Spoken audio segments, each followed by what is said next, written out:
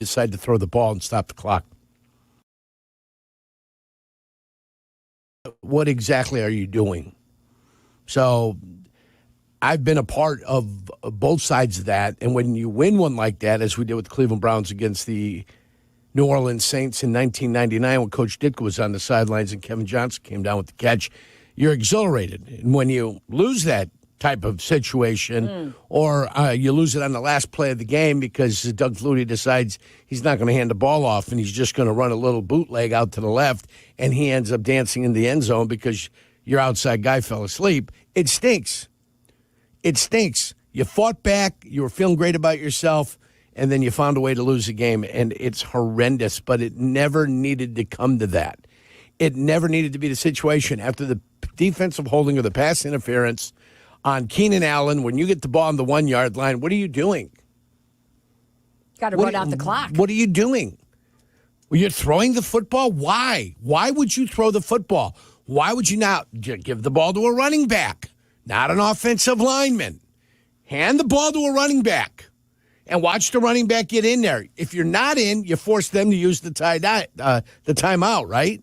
You could have 10 seconds on that clock, or say 15 seconds on that clock. You still have the ball with timeouts. You control that game. So, yeah, it's unfortunate. It's unfortunate because they scored a touchdown. They take the 2-point conversion. They get the kickoff down there. They're playing prevent. And everybody knows you can't all jump for the ball. Somebody has got to stay back.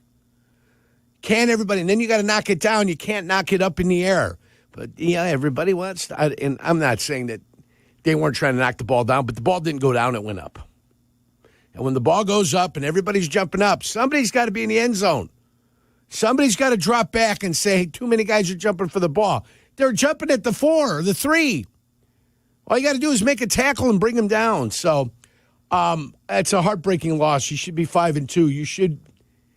You should really be in control of one of those wild card positions. Now you're not.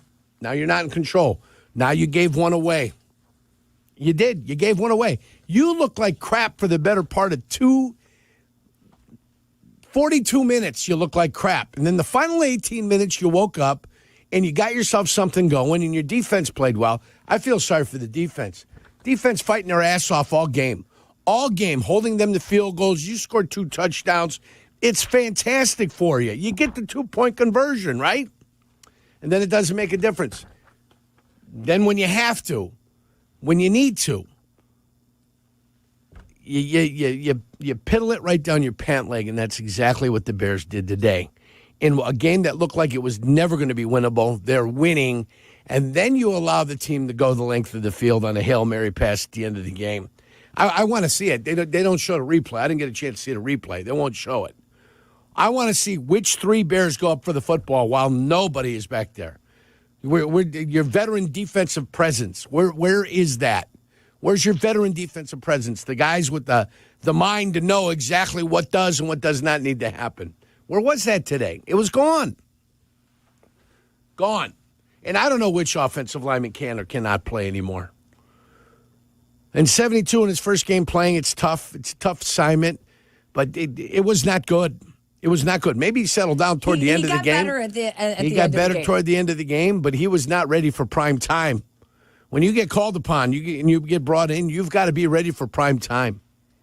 So, I mean, it's unfortunate. It's a loss. That's what it's going to go down to. Nothing matters in this game except for the fact that you've got a loss. And the handoff to Doug Kramer getting cute. Oh, look at us. We're on Hard Knocks. Look how cute we're going to be now. We're going to be cute. Everybody's going to talk about it. Nobody's going to talk about it. They're going to talk about how stupid you are. How stupid you are for handing the ball off to a guy that doesn't get the ball hand off to him. The only turnover in the game comes on a refrigerator Perry play with a chance for the Bears to take their first lead in the game, and it results in the only turnover of the game. That was head-scratching, but the defense forced a 3-and-out. The Bears got the ball back. They score thanks to Keenan Allen, veteran presence, being able to draw a DPI. And, wow, this is just a shocker. Let's take a break. When we come back, we will hear from the head coach, Matt Eberflus, and QB1 as well. You are listening to the Chicago Bears Radio Network. This is the new home of the Bears. ESPN Chicago. WMVP, WTBC HD2, Chicago.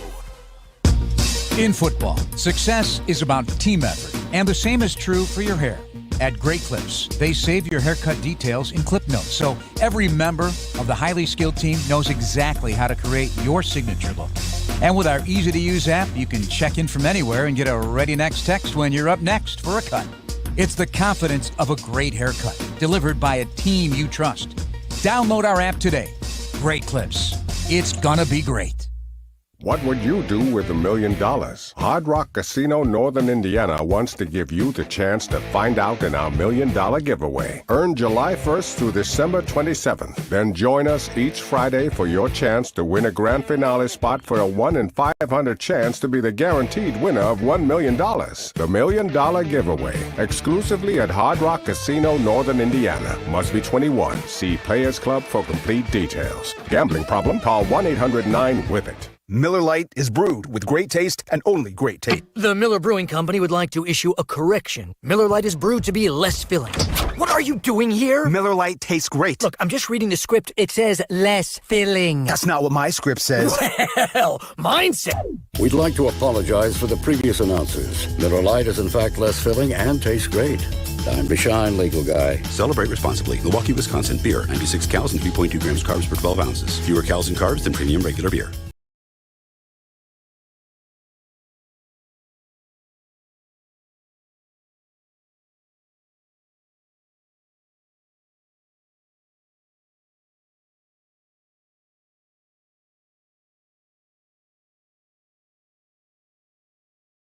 Matt, I don't know if you've ever been on either end of a Hail Mary, but you're either elated or absolute gut punched, and the latter happened for your club today. Break that one down for us at the end there, and what feeling and explanation did you have for them in the locker room? Yeah, I just told them that I was really proud of them, the way they battled and the way they came back. In that, defense fought all day and forced guys to forced them to kick field goals, and then our offense did a good job of driving. Those last two drives did a really nice job, and obviously we didn't punch the one in there. That was a dive right there to Kramer, and we didn't get that in, and obviously he fumbled the ball. But defense responded. They responded there, and 3 and out, got the punt, and then we went down and scored with this 2-point conversion to take the lead, and then obviously we had the time there, and then the last play happens, and we've executed that play for 3 straight years. And they hadn't used it, but I think maybe once, maybe before and in game, but we just got to execute that play better. What is the coaching point in terms? I mean, there's always a tap back in those situations, correct? So Yep. Maybe deepest of the deep, got to make sure nothing gets behind you, right? Is that simple? No, well, we actually have a body on a body there, so guys are supposed to be boxing guys out like basketball. Okay. We have one player that we keep clean. He's the rim, right? So that we keep him clean, and then we have one player that we double box, another guy that goes behind there, which is the back tip guy. So, I have to look at the play. I haven't seen it, but we've executed it in practice a bunch. Real quick on just the day. I mean, offensively, Caleb just plowing through what was not a big passing day, but as you said, to get yourselves in a position where you could still threaten to get this game in the win column, just how he managed all of that today. Yeah, that's the battle you have to have, right? You're going to have days where it doesn't go as, right away go well, but you got to find a way to win. And we did a really good job of battling back, and we just didn't execute on that particular last play. And again, there's more plays that go along with winning or losing.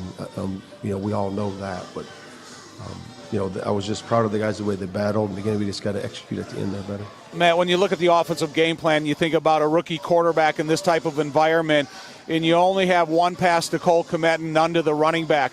Would you rethink that process about trying to efficiently get the ball out of the hand of Caleb as quickly as possible, especially after you had some of the injuries on the offensive line? Yeah. You always want to get the ball to the skill. That's the big part of it. And then take those layups. Again, we'll go back and look at the tape, but we know when we get the ball to the tight ends, the runners, that's always a good thing. And those guys can really run after the catch and really get some first downs and do a really good job in the open field with the skill set they have. So we're always looking to do that. We got to do a better job of that going forward. I agree with you guys putting in Karam McKie on the left at the left tackle position, and I think it benefits the offensive line. What was your thought process behind not moving Matt Pryor over there and then Bill Murray in at the guard position? Was that always your intention if an issue happened? Yeah, that was the rotation we've practiced, and that's what we were going to do. But, he did a good job coming in there. And again, when you have those types of moves you got to make during the course of a game, my hat's off to those guys, because, in the second half we got a little bit more protection inside, and he had a little bit more time to get the ball down the field. How do you frame this for the fellas? I mean, it's easy to say, okay, it's hey, win or lose, it's one, right? And I guess you begin there. But just Tom's indicating, this might make the team better off in the long run. Something like this, pulling the guy. Not that there's any separation to begin with. This is a tight football team. But as the head coach, how are you framing this for them? Yeah, I just frame it to them, guys. We battled. You battle all the way through, and if we make that last play, guess what? We're in here hooting and hollering, but. It always comes down to a handful of plays, 6 or 7 plays in the football game, and that one was the last one. So, we have to do a really good job of focus and wiring in there, doing your job at that time. And, we're going to look at this performance, and we're going to learn from the performance like we do every one, just like we did after the London game, just like we did after those games before. You win, lose, or draw, you got to move forward and get going to the next week. But again, I always tell them when you lose a game like that, it hurts, and that's okay. It needs to hurt, and it should hurt for 24 hours, and then we got to move to the next one. All right, Matt, appreciate it. We'll talk to you next week. Okay, thanks. That's Bears head coach Flus. Peggy Yurko, back to you. All right, JJ, thank you very much. Matt Eberflus' interview with Jeff and Tom is brought to you by Finishing Chicago. All great finishes start with hiring qualified contractors from finishingchicago.com. Well, Matt Eberflus said it. It's a backyard play to those of us who never played the game. But, Yerk, as you said it earlier, it is a play that is practiced and rehearsed over and over again. The Hail Mary beats the Bears in an improbable comeback by the Bears, then handed over in the final play of the game. It's something that's practiced. They'll look at it. Somebody messed up in defending it. Yep. And the worst part is you can't get it back. You can't get this game back. You battled your ass off to get back into this game to have a chance at victory. And you could have managed your stuff a little bit better toward the end of the game. That would have left them with very little time. Most importantly, it would have left them with no timeouts. That's what it would have left them with, no timeouts. And the fact that you let them go through that whole thing at the end of the game and not make them use their final timeout is the worst thing possible. That's the mistake that was made. You had 3 timeouts. Run the ball the first time. Even if you don't get it in, it doesn't make a difference. Run the ball. Maybe do a quarterback sneak, whatever. Don't get it. Now you force them to use your timeout. Now they got to stop the clock. Then you can try to run it again and run it again. The point was, though, you had the timeouts to where you were in control of how much the clock was going to bleed or how much it wasn't going to bleed. That way, if you scored, you leave them very little time where they can do their little Hail Mary. They're not doing it from the 26-yard line. Okay, they're not running a Hail Mary from the 26 because they can't get it all the way there. If anything, they're going to run the play where they throw it short and then they lateral it all the way down the football field trying to score, the way Miami did a number of years ago. But, no, you were in control of it, and you decided that you didn't want to be in control of it. And then ultimately, the worst-case scenario is the Hail Mary. And the ball pops up in the air, and where are you? Everybody's moving forward, and one guy's going beyond the line, and there he is with the football in his hand. Absolutely brutal. Brutal loss. Just an absolutely disgusting loss. And all the great things that you did, good for you. Congratulations. None of it matters. You lost today. You lost. That's what you did. Let's talk about the Bears trailing 12-7 on the previous possession when Shane Waldron dialed up with his jumbo package.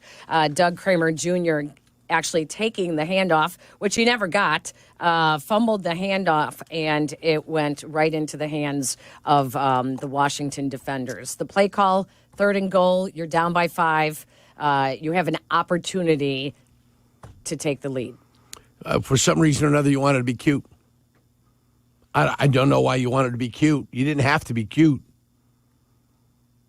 The play where he blocks and you run the ball is the play that's worked this year. Where the big fella gets in there and he blocks and he nails somebody and he hits somebody and knocks him to the ground, and then your running back goes behind everybody. That's the play that's worked all year. You've decided to put him in, and what were you going to do? Make him into a ball carrier. Ugh. It looked like he was allergic to the football. It shot out of there so quickly. It was almost like it was disturbing his body, and his body absolutely rejected it. So that's where you find yourself. You find yourself in a situation, I mean, if anything, dive it in there, fake the handoff, and have your quarterback pull it out and try to get around the end and go into the end zone. If anything, you could have done that. No, this one's going to sting for a long time. This one hurts because you were out of it all game. You were out of it all game. Then all of a sudden you found something. You had the swift touchdown down the left sideline in the 3rd quarter, right? You left about 47 seconds left on the clock. And then you look like a team that all of a sudden figured it out. Like, oh, the light bulb went on and you figured out what the hell was going on. And then you're moving the ball. You're moving the ball. And then you get cute. You can't help yourself sometimes. You know what a cute play was? The 2-point conversion where they ran the little shovel pass. That's a cute little play. You're throwing the ball to a tight end that is accustomed to catching the football. You're not handing the ball to some big oaf, some big doofus with muscular arms that's never taken 1,000 handoffs in his lifetime. In your infinite wisdom, the Bears decided that that's what needed to be done, and then they wonder why. Why I got to listen to Eberflus tell me the crap that he's got to tell me. Doug Kramer Jr. came in because of many injuries on the offensive line. We'll talk about the injuries as well, but first let's head back to the stadium with Jason McKie standing by with Caleb Williams. I hear Bears quarterback Caleb Williams. Caleb, obviously not the homecoming you're looking for. Talk about the problems this defense posed to you guys as an offense today. The problem, their defense? Yeah, that their defense posed to you guys offensively today. Yeah, I think they did a good job flying around. I think majority of it was us. We shot ourselves in the foot, whether that was myself, offensive line, wide receivers, running backs. All of it's just not, clicking and being on the same page, especially in the first half. I think it was a group effort of us. One person not doing their job, and I'm right there in that with them in the first half. I think the details starting fast. We got to get better at starting fast in that first quarter, and that means myself getting my guys going, getting myself going,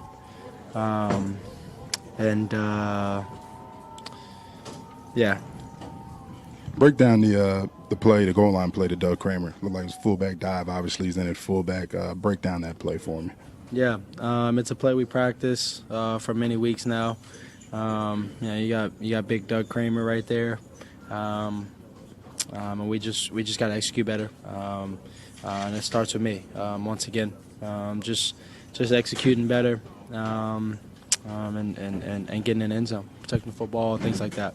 Talk about the mood in the huddle. The second half, you guys got some things going. Obviously, you guys, scored the touchdown at the end that you guys would have been the go-ahead touchdown. Talk about the mood and the mindset of this offense and in the huddle, which kept you guys believing. Yeah, I mean the constant communication of us in those tough times of when we weren't clicking, when we were out there having false starts or missing passes, just not being on the same page. And us, like I said, having that constant communication within that, and the mindset and personality that I've talked about multiple times about this team is to keep going, and we did just that, and we put ourselves to win. We put ourselves in a position to win at the end. It didn't work out in our favor. Yeah, after a loss like this, you being one of the captains on this team, what'll be the message? And, throughout this week in practice, you guys got another, tough opponent out there in Arizona. What'll be the message that you will portray onto this team and the mindset moving forward? Yeah, I think, defense over and over makes plays for us. Today, to be able to stay in a game like this versus a team that, everybody believes, that there will be a playoff contender team and things like that. We're right there at the end of it. We end up going up, and then they give up a Hail Mary. You know what I mean? That you put all your eggs into the defense, and that's what I do every single time they go on the football field. Last question. You and Jaden Daniels have been linked together throughout the entire draft process, and also this was, billed to be a matchup. What was the conversation like after the game? Did you guys have any conversation after the game? No, there was no conversation. It was just good luck, stay healthy, and got to the locker room. All right, thanks for your time. Awesome, thank you. Back to you guys up in the booth. All right. Thank you, J-Mac. J-Mac's interview with Caleb Williams is brought to you by Hard Rock Casino, Northern Indiana. See Aaron Lewis at Hard Rock Live, November 22nd and 23rd. Tickets on sale now at Ticketmaster.com. What is so crazy about this was Caleb Williams' homecoming. He leaves the D.C. area 6 years ago in search of football stardom after he makes high school lore in the Catholic Conference Championship game when he leads Gonzaga College High School to an improbable double-digit comeback against DeMatha High School. And on 3rd and 33, he wins it on a Hail Mary and leaves town and goes off to college as one of the greatest high school players in D.C. history after that Hail Mary play. His team from high school, a lot of his teammates were at the game today. The current team from the high school was at the game today because he is a legend for that Hail Mary. And what happens? He gets beat today on the same play that he made history with 6 years prior. Just unbelievable. Well, the beautiful thing, as a quarterback, you can win a game that way. As a quarterback, you can't lose a game that way. Yeah. Unfortunately for us, the defense that had played great all day and had fought tooth and nail the whole time decided to have themselves one gigantic brain fart. And then they piddled their pant leg. That's what they did today. Congratulations. They dropped to 4-3. They're still looking for their first road win of the season. All three losses against teams with records above 500. Let's take a break. When we come back, we will open up the phone lines at 312-332-3776. This is the Great Clips postgame show on the Chicago Bears Radio Network. In football, success is about team effort, and the same is true for your hair. At Great Clips, they save your haircut details in clip notes, so every member of the highly skilled team knows exactly how to create your signature look. And with our easy-to-use app, you can check in from anywhere and get a ready next text when you're up next for a cut. It's the confidence of a great haircut, delivered by a team you trust. Download our app today. Great Clips. It's gonna be great. What would you do with $1 million?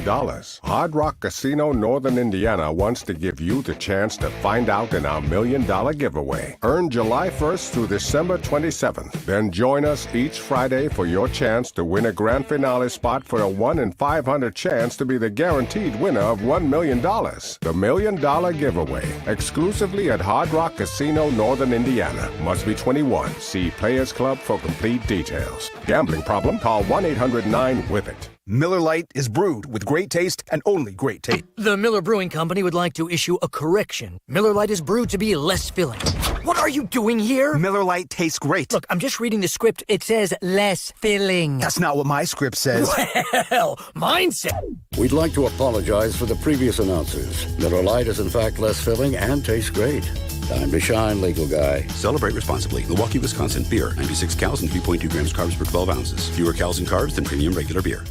This is Jeff Joniak here to tell you about Ego Power Plus. Ego is the #1 rated brand in cordless outdoor power. Take it from me. I love the 22-inch Select Cut self-propelled lawn mower. It cuts my lawn in a single charge. Ego delivers the power and performance of gas, but without the noise, fuss, or fumes. Ego's patented 56-volt arc lithium battery technology is the heart and soul of the system and what powers game-changing torque needed for demanding jobs. Learn more at egopowerplus.com. Ego, power beyond belief. Get the Gerald exclusive lifetime warranty of the all-new Gerald Honda Countryside, Honda's 2023 President Award winner. Unlimited miles, unlimited time at no cost to you on all new vehicles and most used vehicles. At Gerald Honda, you can expect fast, friendly, and exceptional service, plus a large selection of vehicles to choose from. See why everyone is saying, got to get to Gerald Honda of Countryside. Gerald cares. We all know going solar is a great way to help create a healthier, cleaner planet. But the first step is finding a solar solution that makes sense for you. You may have questions about cost and convenience. ComEd has answers and tools, like a solar calculator, to help you see all your options. You don't even need solar panels to benefit from solar power. You just need the right information. Go to comed.com/solar to find a solar solution that works for you. Tito's Handmade Vodka is America's favorite vodka for a reason. From the first legal distillery in Texas, Tito's is 6 times distilled till it's just right. And naturally gluten-free, making it a high-quality spirit that mixes with just about anything. From the smoothest martinis to the best Bloody Marys. Beyond the bottle, Tito's has gained a reputation for giving back, teaming up with nonprofits around the world to serve its communities and do good for dogs. Make your next cocktail with Tito's and learn more at titosvodka.com. 40% alcohol by volume, namely 80 proof, crafted to be savored responsibly. Property managers and GCs use FinishingChicago.com's contractors for finishes and protective coatings in the most iconic venues, interior spaces, and essential infrastructure. Our painters apply industry-leading commercial and industrial finishes inside and out, so your biggest assets always put their best square footage forward. FinishingChicago.com has your free list of painting, wall covering, glass systems, drywall finishing, and signage contractors. For a great finish, start with FinishingChicago.com. The Chicago Bears podcast. If you aren't listening, you're not getting the whole story. See it or hear it now on the ESPN Chicago app or wherever you like to pod. I formation left.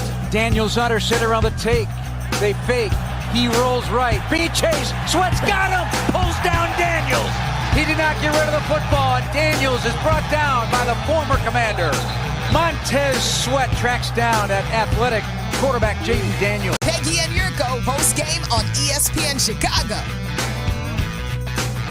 Montez Sweat actually with 3 quarterback hits along with a sack today. Both defenses in this game with 7 quarterback hits. Jaden Daniels, by the way, finished 21 of 38 for 326 yards, 2 sacks, his quarterback rating a 92.7. And the Commanders put up 481 yards of offense, and yet the defense holds an opponent to under 21 points for the 13th straight game. It was a great job by the defense. The offense looked like they never got off the plane from London, not until the third quarter. Yeah, they were sleeping. The offense was sleeping. I think they had a great bye week. Whatever the previous weekend presented for itself, I think they have enjoyed whatever they were doing. They might have been enjoying some high school football on Friday night. I have no idea before they got out of Dodge and got out of town. Either way, they were pitiful. It was a disgraceful display by the offense in the first half. Disgraceful is what it was. The defense kept you in the game. And then the defense kept you in the game the whole time. By the way, I had a chance to watch the replay of the tip ball. Yeah, so what did you see? What happened? 4 guys leave the end zone. Well, 3 guys leave the end zone. They come forward because the ball's going to be short. And Stevenson comes from the side, out-jumps everybody, tips the ball up like a volleyball player, waiting for the Washington Redskin guy to spike it over the net, is exactly what he ended up doing, which is shameful. And 31 was the last guy to run into it. He's the shortest guy. And the guy that when he jumped was about 3 feet lower than everybody else that was jumping for the football. Makes you wonder why he wasn't the guy that was supposed to be the tip guy standing in the end zone. So that's what you end up getting with this. Fell asleep, bye week. You're supposed to be able to come out and you're supposed to charge. As pitiful as the offense played, as disgraceful as their effort was in the first half, they came out in the second half with a different theory on how to run the football in the middle, and they did. They got Swift involved in some of those plays early on. He was getting about 8 yards a crack. And then why they want to hand the ball to DJ Moore or a Dunze, running lateral of the line of scrimmage makes absolutely no sense to me. They lose 3-4 on that play. I don't understand it. Something is working. Run it until they stop it. Never stop running it. Just keep doing it. Why would you do something so screwy? It's not cute. Okay? It's not cute. There's nothing cute about it. Okay? Oh, look at that, Lou. Look at this. Wee, look at us. No. When you find success with something, beat the living H out of it and keep running it. So that's where it is. But the offense figures it out after 42 minutes. They figured something out, 40 minutes. So and then they figured it out, and then they start putting touchdowns on the board. And then their coach calls for the play of stupidity, which is hand the ball to an offensive lineman near the goal line so you could cough it up and give it to the other team. The dumb play of the week. I don't know. Do we have a sponsor for that? We do not. Do we have is there a sponsor? The stupid play of the week by the offensive coordinator. There's no sponsor? Oh, nothing? We can conjure something up for that. Let's conjure something up. I think that's sellable at this point. That's a week-to-week occurrence. It seems that way. The dumbest play of the week brought to you by. But that was the dumbest call of the week. Dumbest call of the week brought to you by Verizon or something like that. Oh, I think I just found it. Yeah. Wow. Dumbest call of the week brought to you by whoever, whichever cellular company, or T-Mobile, whatever. But the dumbest call of the week had to be that one, handing the ball to the offensive lineman, and or any stupid play, handing the ball to a wide receiver when he's right near the line of scrimmage. On the plus side, DeAndre Swift for the fourth straight game gets at least 100 yards and total yards. No receiving yards today. And I made a joke at halftime that someone needed to tell Shane Waldron that it's actually National Tight Ends Day. As tight ends across the league were celebrating touchdowns on National Tight Ends Day. And Cole Kmet had one target, and that was at the very end of the game. And it was a productive target. It was a good target. It was a nice play on his part. Yes. Chance to take him over 300 yards for the season. Yeah. Which is a good thing for him, right? Yes. He's probably, Tommy was talking about stats. He is probably like the 7th tight end in the league as far as receptions go. For tight ends, it's not that bad. Right. You got your usual suspects up top. But then, Cole Kmet has been somewhat productive so far this year with an offense that has been somewhat checkered. 2 games, 5 touchdowns, congratulations. But then you come back and you do what? You score a couple touchdowns late. Your defense holds it for you again, and I can't think about it, Peggy. Peggy, I'm getting an ulcer just thinking about the play as it popped into the air. Bears outrushed the Commanders, 196 yards, 129 from DeAndre Swift. The Commanders, who are one of the top rushing teams in the league, had 168 yards rushing. Brian Robinson held to 65 yards. The defense actually did a nice job against a very tough run attack. The defense did enough to keep them in the game. Exactly. The offense woke up, they were winning, and then they found a way to lose. And I should point out that they were, again, without a couple of starters in the defensive secondary as well. Yep. Jaquan Brisker and Kyler Gordon were out. A couple of big plays that the defense did give up early, but that one to Terry McLaurin, the 61 yard. Yeah. Big one. They seemed to tighten it up after that. But it was the offense that just struggled mightily. And, they gave up 326, but they gave up, on the last play was 50-some odd, and they gave up 76 yards in the final drive. Right. With 50-some of it being on the final play. So they did cause him to struggle the most he's struggled all year, Jaden Daniels. Right. So they did do that. They accomplished something. They planted a seed of doubt just in case this thing goes back to FedEx and the Bears qualify, they qualify as the 7th seed, and they've got to go play Washington. Did Jaden Daniels have a rib injury? I think he did. I heard he did. Well, you can shoot it up. You can mask all types of pain. Well, it sure didn't seem to bother him. Well, it did toward the end of the game. I'll tell you what, he is so elusive, though. Yeah. He is elusive. I think it bothered him to the end of the game, and Tony Romo talked about it. He said, watch him in the second half when the block starts to wear off and see what he starts doing, and he started coming up short on plays. And he's not even doing that on purpose. That's subconsciously. He's feeling it, and his body's not going to allow him to do what he wants to do, and it's going to cause him to go short because he might start feeling it. So, but good for him. Good for him that he's able to come back and play. He's very poised, very elusive. It was a great matchup to watch, the 1 and the 2. Lots of issues still on the number 1 side, Caleb Williams. Yeah. There's still issues going on. Yeah. He looked more like Justin Fields in the first half quite a few times. I think there's issues with him, and there's definitely issues with the offensive line. Yes. That has not changed. For as long as Ryan Poles has been here, it has not changed. There were problems with the offensive line before. There are still problems with the offensive line now that he's 3 years into this thing. So, and I said that there were injuries on the offensive line. The Bears lost 3 linemen today. Braxton Jones left with a knee injury. Karan Amagaji came in and played left tackle. Tevin Jenkins left at one point. He did return for the very end of the game, and then he seemed to get banged up again. Bill Murray also was injured. I didn't see if he was able to come back because Doug Kramer was playing left guard at one point.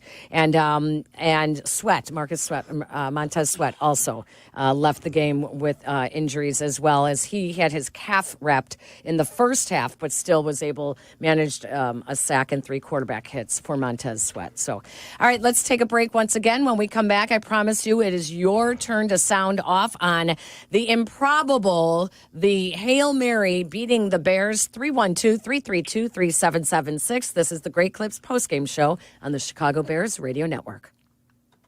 Dear Truckin' Awesome. Want more horsepower in the stable? The Tundra iForce Max is all the truck you need with its electrifying twin-turbo V6. Saddle up the Tacoma TRD Pro. Its segment-first performance seats smooth the shocks when things get bumpy. And the Toyota 4Runner tames the trails when nature plays tough. And that signature power rear window? Oh, yes, sir. Toyota trucks. Toyota. Let's go places. November 1st is the start of open enrollment for the Get Covered Illinois Health Insurance Marketplace. If you need health insurance, our Get Covered Illinois navigators are here to help you select a plan to fit your family's needs.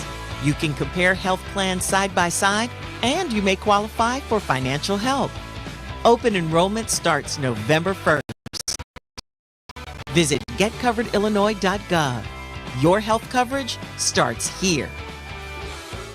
Hey, Bears fans, Steinhoffels is a proud partner of the Chicago Bears. Steinhoffels' newest 100,000 square foot furniture and mattress superstore is opening soon in Orland Park at Orland Park Place. With stores in Vernon Hills, Crystal Lake, Downers Grove, Hartwood Heights, Schaumburg, and opening soon in Orland Park, Steinhoffels is Chicagoland's furniture and mattress leader with the largest selection to fit every style and budget, and is 100% employee-owned. Shop in-store and online at steinhoffels.com. $9 million. The Veroliak Law Group wins again for their clients. That's right. The Veroliak Law Group recovered $9 million for a client who was injured in an auto accident. If you're injured, make sure to call the Veroliak Law Group. Playing professional football and being on the radio for many years, I've had the opportunity to endorse many products and companies, but this is special. The Veroliak Law Group, owned by close friends, has been helping people for 60 years. They've even taken care of my neighbors and close friends. I truly believe in them. When you need a doctor, you look for the experience and the skill. The same goes when you're choosing a lawyer. The Verdoliak Law Group has recovered over $9 billion for clients and served more than 40,000 people. Whether it's personal injury, auto or truck accidents, wrongful death, or medical malpractice, call my friends at Verdoliak Law Group. The Verdoliak Law Group has done great for my friends and neighbors. They will do great for you, too. Call them today at 844-4VLG-LAW. UI Health believes everyone deserves exceptional care. Their care teams are leaders in managing and treating complex diseases and conditions, utilizing the latest innovations and minimally invasive surgery. UI Health prioritizes personalized care from diagnosis through precision treatment. UI Health develops the care plan that's right for you. UI Health, exceptional care for you. Learn more at uihealth.care.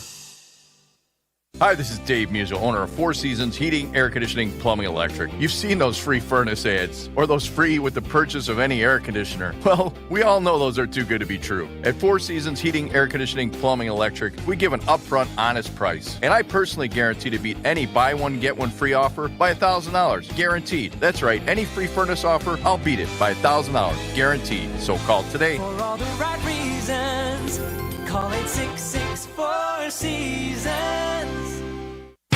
At Bill Jacobs Auto Group, we provide more than just luxury cars. We offer peace of mind. With the Bill Jacobs Total Mile Protection Warranty, you get a 7-year, 100,000-mile powertrain warranty on every new car. Whether you're eyeing a BMW, Volkswagen, Mini, Jaguar, or Land Rover, you can drive with confidence knowing you're covered. At Bill Jacobs, the cars bring you in, and the experience brings you back. Visit BillJacobs.com to start your car buying journey today. Chicagoland's favorite locally made chocolate chip cookie and one of America's top-selling soft-baked cookies makes Matt's #1 on everybody's shopping list. Kramer time. Doug Kramer. I formation, the lead man for Roshan Johnson from the one. Then give to Kramer up the middle, and he fumbled the football. Oh, no. Fumbled the football. Washington running with the football, and no one's bothering to tackle them. Tevin Jenkins hurt on the other end, and they're running with the football, hopefully just to celebrate, because a lot just went down right there. A fumble, Tevin Jenkins hurt again, he's on all fours, and Washington turns the Bears away on 3rd and 1, but they're going to check it and discuss. Bears Monday starts with Cap and J Hood at 7, ESPN Chicago. Well, the feel-good of a 3-game win streak is over, and it doesn't feel good to lose on a Hail Mary. But the high-powered offense that the Bears displayed in that win streak was not to be found today, as I believe Caleb Williams had 36 yards passing through the first 3 quarters, and then 90 yards in the final quarter. The offense definitely struggled today, and the Bears are still looking for their first road win, their first win also against a team above 500. The Bears are now 1-20 in their last 21 road games against teams with a winning record. 1-20. Yeah, that's got to change. Yes. It's Kramer time. Did you hear that by Joni? It's Kramer time? It's Kramer time. Hey, it's Kramer time. Till what? Till he coughs it up. Then what is it now? It's not Kramer time anymore, is it? No, it was turnover time. Yeah. It's Kramer time. Woo! Let's go out to the Northwest side. Steve is the first one up here on the postgame show. Hello, Steve. Hey, what's going on? What's up, Steve? Talk to me. How we doing? Well, you've said a lot of things I've thought about. Our OC guy, I don't know, he thinks he's smarter than everyone in the world. He's got a great tight end. He can run the ball if he goes up the middle. It was proven that. And then he stops doing it. Then he gives it to a freaking guy that never touches the ball when they're right there. Then the defense, they're playing great. And then the 2 things I hate is when they do the freaking 3-man rush. And then you got a safety or someone on the Hail Mary that doesn't stay behind the last guy. I learned that stuff when I was freaking 9 years old. Let's run the ball. Let's go up people's throats a little bit, man. And let's get the ball to freaking Clement. He should be in the top 5 of tight ends. He's probably open more than they ever see. Other tight ends throw the ball in Washington. What's the problem? A lot of questions there, my friend. A lot of questions. Why did the offense coordinator choose to throw the ball on first down and the goal line with 20-some-odd seconds on the clock? That's my question of the day. Why did you do that? That, to me, was a mistake. You controlled the clock. You controlled, it was more than 25 seconds, but you controlled how much time was going to be left. And you decide not to seize control. You decided to give control back, which to me didn't make any sense. You left them with a timeout when they got the ball back, so that didn't make sense to me. They found something. They found a way to run the ball. When they started handing the ball to Swift and they started, like, trapping. They flowed fast, they trapped back, and they created a huge chasm in there. They had some success there. Then Swift jumped up over the top of the defensive back. There was some real mojo happening, some real good stuff. And then you decide to shoot yourself in the foot. I'm watching this Kramer time, Peggy. This video that Barstool Carl has posted from the game. And during the Hail Mary play, Tyreek Stevenson is taunting the Washington crowd. And the play has already started, and his back is to Jaden Daniels. And he's busy taunting the crowd and the fans in the stands. And then the ball is finally thrown, and he comes running across the field, across the end zone, and bats the ball up in the air. Yep. That's what I noticed. And the other guys came out of the end zone to come forward because the ball wasn't thrown deep enough to get to the end zone. So they rushed up. He came from the side, tipped the ball in the air. Didn't bat it down. Right. Didn't bat it down. Tipped it in the air. Almost like he was trying to score a touchdown. Because he was so busy taunting the fans, he had to turn around and see that the ball was being thrown and hurry up and run and catch up to the play in the end zone. And that was his contribution because he was not in position where he was supposed to be. He also gave up the 61-yard pass to McLaurin. Yes, he did. Yeah. And he also got the penalty. This is the second game this year where he pokes his finger through the face mask of an opposing player. Lack of discipline there. And the refs and are he was seeing mad. it. He was mad at 17, and then when the big lineman came into his face, then he poked his finger into the face of the offensive lineman, and there it went. Yep. Another 15. They still kicked the field goal, right? Was that the one they made, or is that the one they missed? Peg, let's not forget about this little thing that we saw when we were doing this thing. What about the sack that they took, where they took themselves out of field goal when position? Caleb Williams was trying to escape the sack. A chance to score before the end of the half, get a chance to feel good about yourselves before you go into halftime. They ended up taking a gigantic sack that left them in fourth and hell, and they ended up punting the ball. Yep. Punting the ball down to the 3 or the 2 or the wherever. Didn't matter. That's why I said it looked at times, much in the first half, like Caleb Williams had reverted back to the way he was playing in the first 2 weeks of the season.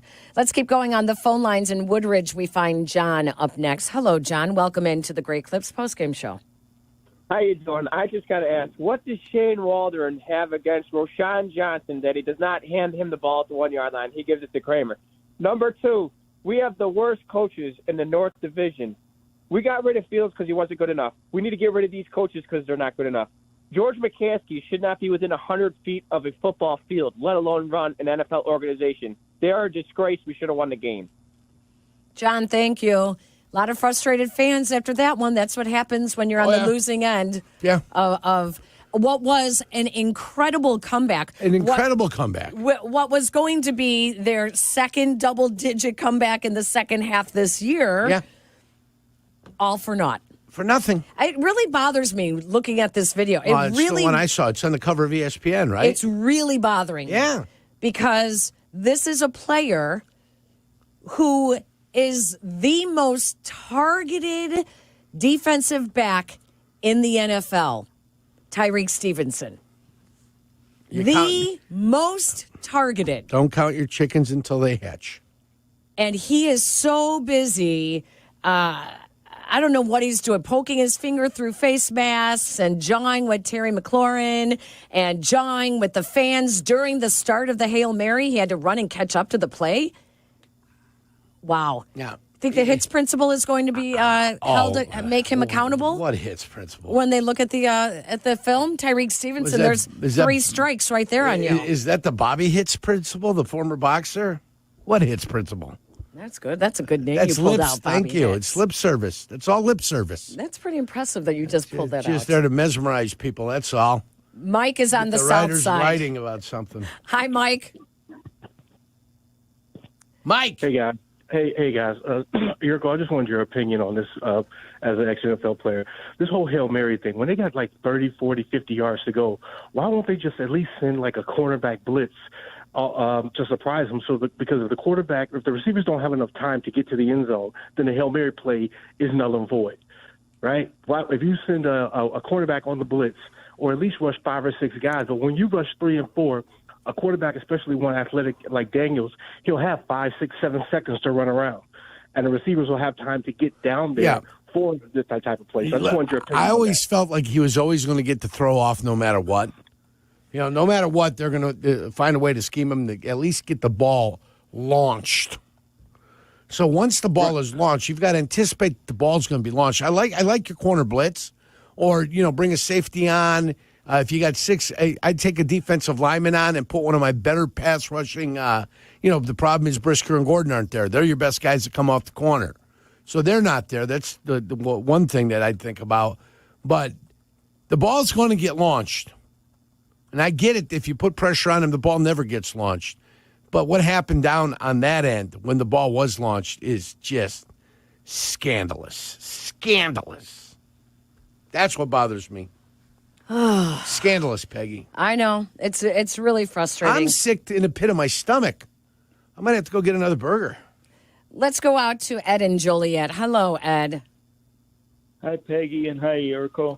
What's up, Ed? I'm hoping Eddie. It's going to be good to be with you. And I say that because the last 4 out of 6 games, I waited 37 minutes, 45 minutes, an hour and 15, and then 2 hours plus, and then I finally had to talk to Pat and Ray. And I'm hoping you can give me a little bit of maybe a minute or so. Start talking, my friend. Let's go, Ed. Let's go. Okay. Let's go. Get to the point. Okay. I have a few points. One is when that last play went, there was 5 seconds left. They put it another second on, and as he's running around trying to dodge, we were being held. And our defensive guy towards the right sidelines, putting up his hands, the referees did not say anything about holding, because if they did, the game would have been over. Plain and simple. These referees, there was at least 3 or 4 calls that should have been called, and I'm saying that the big one was when our quarterback, Caleb Williams, went down and slid and was tackled over his head and on his shoulders. There was no call, and at the same play, there was a guy that our guy got punched, was thrown a punch at. No call. And the third thing I want to say is there was at least 3 or 4 times that Matt Eberflus should have thrown a challenge flag, and he didn't. And the last thing I want to say is when that Hail Mary went up, when you put your hand up, if you can't catch the ball, you don't put your hand up because you're tipping it to the other team. Ed, thank you. Well put. We appreciate you holding on. And thank you for your patience. For 5 days and 34 hours. 4 weeks. 4 out of 6. I think it was a month. 4 out of the 6 weeks that the Bears had victories. He waited patiently. I apologize. But we got to for him that. now. Yes, hey, listen. And he made his points. All right. And we appreciate that. Was there holding? Yes. There's holding on every NFL play. Was there holding on our guy that was coming off the right side? Absolutely there was. They don't want to call it. The same way they won't call interference on a Hail Mary like that. You won't see an interference call unless you blatantly drag some guy to the ground. That's the only way they'll call interference. They're going to put their whistles away on the final play, okay? And did they rough the quarterback? You and I both looked at each other and said, where's the flag? Yeah. When he got hit. Yep. He slides, these guys got to avoid him. He still hit him. So we called for the same thing at the same time. Yeah, there was a couple of calls. Keenan Allen was held on one of a crossing route with DJ Moore. There was an incompletion to DJ Moore. DJ Moore was calling for him a couple times as well. But, I don't think the Bears lost it on those plays. I think that the Bears are a work in progress. And they are 4-3 right now. and they will go back and look at their 3 losses and look at least 2 of them that could have been wins. 2 of them could have been wins. That's what I call those are ass chappers. Oof. 312-332-3776. We'll take a break. When we come back, more of your phone calls on the Postgame Show on the Bears Radio Network. Do you hear that? That is the sound of BMW performance without a single piston or cylinder. A generation of all-electric vehicles designed and built like no other. The BMW iX, i7, and i4 revolutionize every drive into a thrilling opportunity to feel the pure rush of BMW 100% electric. But isn't that what you'd expect from the ultimate electric driving machine? Take advantage of exceptional lease and finance offers today. What would you do with $1 million? Hard Rock Casino Northern Indiana wants to give you the chance to find out in our $1 million giveaway. Earn July 1st through December 27th. Then join us each Friday for your chance to win a grand finale spot for a 1 in 500 chance to be the guaranteed winner of $1 million. The $1 million giveaway, exclusively at Hard Rock Casino Northern Indiana. Must be 21. See Players Club for complete details. Gambling problem? Call 1-800-9-WITH-IT. The village of Bolingbrook is breaking out and elevating its game. Bolingbrook is rated as the 3rd most diverse suburb and the only community in Illinois to make Fortune's top 50 places to live in 2023. Why? Over 50 corporate headquarters call Bolingbrook home, and it's a prime commuter destination right off I-55 and I-355. Elevate your future and the future of your business. Visit bebolingbrook.com. It's a great time to be Bolingbrook. Hi, this is Jeff Joniak here to tell you about Ego Outdoor Power Equipment. Did you know that all Ego 56-volt batteries are universal? I love that my lawnmower, string trimmer, and blower all share the same powerful 56-volt Ego Arc lithium battery. With over 90 Ego tools to choose from, you can build a powerful collection. Plus, Ego delivers the power of gas without the noise, fuss, or fumes. That's why Ego is the #1 rated brand in cordless outdoor power. Learn more at egopowerplus.com. So you call your virtual insurance company to ask a simple question about your policy, but now you're on hold listening to this music while you wait and wait. Auto Owners works with local independent agents who tailor coverage to meet your needs and pick up the phone when you call, because you shouldn't be on hold so long that you memorize the music. That's simple human sense. Ask Fazio Insurance in Joliet if auto owners make sense for you. Miller Lite is brewed with great taste and only great taste. The Miller Brewing Company would like to issue a correction. Miller Lite is brewed to be less filling. What are you doing here? Miller Lite tastes great. Look, I'm just reading the script. It says less filling. That's not what my script says. Well, mine said. We'd like to apologize for the previous announcers. Miller Lite is in fact less filling and tastes great. Time to shine, legal guy. Celebrate responsibly. Milwaukee, Wisconsin. Beer. 96 calories and 3.2 grams carbs per 12 ounces. Fewer calories and carbs than premium regular beer. We all know going solar is a great way to help create a healthier, cleaner planet. But the first step is finding a solar solution that makes sense for you. You may have questions about cost and convenience. ComEd has answers and tools, like a solar calculator, to help you see all your options. You don't even need solar panels to benefit from solar power. You just need the right information. Go to comed.com/solar to find a solar solution that works for you. Westfield Ford is your hometown Ford team.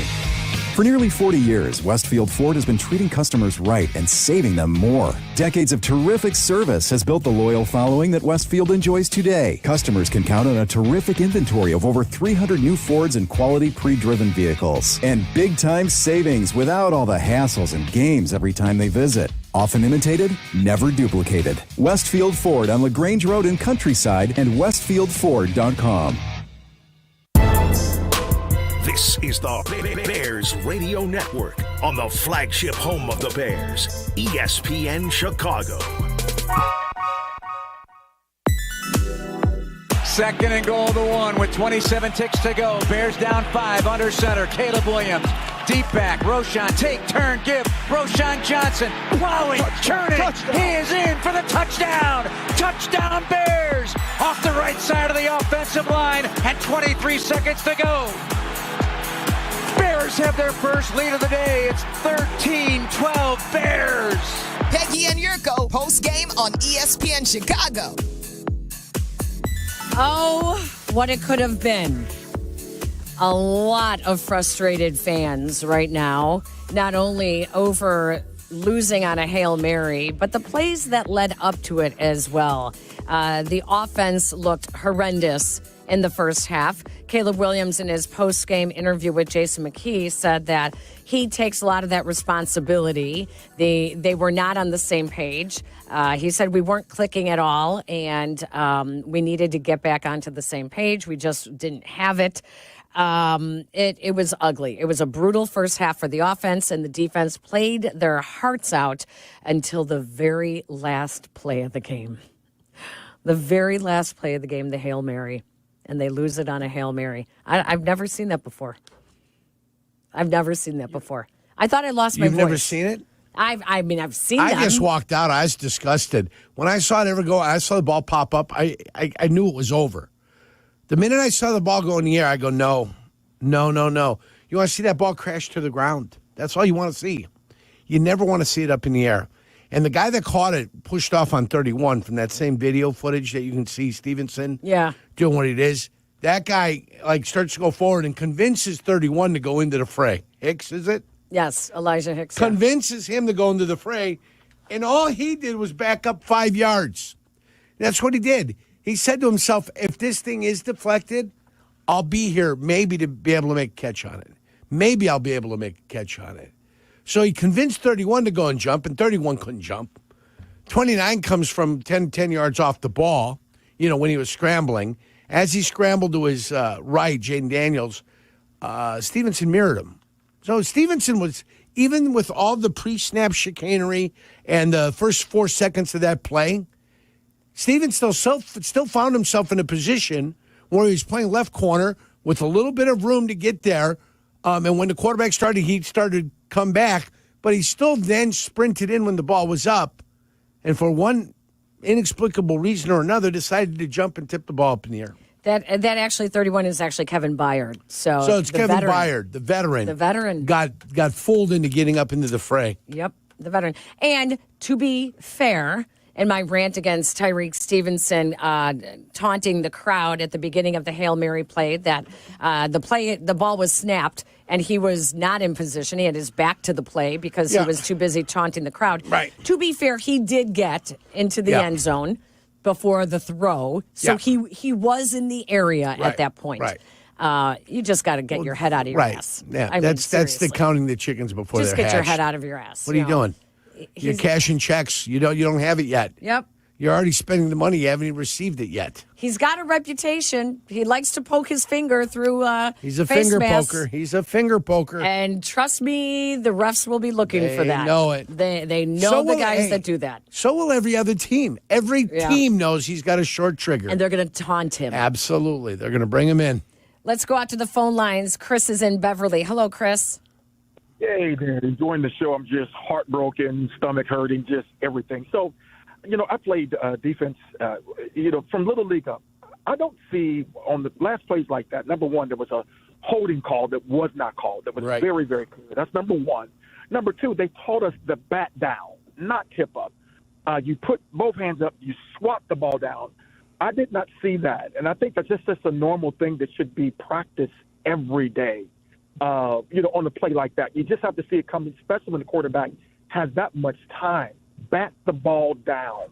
And I just didn't see that fundamentally today. Chris, thank you. What did Coach Eberflus say in the interview? He said, "Yep, we practice it all the time." They didn't execute it. I am quite sure they're not teaching them to bat the ball up in the air. To tip it in there. Yeah. I'm quite sure that they're not teaching them that. I'm going to tell you, 29 high pointed the ball at the apex of his jump and went to just deflect the ball. But in his wanting to deflect the ball, he tipped it into the air directly into the hands of the Washington Redskins player. Almost like he was the receiver that was in charge of doing it. Nobody teaches what he did. And yet he decided to do it anyway. Yep, exactly what you don't want to happen. Washington is now unbeaten at home. 4-0 at home for the first time since 1978. The Washington football team, now the Commanders. While the Bears are still looking for their first road win this season, they will be heading out on the road again next week in Arizona. And Arizona pulled off a win today. So suddenly, those games against Arizona, New England also pulls off a win today, aren't looking like they're going to be the easy layups leading into the division anytime games. Anytime you play an NFL team, it's going to be a difficult game. You're going to have to go out and you're going to have to prove it, except for maybe New Orleans now. New Orleans has just fallen off the face of the earth with, I think, 5 straight losses. They're bad. So if you get New Orleans on there, you might just be able to walk in there and have yourself a picnic. But no matter who you play on the NFL schedule, you're going to have to find a way to beat them. And though Washington feels good about themselves, they've got more question marks today than they did going into the game. They do have more question marks about the way they're playing. So at least you put a little seed of doubt in their minds. Listen, they also lost 2 left tackles. Their starting left tackle did not play today. The backup left tackle, he also left the game injured today. So the Bears are not the only ones that are losing offensive linemen, but it just seems to be a bigger problem with the Bears. Peggy, and on that Kramer time, hey, it's Kramer time. Whoa, Kramer time. On that Kramer time play, Tevin Jenkins got hurt. Yes, he did. He got rolled up. Because Kramer, when he fumbled the football, decided to dive into the back of the legs of your offensive lineman because he had to go hunt for the football because he had dropped it.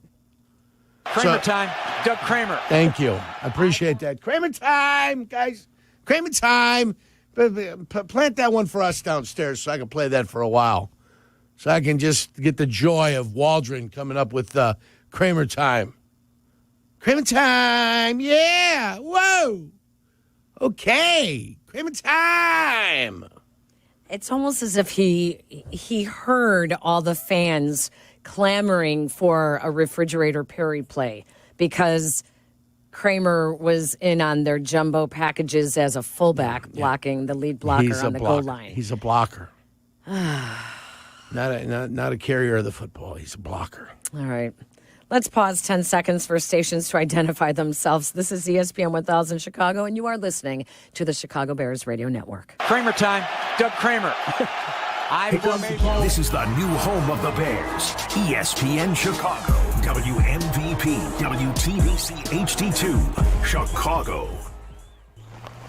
All right, so there we were, cruising through the new open-air zoo, when I realized that the park was closing in like 15 minutes. Luckily, we were in my Nissan Rogue. With its powerful VC turbo engine, well, we had time to see all the animals. Whoa! And outrun a few! Drive the Nissan Rogue.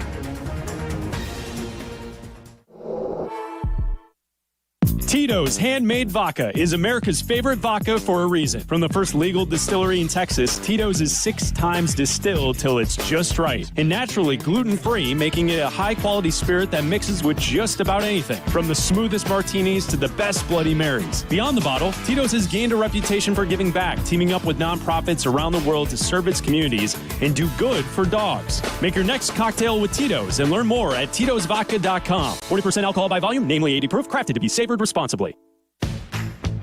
November 1st is the start of open enrollment for the Get Covered Illinois Health Insurance Marketplace. If you need health insurance, our Get Covered Illinois navigators are here to help you select a plan to fit your family's needs. You can compare health plans side by side, and you may qualify for financial help. Open enrollment starts November 1st. Visit getcoveredillinois.gov. Your health coverage starts here. Crash, bang, suddenly you are on the DL. If that happens as a result of somebody else's negligence, we can help. I'm Jim Morisi, Chicago personal injury lawyer. Our experienced attorneys and support staff will talk with you during a free consultation, tell you your options, and ensure that you take the right steps throughout the entire process. Visit us at MorisiLongo.com. That's MoriciLongo.com. Your future is our priority. Hi, this is Dave Musial, owner of Four Seasons Heating, Air Conditioning, Plumbing, and Electric. Do you have a plumbing emergency? Call Four Seasons. An electrical emergency? Call Four Seasons. A heating or cooling emergency? Call Four Seasons. Same-day hot water tank installation needed? Call Four Seasons. Need a whole home generator? Call Four Seasons. We guarantee same-day installation on all heating, cooling, plumbing, and electrical needs. And no extra charge for nights, weekends, or holidays. For all the right reasons, call 866-4 Seasons. Property managers and GCs use FinishingChicago.com's contractors for finishes and protective coatings in the most iconic venues, interior spaces, and essential infrastructure. Our painters apply industry-leading commercial and industrial finishes inside and out, so your biggest assets always put their best square footage forward. FinishingChicago.com has your free list of painting, wall covering, glass systems, drywall finishing, and signage contractors. For a great finish, start with FinishingChicago.com. Score a touchdown with your next vehicle at Bill Jacobs Auto Group. Whether you're in the market for a brand new BMW, Volkswagen, Mini, Jaguar, or Land Rover, we've got the perfect play for you. Every car comes with Bill Jacobs Total Mile Protection. Enjoy a 7-year, 100,000-mile powertrain warranty on new cars and a 3-month, 3,000-mile powertrain warranty on used cars. Visit us in Naperville and Hinsdale today. At Bill Jacobs, the cars bring you in and the experience brings you back. From last-second game-winning field goals to 98-yard kickoff returns, football is exciting. But as the official bank of the Chicago Bears, PNC prefers to be steady and boring, like a solid ground game that eats up the clock. A strategy that scored a lot of financial wins over the last 160 years. And while our customers may not wear our name on the back of jerseys, Bears fans can get 20% off regularly priced merchandise with the Chicago Bears PNC Bank debit card. A pretty exciting option play if you ask us. Find out more at pnc.com/bearscard. PNC Bank, brilliantly boring since 1865. PNC Bank, National Association, member FDIC. Uno's Pizza, handcrafted the Chicago way with the finest ingredients and buttery pie-like crust. Your taste buds will thank you. Find Uno's at your favorite local Chicagoland grocery store. It's called Uno's for a reason. I formation left. Daniels under, sit around the tape. They fake. He rolls right. B chase. Sweat's got him. Pulls down Daniels. He did not get rid of the football, and Daniels is brought down by the former commander. Montez Sweat tracks down that athletic quarterback Jayden Daniels. Peggy and Yurko postgame, ESPN Chicago. Montez Sweat said that he was offended that Washington traded him last year to the Bears. Although he did not take it personally, he came out with a vengeance today. Had 4 tackles for the Bears, including 1 sack and 3 quarterback hits. Montez Sweat is our Bears' advantage of the game. Nice. Yeah, he had a nice game. The Bears' advantage of the game, by the way, is brought to you by Advantage Chevy Dealerships, home of the 60-minute guarantee. They'll have you driving off in your next Chevy in 60 minutes or less, or they'll make your first car payment. And I just want to remind you that when we talk about the advantage of the game, you have an opportunity to call back later in the show when we ask for who the advantage was. You could win, that's right, you could win a 2-year prepay lease on a 2025 Chevy Equinox. That's right, you could get a 2-year lease on a car. You have to stay tuned to the end of the show when we ask you to call back and tell us who the advantage of the game was, and we will pick a name from those who qualify at the end of the season. It was a lot of nice effort from Montez Sweat, who ended up leaving the game, I believe, with a calf injury. Correct me if I'm wrong, but if you're offended, it has to be personal. Yes, exactly. Well, you know, it's like saying... You can't not take it personally. By all due respect. You're offended, yes. And then you go into it the zinger of the question. Right. It doesn't work. If you were offended, it was a personal attack on you, yes. So, either way, nice game by Montez Sweat. I hope he's okay. I hope he's 100% going into next week.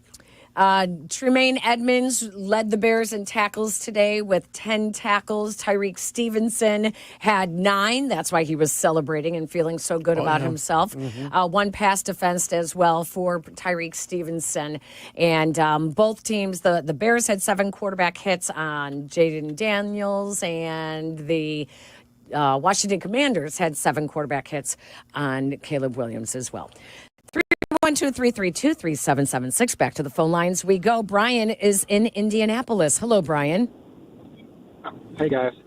I'm feeling like Denny Green. Like, this is the team who I thought they were. I mean, they break my heart all the time. in recent years anyways. A couple questions. So with the offensive plays, that are called by Waldron there, does Eberflus know what's going on with them, and can he say, let's not do that? It's kind of that clock management thing. The coaching is just killing us. Yeah.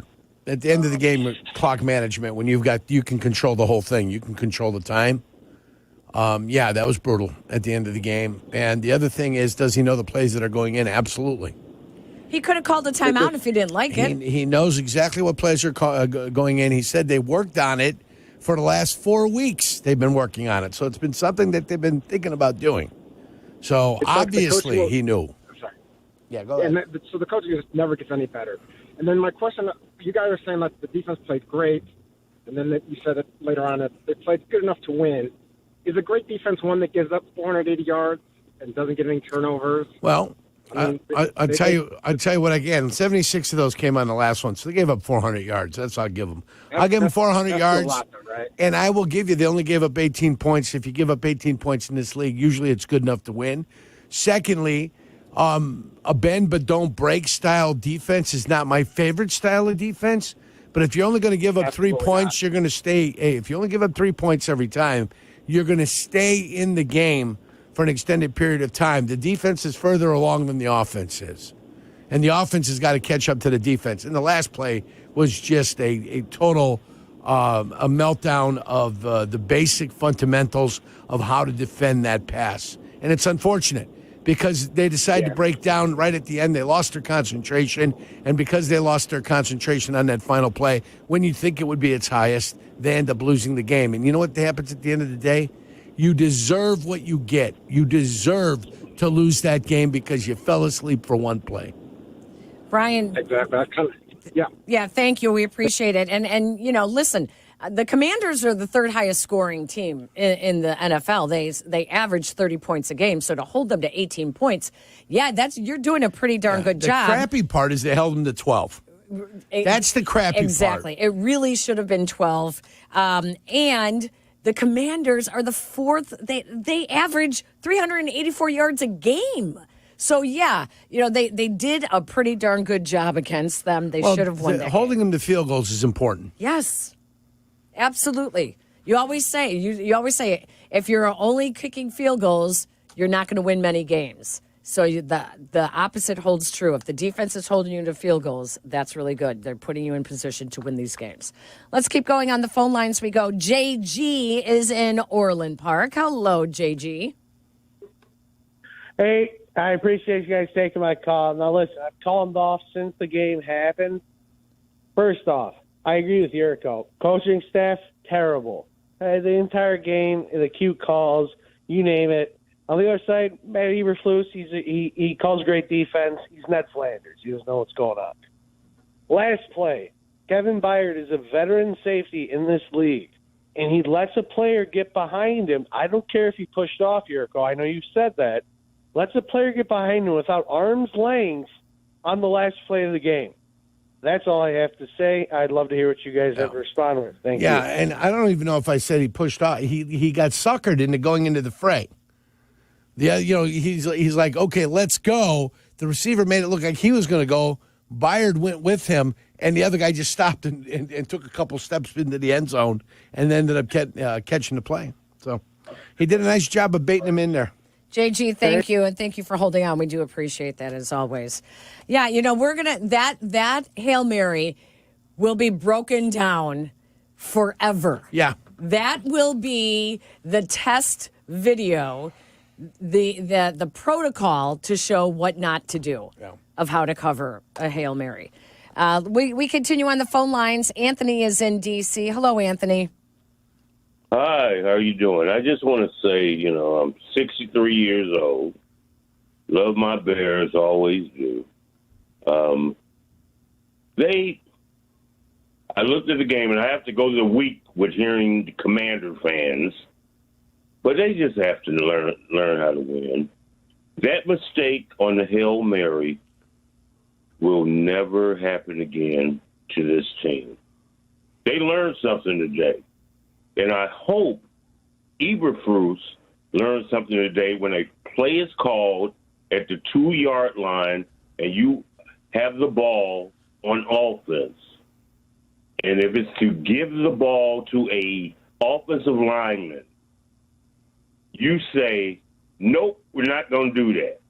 Now, one of the things I try to not question is the head coach, but the head coach needs to make the final call. Now they won that game. It should have been 21 whatever. Defense played greatly. One of the best defenses in the league this year. I was so proud of them this year coming into Washington and doing what they did. But it's a learning process. They're going to be all right. They're going to be all right. Learn that so when you go into divisional games, you know what not to do. That's it. We're gonna be all right. Yeah, we're going to have to win some games, though. This is one I had chalked up on the win column. We're going to have to win some of those games against the division opponents. And let me tell you, those are good teams. Those are good teams. You played a good team today, and you had them beat. And then you let them off the hook. You let them off the hook, which is scandalous. Oh, I mean, I'm sure Sylvia, if he had a swing up, Sylvia would be swinging on the swing right now. I think he is. And depressed. No, he took it down. He took it down. I told him he's going to need that thing. I go, you're going to need that thing. And I think he's upset he took it down. That's the kind of loss to drive him absolutely crazy. You're right. The games are going to get tougher. Yeah. And to count on these being learning experiences for this young Bears team is not going to be enough because although the Vikings lost on Thursday night to the Rams for their second straight loss, the Lions just beat up on the Titans, 52-14. They just beat them up. The Packers beat Jacksonville again on a game-winning field goal. So the Packers are 6-2. Lions are 6-1. Packers are 6-2. And Vikings are 5-2 after their loss. The Bears are 4-3. And they face a Cardinals team next week that beat Miami today, 28-27. It's not going to get any easier. It doesn't get easier, no. And you're going to have to go on the road and win. You have to learn. They have not won on the road. They have not won on the road against good teams under Matty. I mean, theoretically, they won in London, but they called that a home game. They took a home game from the Bears. So, I mean, even though you're on the road, you did win, but they don't count it as a road win. 4-0 at home, 0-3 on the road. At some point, you've got to win some road games. You didn't at Houston. You didn't at Indianapolis. And now you haven't at Washington. The self-scouting they did over the last week while players had the week off, they talked about getting off to a fast start instead of this 1.7 points average in the first quarter, and that did not happen. They looked atrocious when they started. The self-scouting, I'm not sure what exactly the third downs were an issue yet again. 0-5 at one point. Or were they 0-6 at one point? Yeah, I mean they were bad early on. They were just bad. They finished 2 of 12. Yeah. So the two areas of starting fast and converting third downs to help extend your drives did not happen. Didn't happen. I mean, they were slow getting off the bus today. Did not happen. Really slow. And still at the end of the game, they're up with 20-some-odd seconds left on the clock. Unbelievable, right? Unbelievable. All right, let's take a break. When we come back, we still need to find the great. And we got to talk about we got some food in here again today. Oh, yeah, we did. Yeah, so we're going to thank our top friends notch. at Smashburger as well. All right, stick around. More of your phone calls when we come back. This is the Postgame Show on the Chicago Bears Radio Network. What would you do with $1 million? Hard Rock Casino Northern Indiana wants to give you the chance to find out in our $1 million giveaway. Earn July 1st through December 27th. Then join us each Friday for your chance to win a grand finale spot for a 1 in 500 chance to be the guaranteed winner of $1 million. The $1 million giveaway, exclusively at Hard Rock Casino Northern Indiana. Must be 21. See Players Club for complete details. Gambling problem? Call 1-800-9-WITH-IT. Some people like A and others like B. At BMW, we prefer X. Like the dynamic X3, meant for ultimate exploration. The X5, built to conquer even the most difficult paths. Or the pinnacle of comfort and luxury, the X7. And since every X-Range vehicle is packed with performance and versatility, you'll always get the best of X. The BMW X-Range. Your next X-Venture starts here. Take advantage of exceptional lease and finance offers today. A tradition of excellence over 150 years in the making. At Busey Bank, we're committed to building relationships that span generations. Wherever your journey in life leads you, we are with you along the way, creating a legacy for you and your family. Busey Bank, building business, growing wealth since 1868, proud to be the official bank of the Fighting Illini. Member FDIC.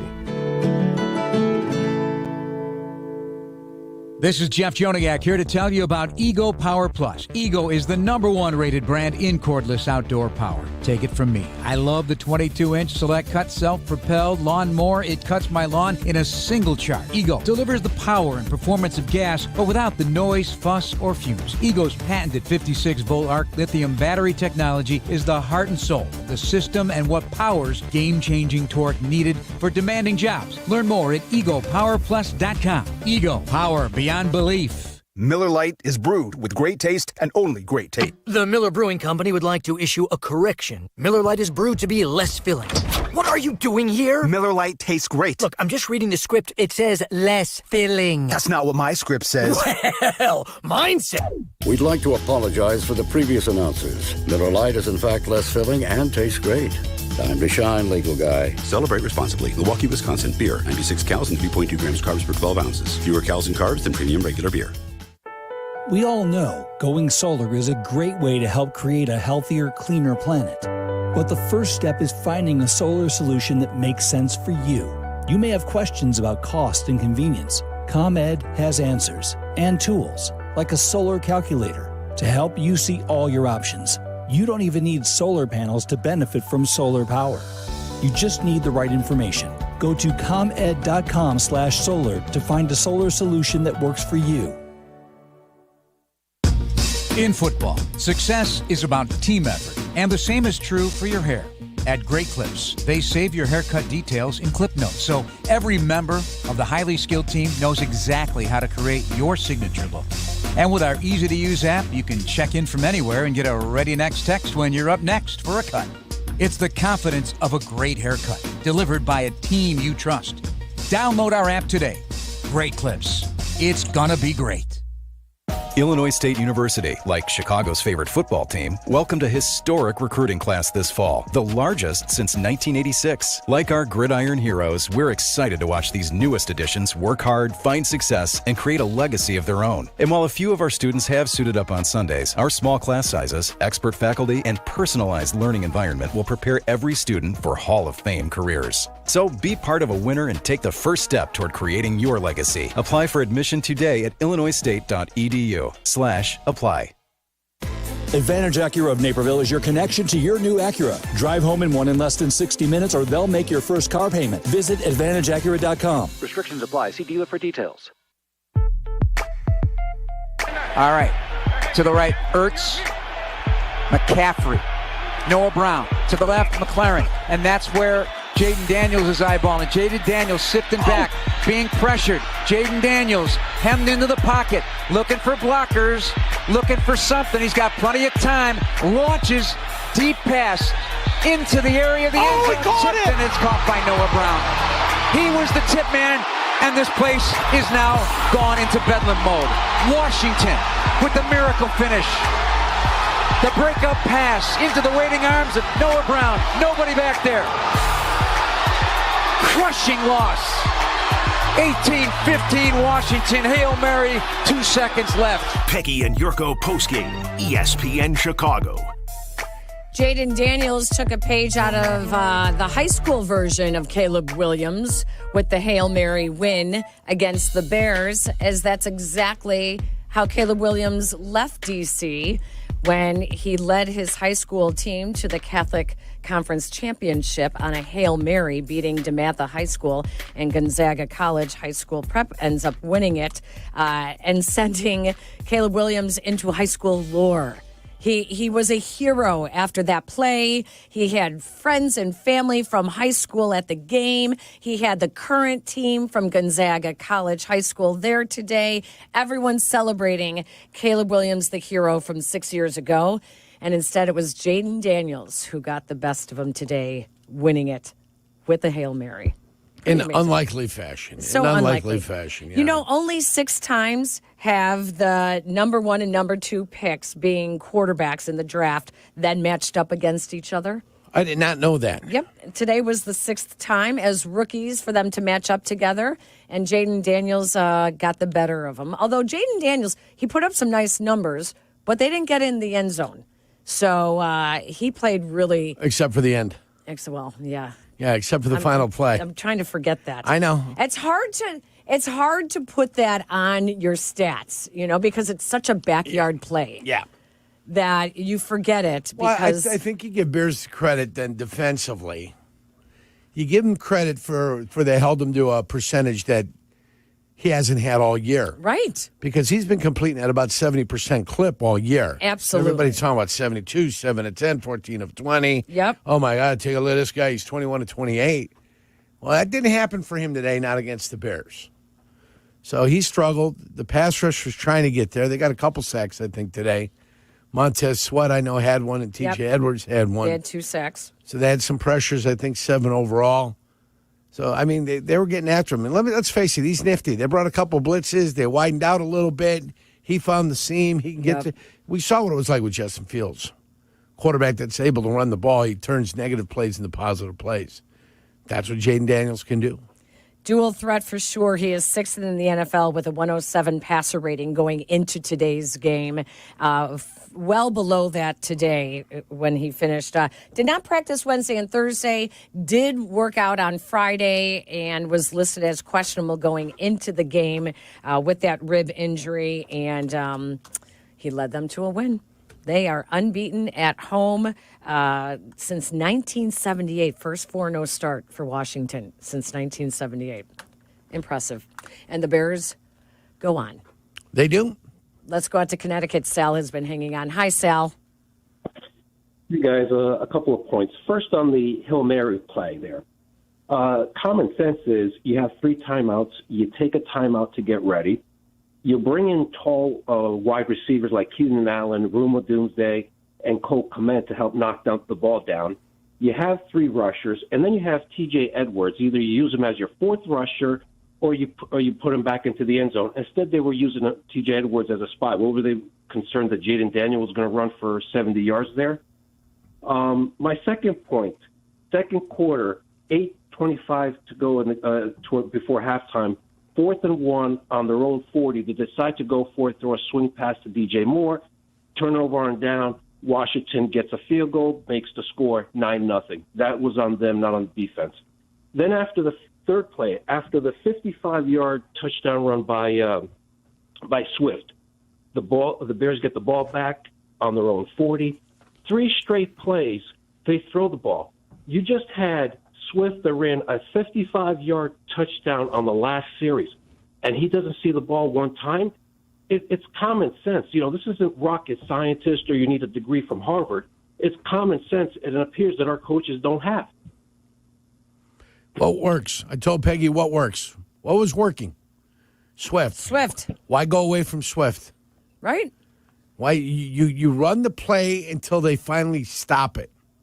Just keep running the play until they stop it. When they stop it, you don't have to run the play anymore. Then run something else. But don't go away from it. So, yeah, it's frustrating. Trust me, there's a lot of things to pick at. Secondly, I wouldn't put my wide receivers back there. I'm not looking for somebody to catch the ball. I'm looking for somebody to bat the ball down is what I'm looking for. Tyreek Stevenson could have batted the ball down. Tyreek Stevenson, the best thing he could have done was be conservative and just slide into the end zone. He could have done that too. As he was running over, looking at the ball, he could have surveyed the situation and see what is the situation right now. Do I need to kind of get 4 or 5 yards behind the ball to see what the hell's going to happen?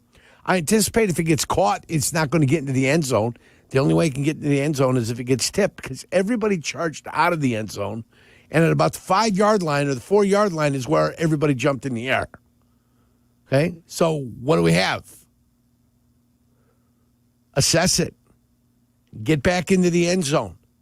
And if you got to break up on a tackle, break up on a tackle. But if you got to play a deflection, you're there to help defend the deflection.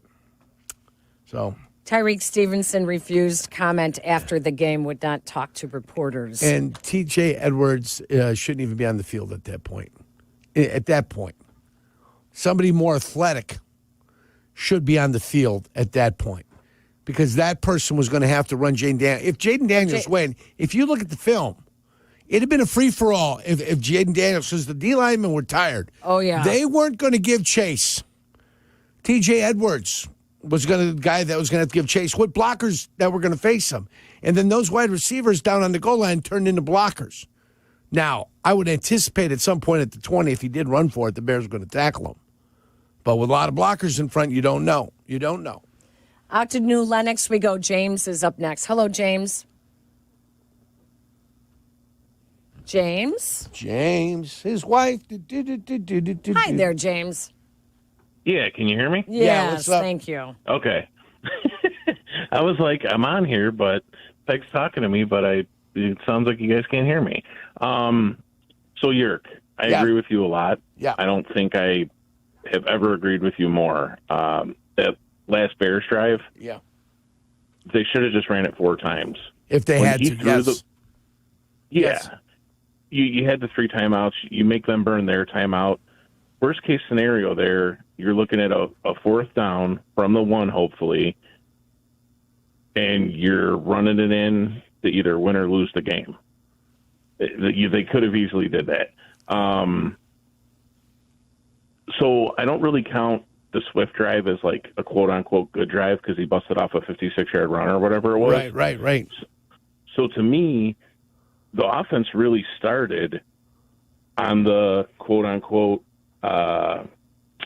what's the Kramer thing that they nicknamed? Sorry, I've been on the thing for a Kramer while. Time. It's Kramer time. Kramer time. Yeah. Kramer time.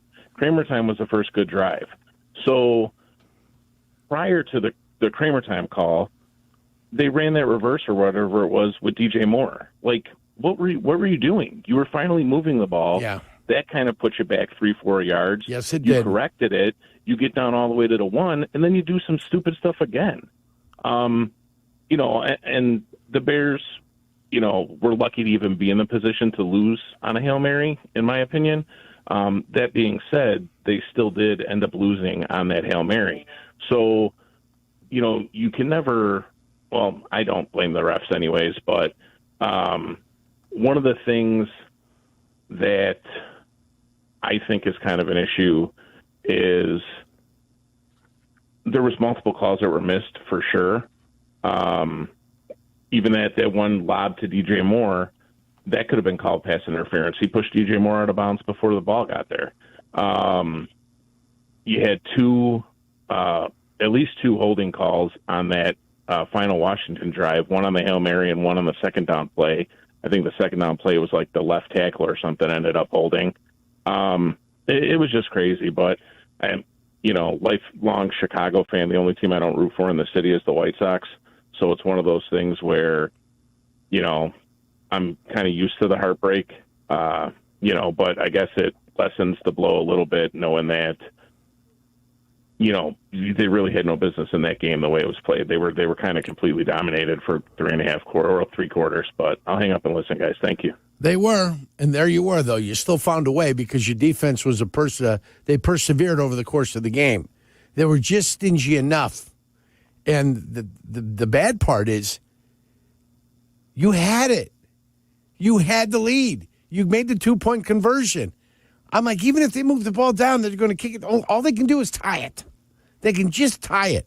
Nope. I might have been guilty of counting my chickens before they hatched, too. I could have been guilty of that. I thought it was over. But, when you have to do that prevent just so that they don't get in the end zone, you get them close enough to give them an opportunity. 3 seconds left, 2 seconds left. Yeah, enough to drive you crazy. All right, let's go out to Aurora. Freddie, you're up next. Hi, Freddie. Hi, you guys. Buenos noches. How are you guys doing? Yes, buenos noches, my friend. Look. I'm going to sit here, and I was listening to everything that everyone was saying with good reason and with good word, but you can blame whatever call. You can go back and digress every situation. But the bottom line is this. Our coaches and our staff have been going through this whole season with no accountability. With Shane, Coach Eves, everyone. The bottom line is we have not won all this time against a good team. You can sit here and float everything. Everyone is saying, I love Cap, I love Hoodie, I love all those guys. They're like, it's an NFL team. It's still caliber, it's still top notch. Bottom line is, when we lost against Texas, that was our measuring point. That was our measuring aspect. And then Indy came along, and I'm like, okay, so we're going to take care of Indy. It's the coaches, rival, former team, an embarrassment. Everyone drank the Kool-Aid, including myself. I'm not excluding myself. But bottom line is, our O-line stinks. I went thinking that we are going to be right up there with the rest of the NFC North. But we are not. By all means, I've watched these games since the great Vince Evans. I just showed my age. Yes, I'm 53. But there is no easy wins. There's no easy anything. But at least you got to win with pride. You got to lose with pride. Tonight, we did not win or lose with pride. We just showed that we're not playoff caliber. And I'm just going to leave it with that, guys. It's a good call, Freddie. Thank you. We appreciate it. We can't debate anything that you said. It's they are the ones that are going to have to live with this, and their record shows what they are. They're 4-3 for a reason. Yerk, effort does equal flavor. Whether it's burgers or shakes, Smash Burger. Rewards, guest service. You can bet your bottom bun that they've thought about how they can smash it. Smash Burger, every bite a better burger, and we thank them for supplying us with some wonderful burgers for dinner tonight. Thank you, Smash Burger. We appreciate it. Gave us something to smile about in a night that turned so sour. Turned just so sour. Well, man, our belly's full, our hearts were emptied. Look at you, the philosopher. What do you think about that? Wow, you need to get like a Hallmark card. Job, yeah. Yes. I'm ready. Look at that. You could write for Hallmark with that. I appreciate that. Repeat that again. It made our bellies full while our hearts were emptied. It's pretty nice. That was really special. Kramer time. Doug Kramer. Yeah. That's what it was filled with. Now you're making me sick again. Yeah. All right. Kramer time. Let's take a break. When we come back, we continue on the phone lines on the Great Clips postgame show on the Chicago Bears Radio Network. Reason number 354 to visit the city of Countryside, Chicago's Western Gateway. How about Flag Creek Golf Course, one of the finest 9-hole golf courses in the Chicagoland area? This Greg Martin designed course offers something for every skill of golfer. Conveniently located off of I-55 and 294. So book your tee time today at flagcreekgolfcourse.com. Looking for a new home base? Visit the city of Countryside, Chicago's Western Gateway. Getting the kids to practice on time. Remembering if it's your day to bring snacks. Making it to the game with a clean jersey. Why are simple things sometimes so complicated? Thankfully, with Auto Owners, insurance doesn't have to be one of them. Auto Owners works with independent agents who answer when you call, so you can worry about more important things, like whether your kid is going to run toward first or third base. That's simple human sense. Ask Fazio Insurance in Joliet if Auto Owners make sense for you. Property managers and GCs use FinishingChicago.com's contractors for finishes and protective coatings in the most iconic venues, interior spaces, and essential infrastructure.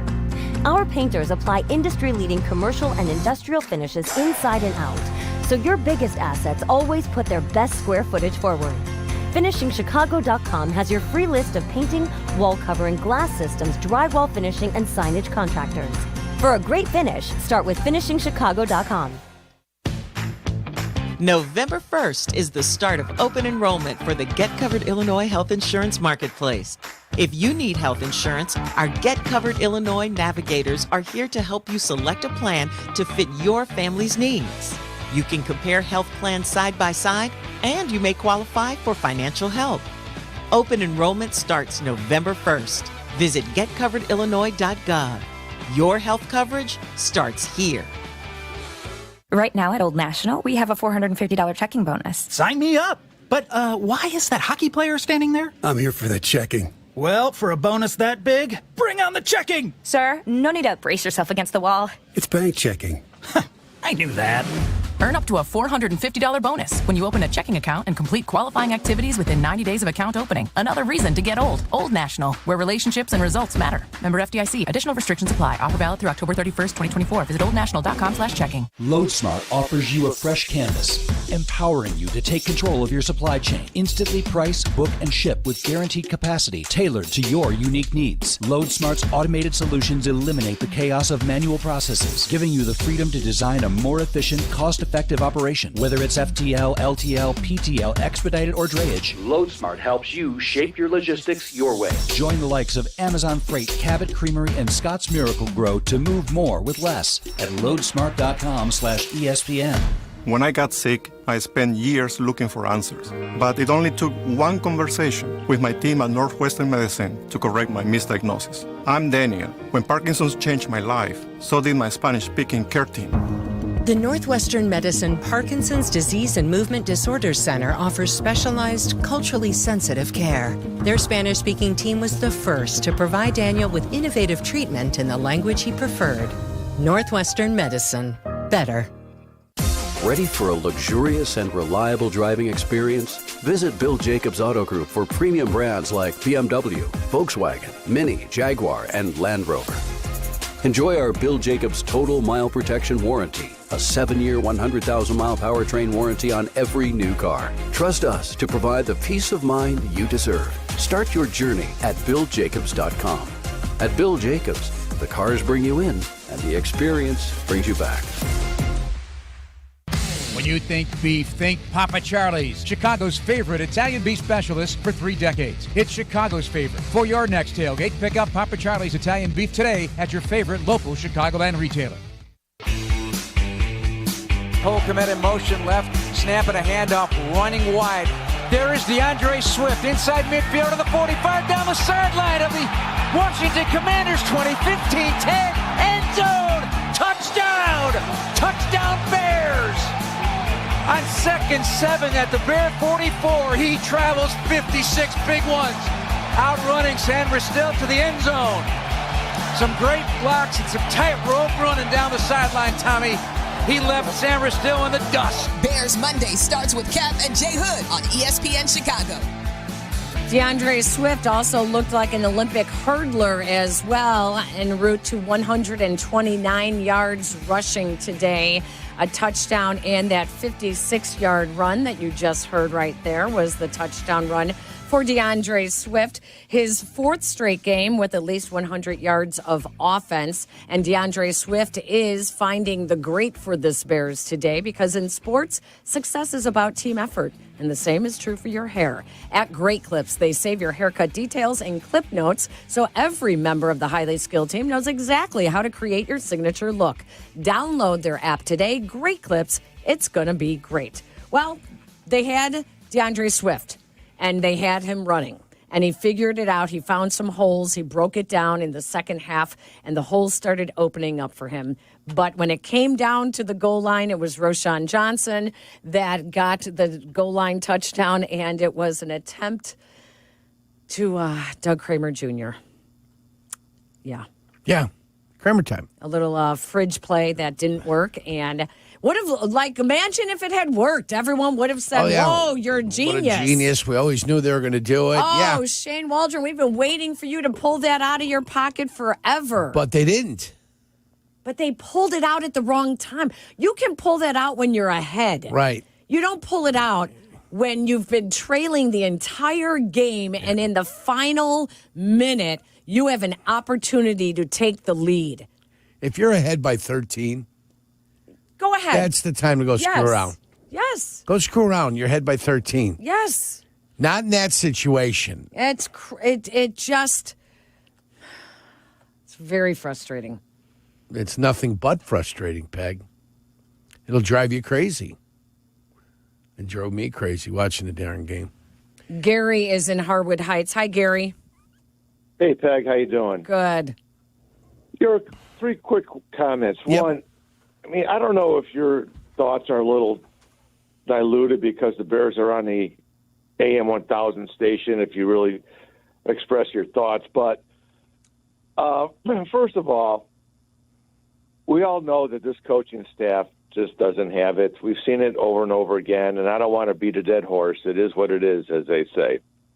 Second thought, the second to last play of the game, even the announcer called it before it happened.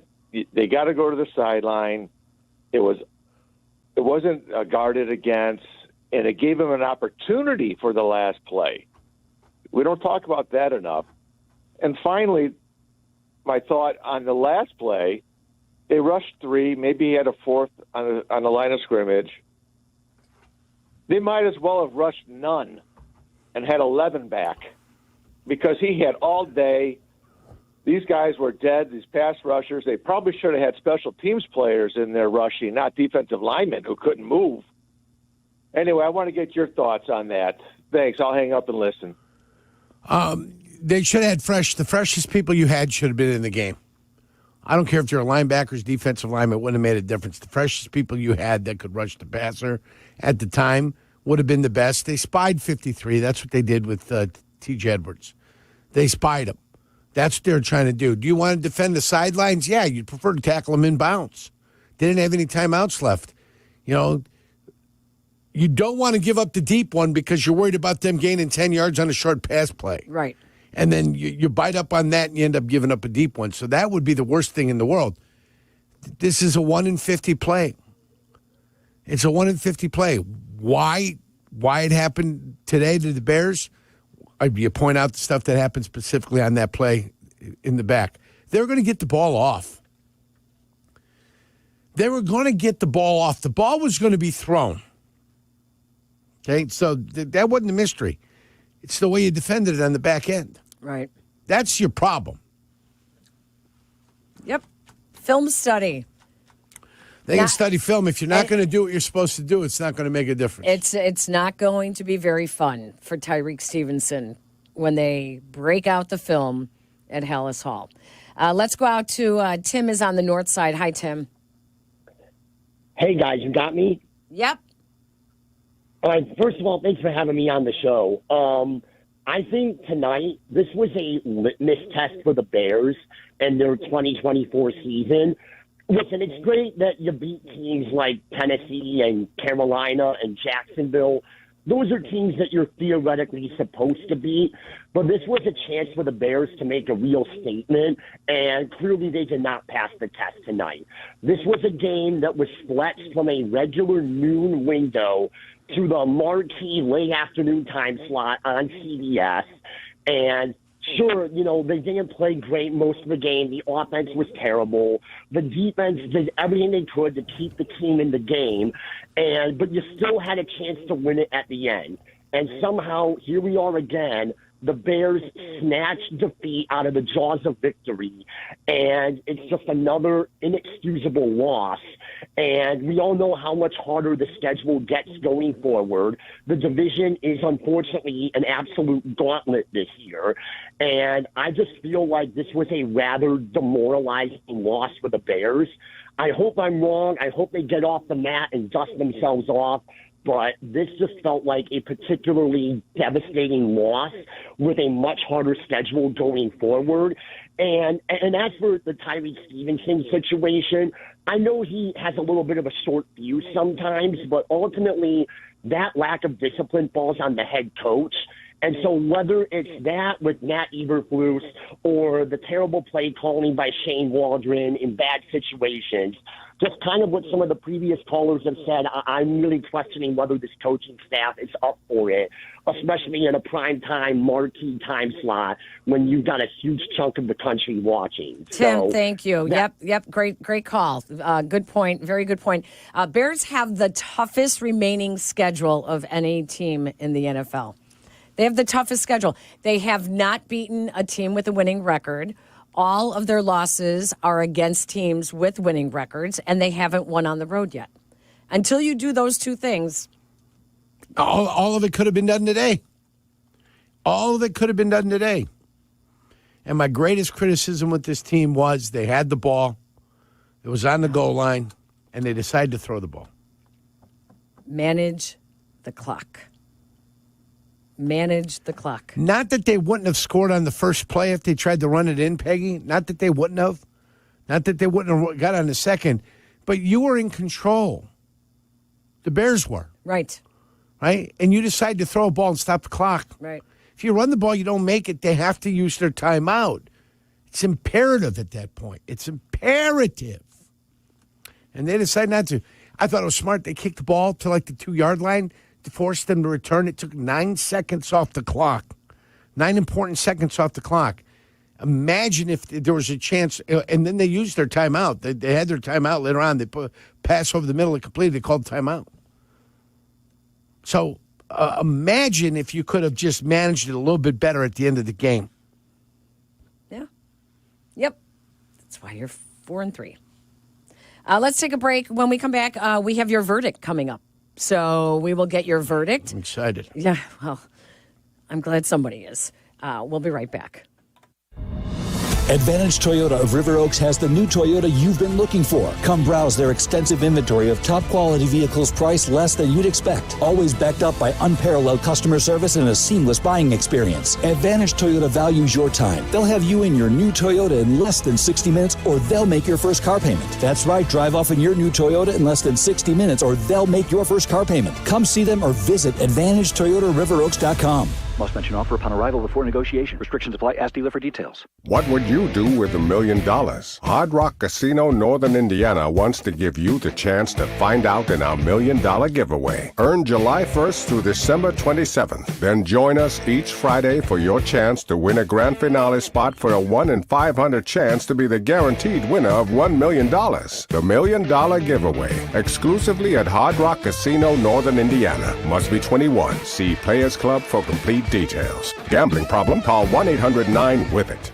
Hi, this is Jeff Joniak here to tell you about Ego Outdoor Power Equipment. Did you know that all Ego 56-volt batteries are universal? I love that my lawnmower, string trimmer, and blower all share the same powerful 56-volt Ego Arc lithium battery. With over 90 Ego tools to choose from, you can build a powerful collection. Plus, Ego delivers the power of gas without the noise, fuss, or fumes. That's why Ego is the #1 rated brand in cordless outdoor power. Learn more at egopowerplus.com.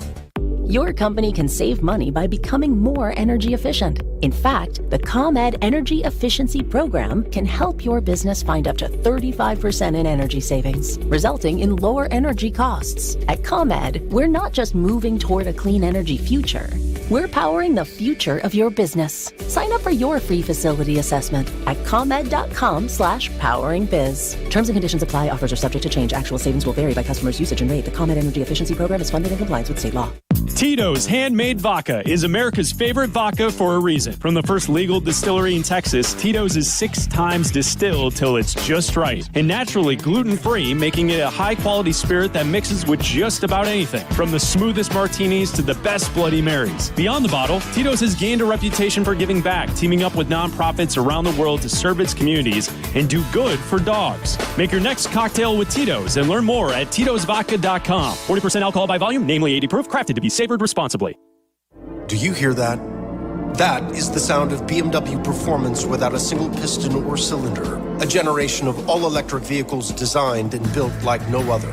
The BMW iX, i7, and i4 revolutionize every drive into a thrilling opportunity to feel the pure rush of BMW 100% electric.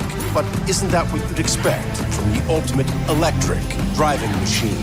Take advantage of exceptional lease and finance offers today. Hi, this is Dave Musil, owner of Four Seasons Heating, Air Conditioning, Plumbing, Electric. You've seen those free furnace ads, or those free with the purchase of any air conditioner. Well, we all know those are too good to be true. At Four Seasons Heating, Air Conditioning, Plumbing, Electric, we give an upfront, honest price. And I personally guarantee to beat any buy one, get one free offer by $1,000. Guaranteed. That's right, any free furnace offer, I'll beat it by $1,000. Guaranteed. So call today. For all the right reasons, call 866-4 Seasons. In football, success is about team effort, and the same is true for your hair. At Great Clips, they save your haircut details in clip notes, so every member of the highly skilled team knows exactly how to create your signature look. And with our easy-to-use app, you can check in from anywhere and get a ready next text when you're up next for a cut. It's the confidence of a great haircut, delivered by a team you trust. Download our app today. Great Clips. It's gonna be great. Ings Insurance. Insurance that's moving business forward. Ings Insurance. That's Ings with an E. ENGS Insurance.com. And now they put the ball at the 33-yard line of the Bears. The defense has bent, but it hasn't broken. Can they continue to do that under the pressure of Jaden Daniels, this outstanding rookie quarterback with a straight eye formation, motion man to the right, Zacchaeus. Here's the snap, late pressure from Edwards, gets to Daniels, and slings him down to the ground. Sack! Down he goes. T.J. Edwards on the blitz. Postgame wrap-up is next with Jason McKie, Pat the Designer, and Jeff Meller. Now is the time for you to call with the advantage of the game. Who did we say earlier today was the Bears' advantage of the game? We'll give you an opportunity to get your name in to win that car lease at the end of the year. 312-332-3776. Your Honor, we need a verdict. I find the Bears guilty. Guilty of a lack of execution, a lack of discipline, a lack of knowledge toward the end of the fourth quarter there in that game. All of it, the Bears were guilty of. Brought to you by Verdoliak Law Group. Fighting insurance companies for over 60 years. 8444-VLG Law. They just, they're guilty of all of it. It's brutal. It's just brutal. The way this is, I know how this feels when you come back in a game on the road. The brakes were beating the boys. Everything was going against you. And all of a sudden now you've got a lead at the end of the game. When everybody's sitting there, all we got to do is bat it down. We got to knock it down. We got to be smart. We got to play intelligently here. And that's it. And just one long throw and four Bear defensive backs going on to intercept the ball? What are you guys doing? What the ball's got to be in the end zone to cause damage. If anything, let them jump into the cows, come home. Tackle them to the ground. That's all you have to do. You don't know where you're at? You're in the goal line. You're running out because it's short. You know where you're at on the football field. Come on, guys. Come on, people. Guilty. Guilty on all charges, all counts. Hail Mary, full of grace. Yeah. The Lord is with you. you. Yeah. Just not with the Bears. No, not today. Not today. Not with the Bears today. The Bears will still be looking for their first win on the road as their 3-game win streak comes to an end. All the press clippings about their high-powered offense was not to be. They got off the bus very slowly today. Coming off the bye week, they looked extremely out of sorts. They looked unready in the first half. Yet they were still in the game. And they needed to get their act together, which they found it late in the third, early in the fourth. Tough game for the Bears today, and a lot of film session for them. Can't take anything for granted in the NFL. No, you can't, can you? You cannot take things for granted in the NFL. You've got to finish. And I get it. It's hard going on the road. It's hard to win. It's hard to win on the road. But this was their opportunity to show that they belonged, that this was their opportunity against a good team. The matchups of the number 1 and number 2 picks in the NFL draft.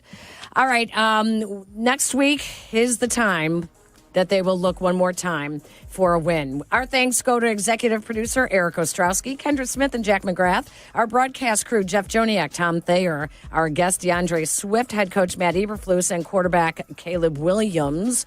Next game for the Bears, Sunday. Another 3 o'clock start against the Cardinals in Arizona. Stay tuned to our flagship station, ESPN 1000. And as always, the ESPN Chicago app for the latest Bears news all week long. For Yurko, I'm Peggy. You've been listening to the Great Clips postgame show on the Chicago Bears Radio Network. As we say goodbye to our affiliates, we welcome the rest of you to stand by. The postgame show is next.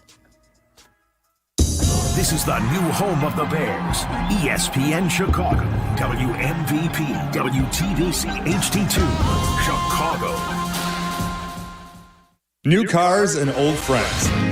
The Auto Barn Volkswagen of Countryside, where friendly car professionals provide the highest quality vehicles at the best prices. 3 generations of automotive experience matched with state-of-the-art facilities. They've been at the heart of the Countryside community for over 20 years. Sure, a lot's changed, but their purpose hasn't.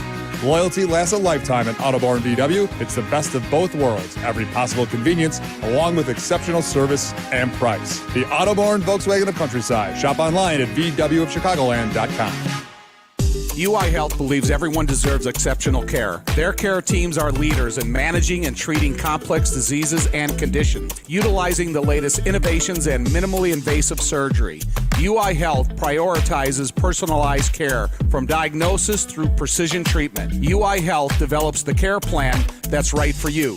UI Health, exceptional care for you. Learn more at uihealth.care. November 1st is the start of open enrollment for the Get Covered Illinois Health Insurance Marketplace. If you need health insurance, our Get Covered Illinois navigators are here to help you select a plan to fit your family's needs. You can compare health plans side by side, and you may qualify for financial help. Open enrollment starts November 1st. Visit getcoveredillinois.gov. Your health coverage starts here. $9 million. The Veroliak Law Group wins again for their clients. That's right. The Veroliak Law Group recovered $9 million for a client who was injured in an auto accident. If you're injured, make sure to call the Veroliak Law Group. Playing professional football and being on the radio for many years, I've had the opportunity to endorse many products and companies, but this is special. The Veroliak Law Group, owned by close friends, has been helping people for 60 years. They've even taken care of my neighbors and close friends. I truly believe in them. When you need a doctor, you look for the experience and the skill. The same goes when you're choosing a lawyer. The Veroliak Law Group has recovered over $9 billion for clients and served more than 40,000 people. Whether it's personal injury, auto or truck accidents, wrongful death, or medical malpractice, call my friends at Veroliak Law Group. The Veroliak Law Group has done great for my friends and neighbors. They will do great for you, too. Call them today at 844-4VLG-LAW. Miller Lite is brewed with great taste and only great taste. The Miller Brewing Company would like to issue a correction. Miller Lite is brewed to be less filling. What are you doing here? Miller Lite tastes great. Look, I'm just reading the script. It says less filling. That's not what my script says. Well, mine says... We'd like to apologize for the previous announcers. Miller Lite is in fact less filling and tastes great. Time to shine, legal guy. Celebrate responsibly. Milwaukee, Wisconsin. Beer. 96 calories and 3.2 grams carbs per 12 ounces. Fewer calories and carbs than premium regular beer. Property managers and GCs use FinishingChicago.com's contractors for finishes and protective coatings in the most iconic venues, interior spaces, and essential infrastructure. Our painters apply industry-leading commercial and industrial finishes inside and out, so your biggest assets always put their best square footage forward. FinishingChicago.com has your free list of painting, wall covering, glass systems, drywall finishing, and signage contractors. For a great finish, start with FinishingChicago.com. LoadSmart offers you a fresh canvas, empowering you to take control of your supply chain. Instantly price, book, and ship with guaranteed capacity tailored to your unique needs. LoadSmart's automated solutions eliminate the chaos of manual processes, giving you the freedom to design a more efficient, cost-effective operation. Whether it's FTL, LTL, PTL, expedited, or drayage, LoadSmart helps you shape your logistics your way. join the likes of Amazon Freight, Cabot Creamery, and Scott's Miracle Grow to move more with less at loadsmart.com/ESPN. Dear Spotlight, Toyota has more all-wheel drive and four-wheel drive vehicles than any other brand. Find yours and shine on. Toyota, let's go places. You've been listening to Bears football on the Bears Radio Network. Here comes the boom, boom. The Chicago Bears Radio Network is brought to you in part by Hard Rock Casino, Northern Indiana, by Miller Lite, and by Great Clips. This is Bears football on the new home of the Bears, ESPN Chicago. Thanks for listening to the Chicago Bears Radio Network.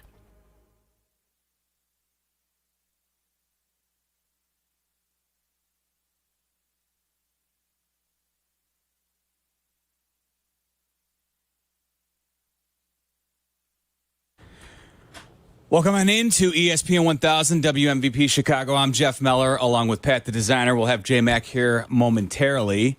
So the NFL chooses, in its preeminent wisdom, Pat, to bolster its ratings and capitalize on the next hot young trend. They decide to flex the soon-to-be, if not already next great superstar quarterbacks from a lazy Sunday noon kick to a highly anticipated, extra hyped, often coveted 325 featured game of the week on CBS with, of course, the A Crew treatment. You get Jim Nantz, you get Tony Romo, Tracy Wolfson on the sidelines.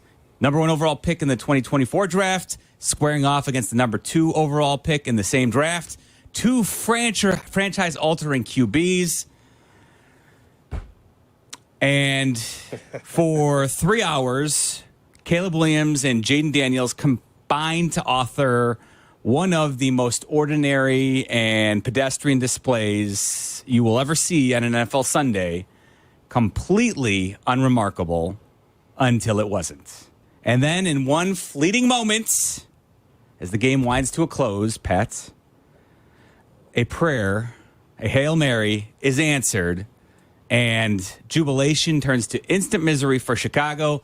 Caleb's homecoming turns into Caleb's Inferno, and Bears fans continue this journey through our own personal hell as long as Matt Eberflus and Shane Waldron are miscalculating and misstepping at every single turn. A 18-15 defeat snatched right out of the jaws of victory, which should have been a 15-9 win, one the Bears had no business at all winning.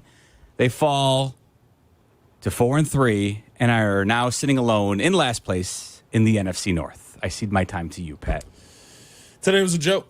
Your team was, once again, in the big moment for the big game. I shouldn't say your team. Your offense was unprepared. The Chicago Bears have been one of the worst teams in the NFL when it comes to getting off to quick starts, and we saw that continue to be a struggle today. The Chicago Bears have only scored 10 first-quarter points in the entire season, and we saw that trend continue today. And yet, you had a defense out there that was doing every single thing it could to give you an opportunity to win this game. Now, at the end of the game, you do have to look at some of the things that happened at the end of that game and say, do you really want to just give them that easy pass to get to the 50 and the flats there? Do you really want to be knocking the football down in that moment? Hey, Tyreek Stevenson, do you want to be taunting the fans as the play is happening live? I've got questions on the defensive end that need to be held accountable. But for the most part of this day, you held the best offense in the NFL to a pedestrian game. Maybe second best, I'll say. I'll give it to the Lions with what they've been able to do over the last couple of weeks right now. But a Washington team that has been eviscerating teams, you kept them to nothing. The best red zone offense in the NFL, you kept them from scoring touchdowns. You did what you needed to do defensively for most of this game. And for the love of God, I watched Caleb Williams. By the time we were, 3 minutes left in the third quarter, have 36 passing yards and 4 completions. Not acceptable. Your offense was inept. By the time you finally figured it out, he's getting it going. You run the football well. You have a drive that gets you down the field after you've scored a touchdown with DeAndre Swift on a big play. You've got a drive that puts you in the perfect position to go up with time on the clock with a defense that keeps getting you the ball back. And instead of, Jeff, I was cheering. I said, keep it simple. Do simple better. Yep. Keep it simple. I saw Roschon Johnson. I saw Doug Kramer, and I was like, my God. I said, oh, my God, they're going to do it. They figured out keep it simple. They figured out how to do simple better. Pre-snap, we were all like, here we go. Oh, my Here God. we go. And then you Nothing tried to get cute. No speed option coming your way. This time they've got Kramer and Roschon in the backfield, Pat. You cannot mess that up, can you? Not possible. I have watched Shane Waldron call 2 of the dumbest offensive football plays in the NFL that I have ever seen in my life. There is only one in my mind that is more egregious, and it is Pete Carroll not giving the football to beast mode on the 1 to run it in to win the Super Bowl. Right now, I have an offensive coordinator who, I'm sorry, is not doing simple better when things get difficult. And I have a quarterback who's following suit because you feel like you needed to make a play. The Bears were driving yet again. An easy first down conversion. You try to take the deep shot to Roma Dunze to hit him over the top. He's double covered. Instead of hitting DJ Moore and getting the first down, next 2 plays, penalty, now you're off the field. They struggle at doing simple better when the competition is tougher, and they shot themselves in the foot the entire day. And that's why we're sitting here having this conversation. And listen, they almost avoided the disaster of all disasters. They almost got away with the Doug Kramer debacle at the goal line. Listen, you want to get the fat guy a touchdown, you do that when you're up a score, not when you're chasing the game trying to gain the lead. You don't hand the ball to a guy who never touches the ball in that situation and overthink things. And somehow, some way, they actually were going to get away with it. They were going to dodge that bullet until they weren't. Let's bring in Jason McKie. He was out of the sidelines for that game. We've got to ask J-Mac about what he saw on the final play, the Hail Mary, the disgusting coverage. I know J-Mac had an opportunity to talk with Charles Tillman about how you defend a Hail Mary. He texted us. I've been anxiously awaiting J-Mac's breakdown of what Peanut Tillman told him. J-Mac, first, your thoughts on what you saw on the sidelines as the play unfolded, and then what Peanut told you about defending a Hail Mary. Yeah, on the sideline, I mean, it was chaos. You know, it was a lot of excitement. You know, guys were excited that, you know, they had finally put the ball in the end zone to appear to what would be the go-ahead touchdown. So, you know, I was right there on the bench. DeAndre Swift and then running back coach Chad Morton, they were standing on the bench watching the last play. So I was kind of, you know, right there off to the side watching the play. And, you know, you see Jaden drop back, throw the ball up, and, you know, it's caught in the back of the end zone. But the crazy thing is, you know, I talked to Peanut because I was like, Peanut, you know, break down the structure in which you defend the Hail Mary. Because it's situational football, but it's, I mean, obviously it's a 50-50 play. But it's something that, you know, you can overlook, you know what I mean? And, and you know, he broke down the structure for me. And he said, bottom line is the way they used to do it, they had 3 jumpers at front of the goal line. Yep. And the 3 jumpers, usually it's your tallest guy, which back in the day was Urlacher, you know, not your tallest guy, but a guy that, you know, was athletic, that could jump. Then you said you'd have like, you know, another free safety or a strong safety right there, athletic guys that can jump. Yep. And their job is to jump and bat the ball down. Yes. And he said the DBs, you know, they're supposed to box everybody out and the box the receivers out of the end zone. And you see, he said on that play, you see if you go back and watch it, and I, you know, watched the replay because they played it at the stadium a few times. Everybody's jumping. Everybody's jumping. He said the DBs, you're supposed to box out. You don't jump. He said you don't jump. You box the receivers out of the end zone. And everybody's jumping. Nobody boxes, you know, the receivers out, and what happens? Game over. You know, so It's tough. It's the little things that you don't account for, situationally that come back to bite you. I mean, even in this game, we didn't lose the game off this Hail Mary. I mean, it was the course of the events that took place throughout the game. Situationally, they came back to haunt the Bears in this game. No, there's no doubt about that, J-Mac. You're absolutely right. I felt all along like it was stealing as the game was winding to a close. Like, hey, you know what?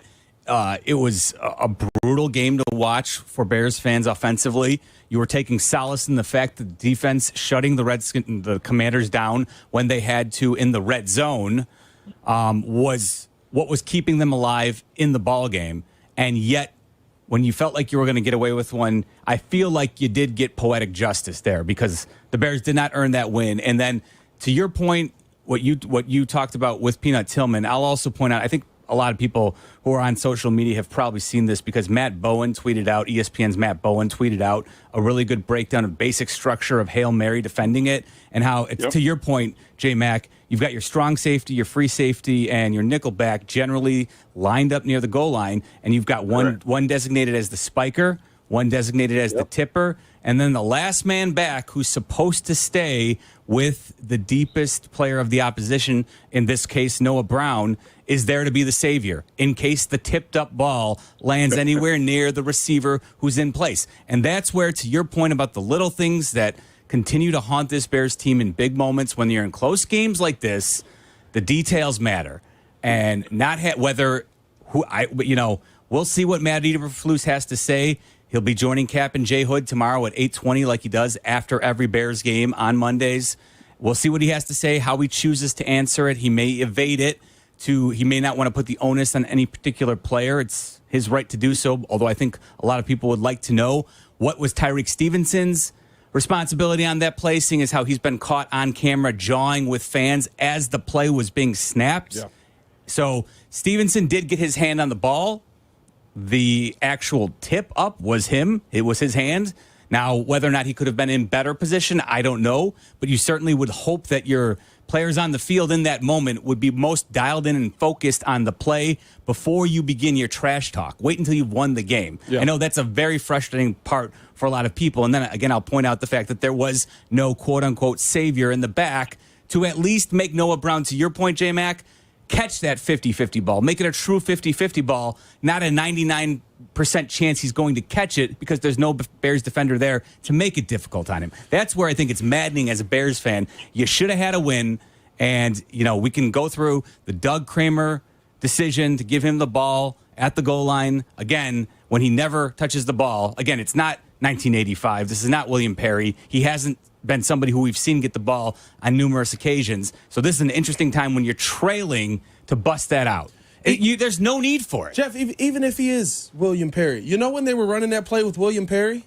Generally when they were winning by 20 points. 20-10, playing a rematch in 1985 because San Francisco ran it against them the year before. That's when they used it with William Perry. They used it in the Super Bowl when they were absolutely eviscerating the New England Patriots on the other side. And they were like, hey, what do we do? What do we want to do to rub it in a little bit more? Like, that's when you do it. You don't do it in the common sense moment of, my God, how about we just hand the football off here to Roschon Johnson? And look, when you look at Flus now, I'm sorry.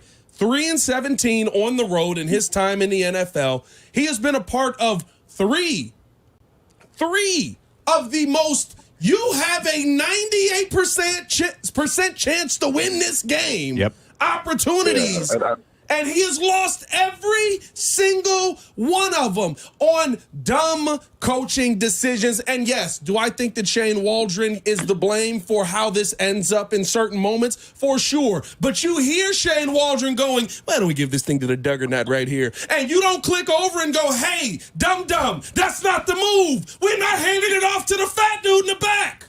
Let's save that for when we're up 20, Shane. Yeah, it falls on his shoulders. Yeah, a guy who's, you want to get cute, but you got to be smart. And then, look, you come back. What made it even worse is you come back and you hand it off to Roschon for what appeared to be the go-ahead touchdown. You do that the first time, you're not even in the situation.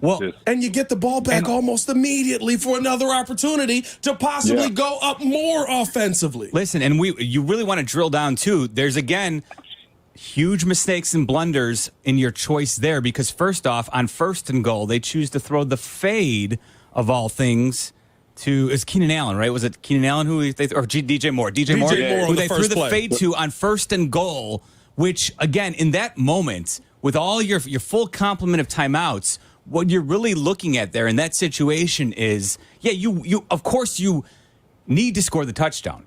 But there's also an element of playing the clock here, which if you don't throw the fade and you run the ball, for whatever reason, if you're stuffed, guess what?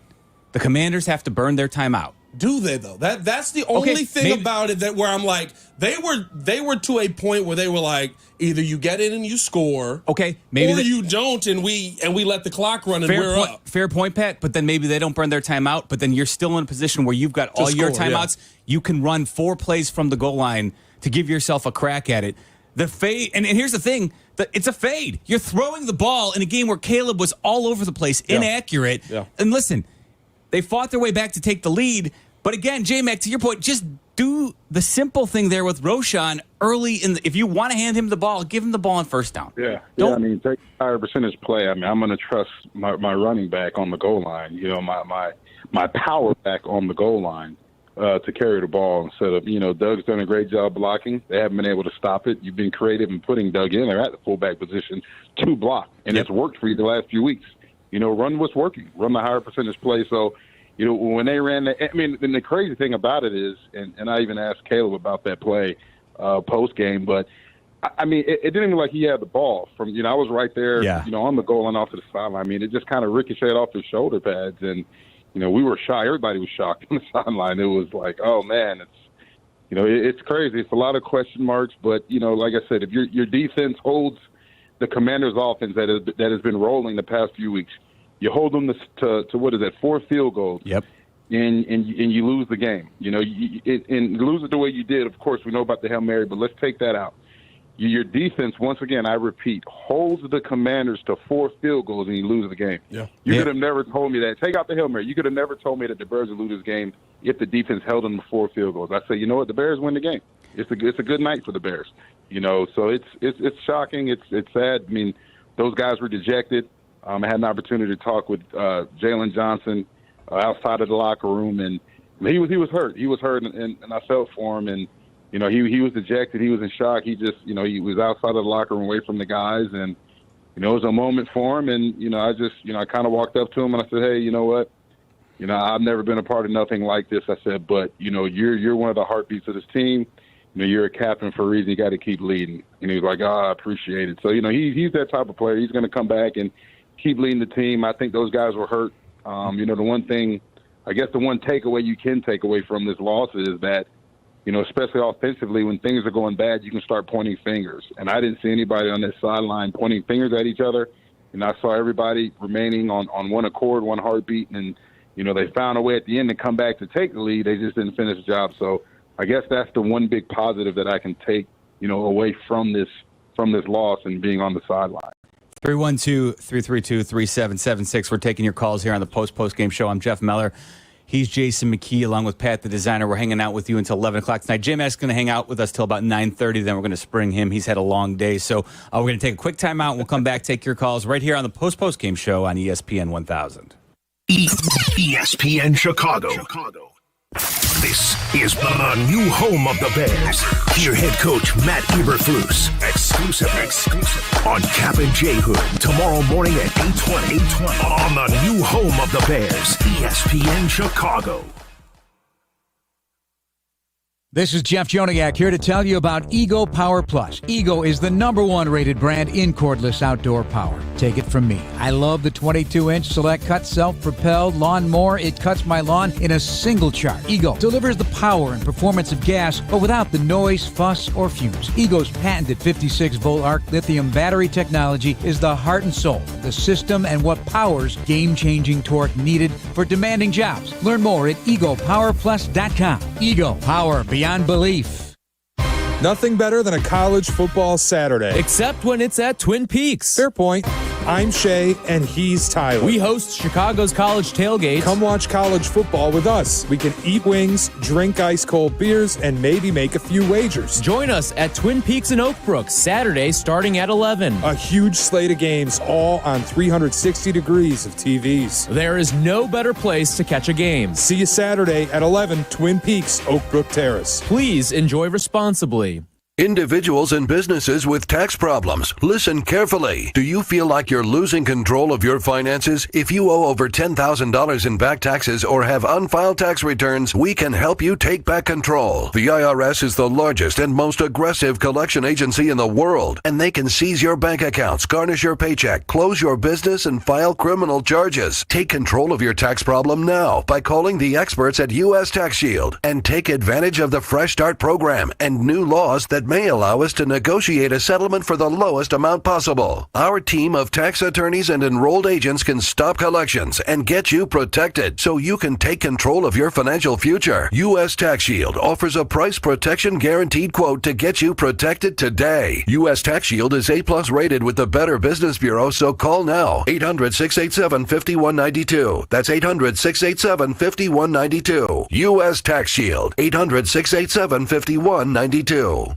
If you have ever thought about remodeling your bathroom but were worried it would take too long or cost too much, then stop worrying. Right now, Jacuzzi Bath Remodel has designed a collection of high-quality custom products and perfected the one-day remodeling experience so you can enjoy your new bathroom faster than ever before. It's a worry-free bath remodel from the most trusted brand name in the business, Jacuzzi. A jacuzzi bath system fits in your existing tub space. It's a no-mess installation with an amazing style selection, factory-certified installers, and a limited lifetime warranty. Call 800-717-4599. That's 800-717-4599 right now and get 50% off installations with no interest and no payments for 12 months. Replace that old bathtub today with a walk-in shower for a safer bathing experience. If you have lived in your home for over 15 years, it's time to remodel your bathroom. For a virtual or in-home appointment, call 800-717-4599. That's 800-717-4599. 800-717-4599.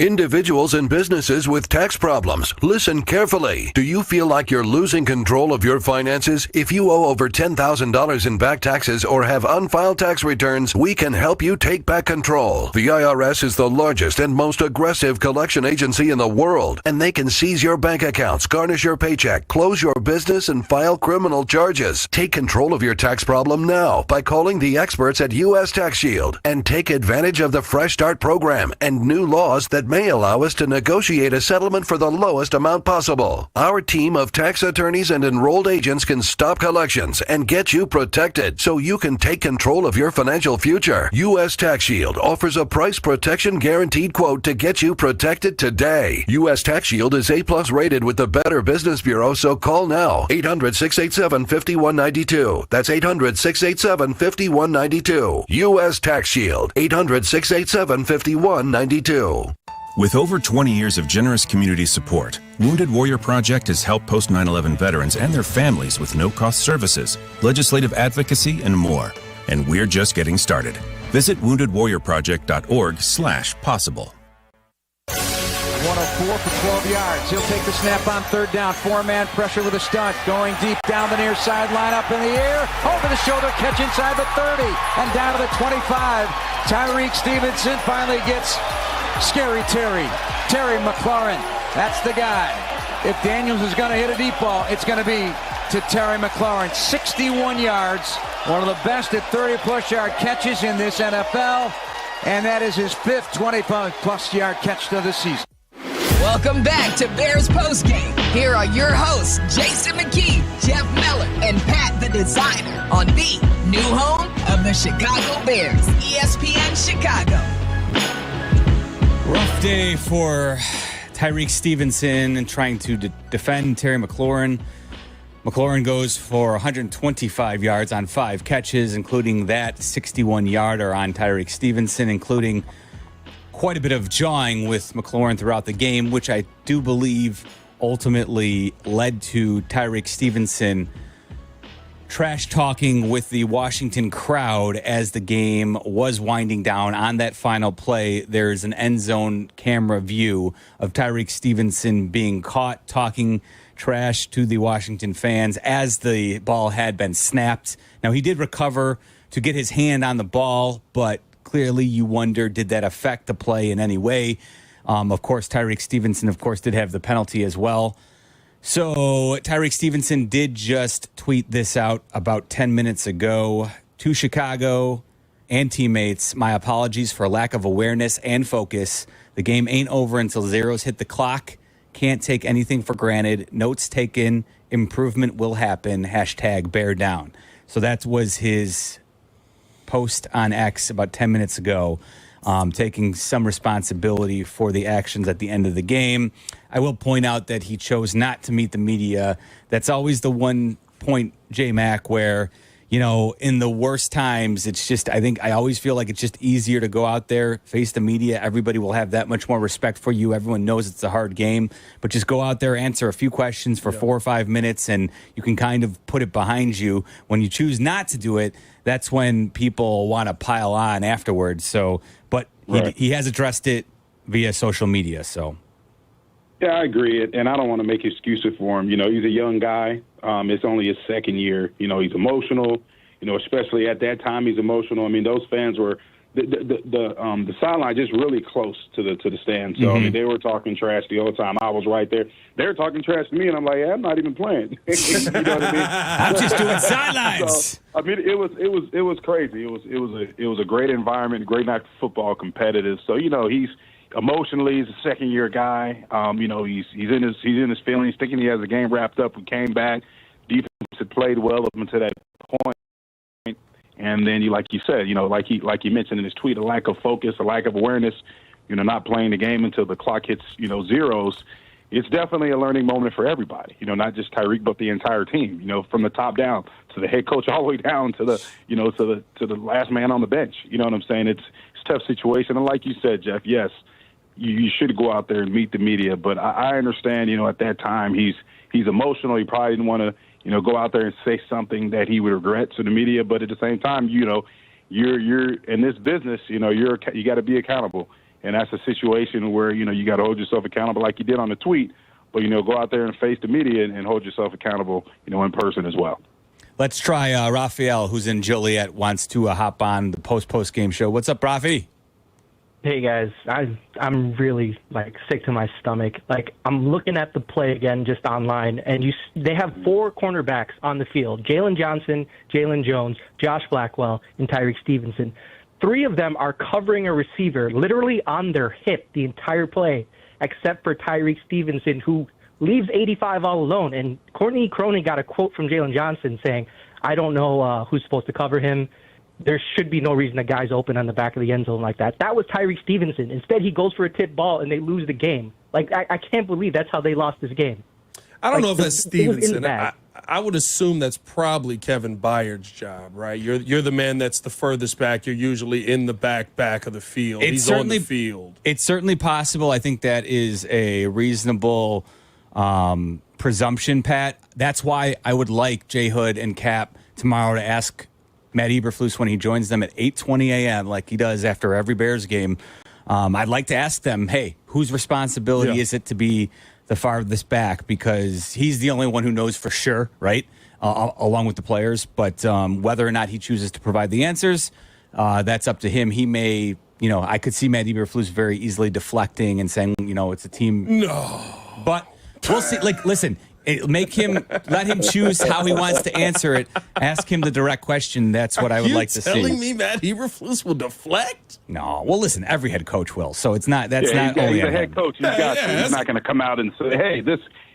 But I Kevin do think Byard should have been back there. J-Mac, if it was Tyreek Stevenson, though, it's certainly possible Matt Eberflus could say, "Hey, listen, he was jawing with the crowd. It was his responsibility to be the deepest of the deep on that Hail Mary defense, and he wasn't." I don't know if he'll do that. It may not have even been his responsibility. But, like Rafi said, the quote from Courtney Cronin that she got from Jalen Johnson is very interesting.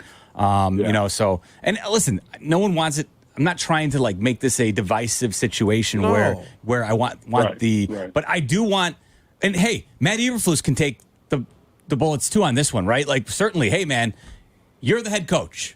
your players weren't doing their responsibilities on that play. It's a bad way to lose in a game where you were gifted a win. Not just avoiding the Doug Kramer disaster, but you had an unbelievable shank by a kicker who hadn't missed a kick at home this season. He was 17 of 17 when he just completely missed his first field goal of the year there. So you were getting away with a lot of stuff, and to let it lose it that way, it's pretty devastating for a lot of Bears fans out here. 312-332-3776. Let's try Jimmy, who is in Deerfield. Jimmy, what's going on, man? Jimmy.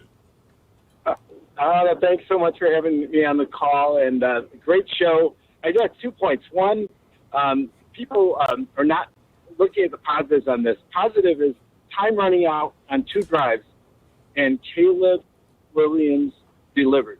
I think under pressure he ran. He needed to make the right throws, sidearm throws, whatever he needed to do to move chains to get us to score. I think we can look at it as a positive for the future.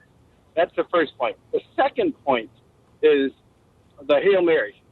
I mean, rather than strategizing on how you're going to box people out, wouldn't you just take out all the 300-pounders, rush 5 linebackers, and have containment, and then make them rush the throw? He can't throw that fast off down.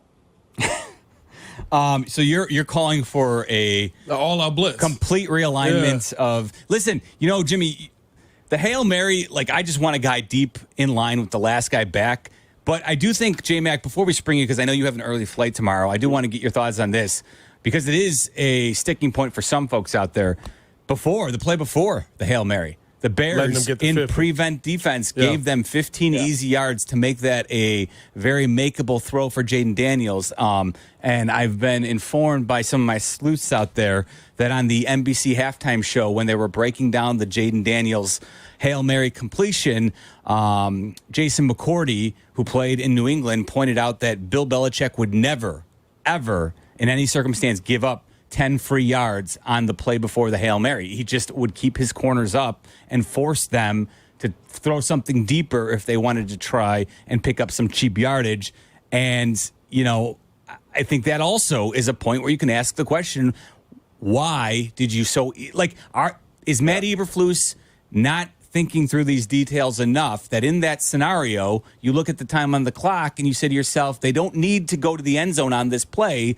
We need to stay up a little bit and not just give them these easy 10, 15 yards. Yeah, I agree. And just think about it like this, right?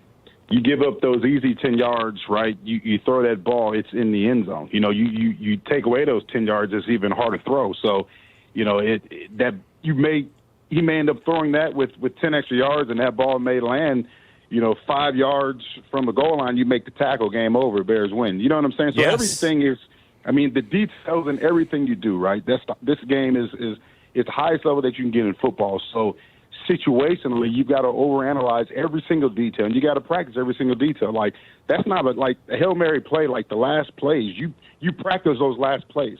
It's a part of your weekly practice plan. And you have different variations of it. You have a Hail Mary. You also have the one where the old school hook and ladder where you're just tossing the ball back. And, you practice defensively defending Hail Marys. Like, it's a part of your weekly game prep routine as a team and as a coaching staff. You got to make sure you go through every single scenario because you want to be prepared for it. It just seemed like at that point, and I don't want to say they aren't prepared for it. I obviously, if they were prepared for it, they didn't execute it the way they were supposed to. So I don't know if that was just because of, guys got caught in the moment.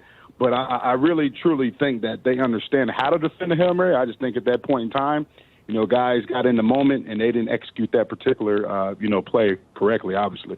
I think we're going to play your interview with Caleb Williams and some other stuff, J-Mac, while you get out of here. But any final closing thoughts before we let you go and get some shut-eye before your early flight tomorrow? Yeah, I think, when you hear the interview with Caleb, obviously, it was a dejected locker room, kept it short. But, asking him, it's still a long season, and I know this one hurts. It stings for Bears fans. It stings for me as a former player. I want all those young guys to succeed in that locker room. But the biggest takeaway that you'll hear from the interview is that, Caleb understands, he puts the onus on the offense.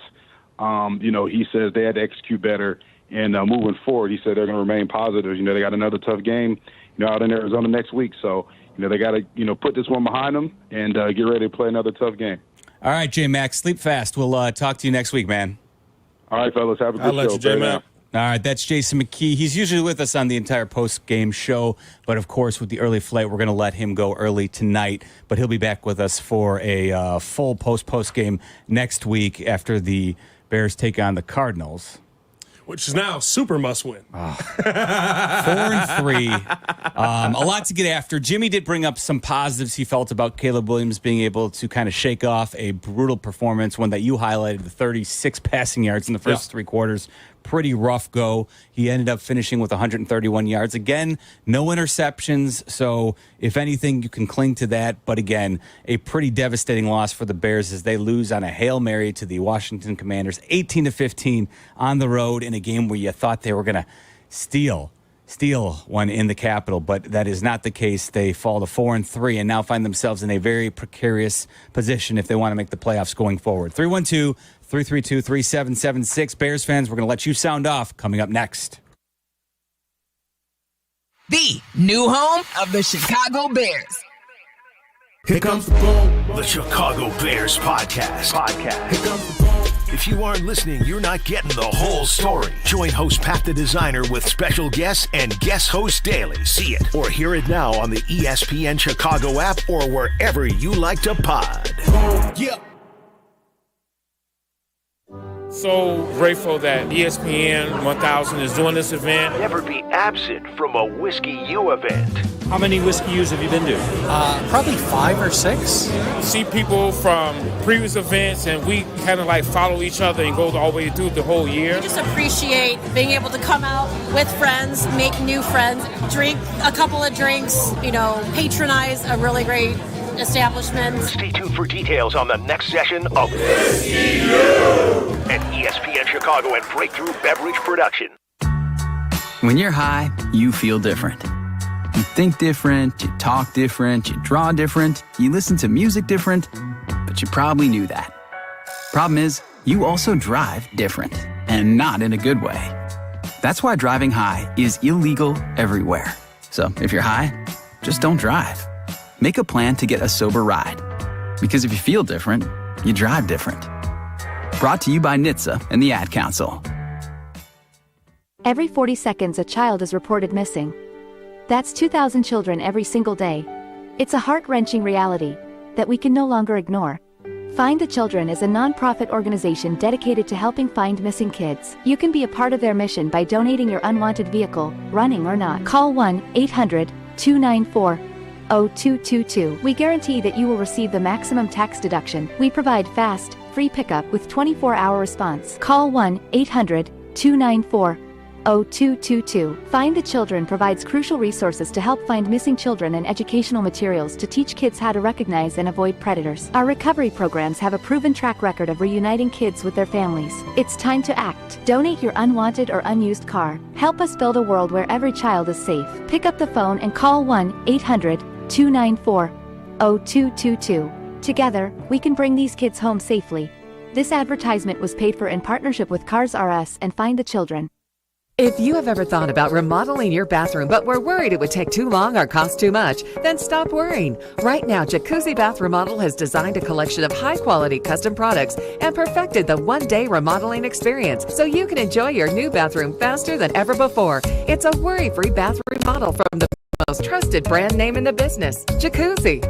A jacuzzi bath system fits in your existing tub space. It's a no-mess installation with an amazing style selection, factory-certified installers, and a limited lifetime warranty. Call 800-717-4599. That's 800-717-4599 right now and get 50% off installations with no interest and no payments for 12 months. Replace that old bathtub today with a walk-in shower for a safer bathing experience. If you have lived in your home for over 15 years, it's time to remodel your bathroom. For a virtual or in-home appointment, call 800-717-4599. That's 800-717-4599. 800-717-4599.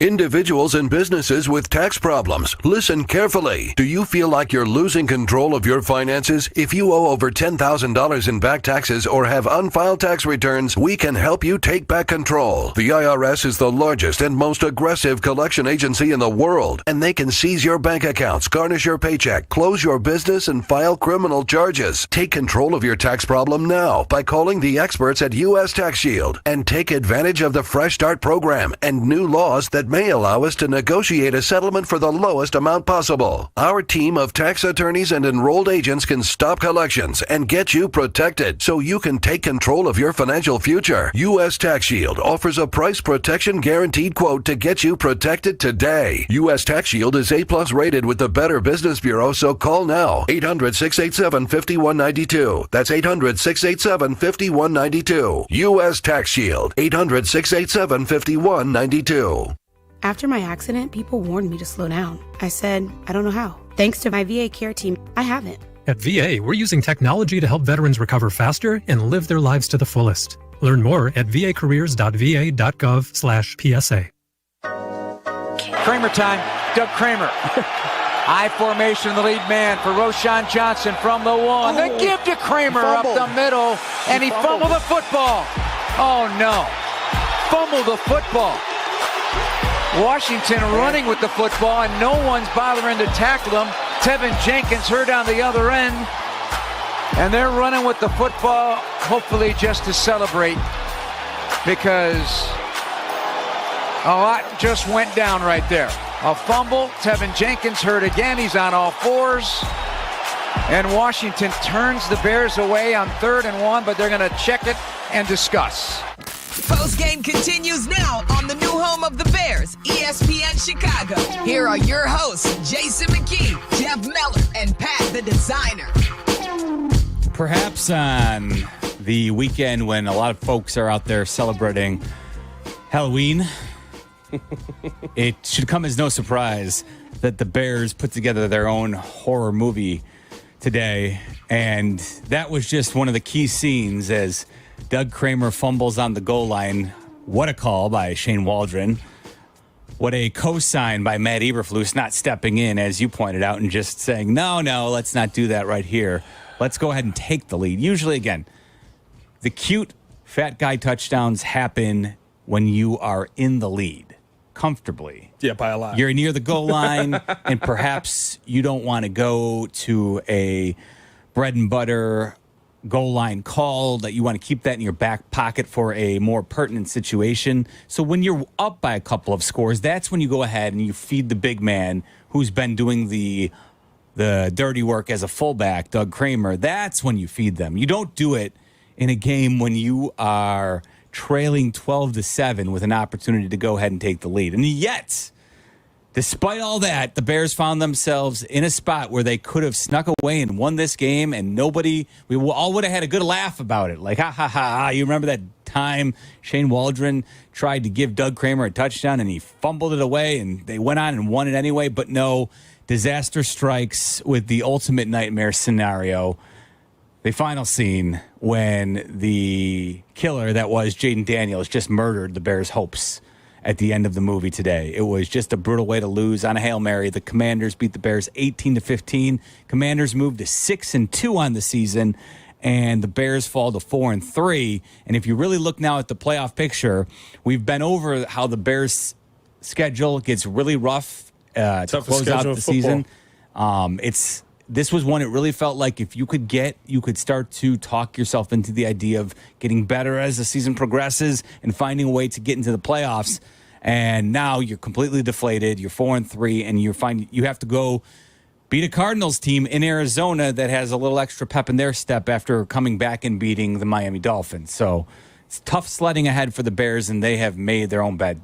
Yeah, and it's tough to convince yourself that, listen, in my mind, right, you have to now go minimum 4-2 in your own division for you to have playoff hopes. I said this, we talked about this Monday, me and Shay on the Chicago Bears podcast, that this was a must-win game because you're going to be in a really difficult position now, probably being the 7th seed getting into the playoffs if you are going to be able to get in the playoffs, and you're going to have to beat some really good teams who on a day where when you look at the Caleb Williams numbers, by the end of the game, you can say 131, and that's still not good. No touchdowns, no interceptions, 10 for 24. But when you look at 1 for 5 in the first quarter, 2 for 3 in the second quarter, 1 for 5 in the third quarter, for 3 yards, 16 yards, and 17 yards. It's really tough to convince yourself that you're going to go out there and beat a Lions team twice or once that just put up 52 points. It's tough to believe you're going to go out there and beat a Vikings team twice that, they've had some missteps, but they've still been competitive. And it's very difficult to believe you're going to finally overcome the mental struggle of the Green Bay Packers, who seem to continue to find ways to win no matter what. You might be getting a break because the Vikings lost Christian Darrisaw, their left tackle, for the season on Thursday night, and they've come back to earth the last couple of weeks. So the Vikings might be a team where you can look at it and say listen, if you have aspirations of being a playoff team, you've got to beat them at home, and maybe, just maybe, you can beat them there. But to your point about the Lions, Jared Goff throws 3 touchdowns today, and he only needed to throw 85 yards. Everything was working. Their return game was absurd. Jahmyr Gibbs running up another 70-yarder today. The Detroit Lions look like the class of the NFL right now. They're 6-1 and atop the NFC North. And then, the Packers, Jordan Love did leave that game, so, we'll see how long his groin injury will hamper him and whether or not he'll be able to start next week and whether or not he'll be healthy, when the Bears actually play them in a couple of weeks. I would assume he probably will be, but he's been dealing with a couple of injuries now. So maybe the Bears can continue to have a little bit of good fortune along the way. But today was a pretty devastating loss for your playoff hopes because you also, too, now lose potential head-to-head battle with the Commanders with this loss. So tough sledding for the Bears going forward. Let's go on out to Glenwood and say good evening to Jordan. Jordan, what's going on, man? You're on with Meller and Pat. Meller, Pat, what's going on? What's up, y'all doing? Great show. Thank what's going on, Pat? Hey, I just wanted to bit a little bit more. I know you guys have been talking about Tariq Stevenson all the time, but, my goodness, the mental lapses are starting to get to me. I feel like in every single game I've seen us lose, Tariq Stevenson has had some sort of negative part of it. I mean, when you're talking about a guy who has all the talent in the world, I think he's going to be a very good cornerback in this league. However, the mental lapses seem to be outweighing the talent, in my opinion. When you're jabbering with somebody like a Terry McLaurin and you haven't stopped or shut him down, you're putting a seatbelt on him just because you stopped him in one play. Like, to me, that's laughable. You go back to the Houston game when he was getting torched by Nico Collins, and he's jawing. Now he's jawing at the crowd, and you went out of position, and possibly your assignment was Noah Brown. So all of these things compiled together. My question to you guys is, do you think that the mental lapses are starting to outweigh his talent? So that's an interesting question, Jordan. It's a pretty big one. He owed up to it. I'm with you. You know what? Perhaps, too, Stevenson gets a little bit extra attention because of a point I think Jake and Joliet wants to make because of who is the opposing cornerback who maybe doesn't get as many looks. Jake is in Joliet. Jake, what's going on? You're on the post-game show. What's up, guys? Hey, I had to say that, we've seen the game. It was an absolute travesty, heartbreaker. But, defense, we got a defensive team. And that's usually our bread and butter.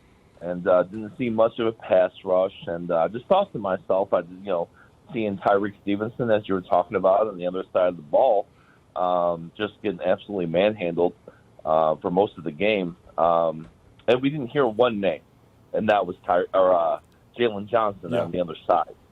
And I just got to say that, as much blame as there is to go around on every part of the whole team, didn't hear his name once. And so I want to say one thing about him and kind of lift him up and be like, this is a guy that's locking down half of the field. Yeah.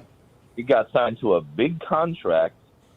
He was, he's, what is he? He's, all-pro, Pro Bowler. Yeah, second team All-Pro, yep.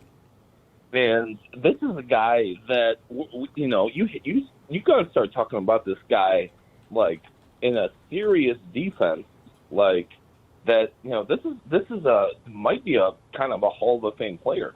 Not a word from him. The whole team is falling around the defense, at least on his side of the ball, is just, no pass rush. hardly outside of Sweat, like giving Jaden Daniels all the time in the world.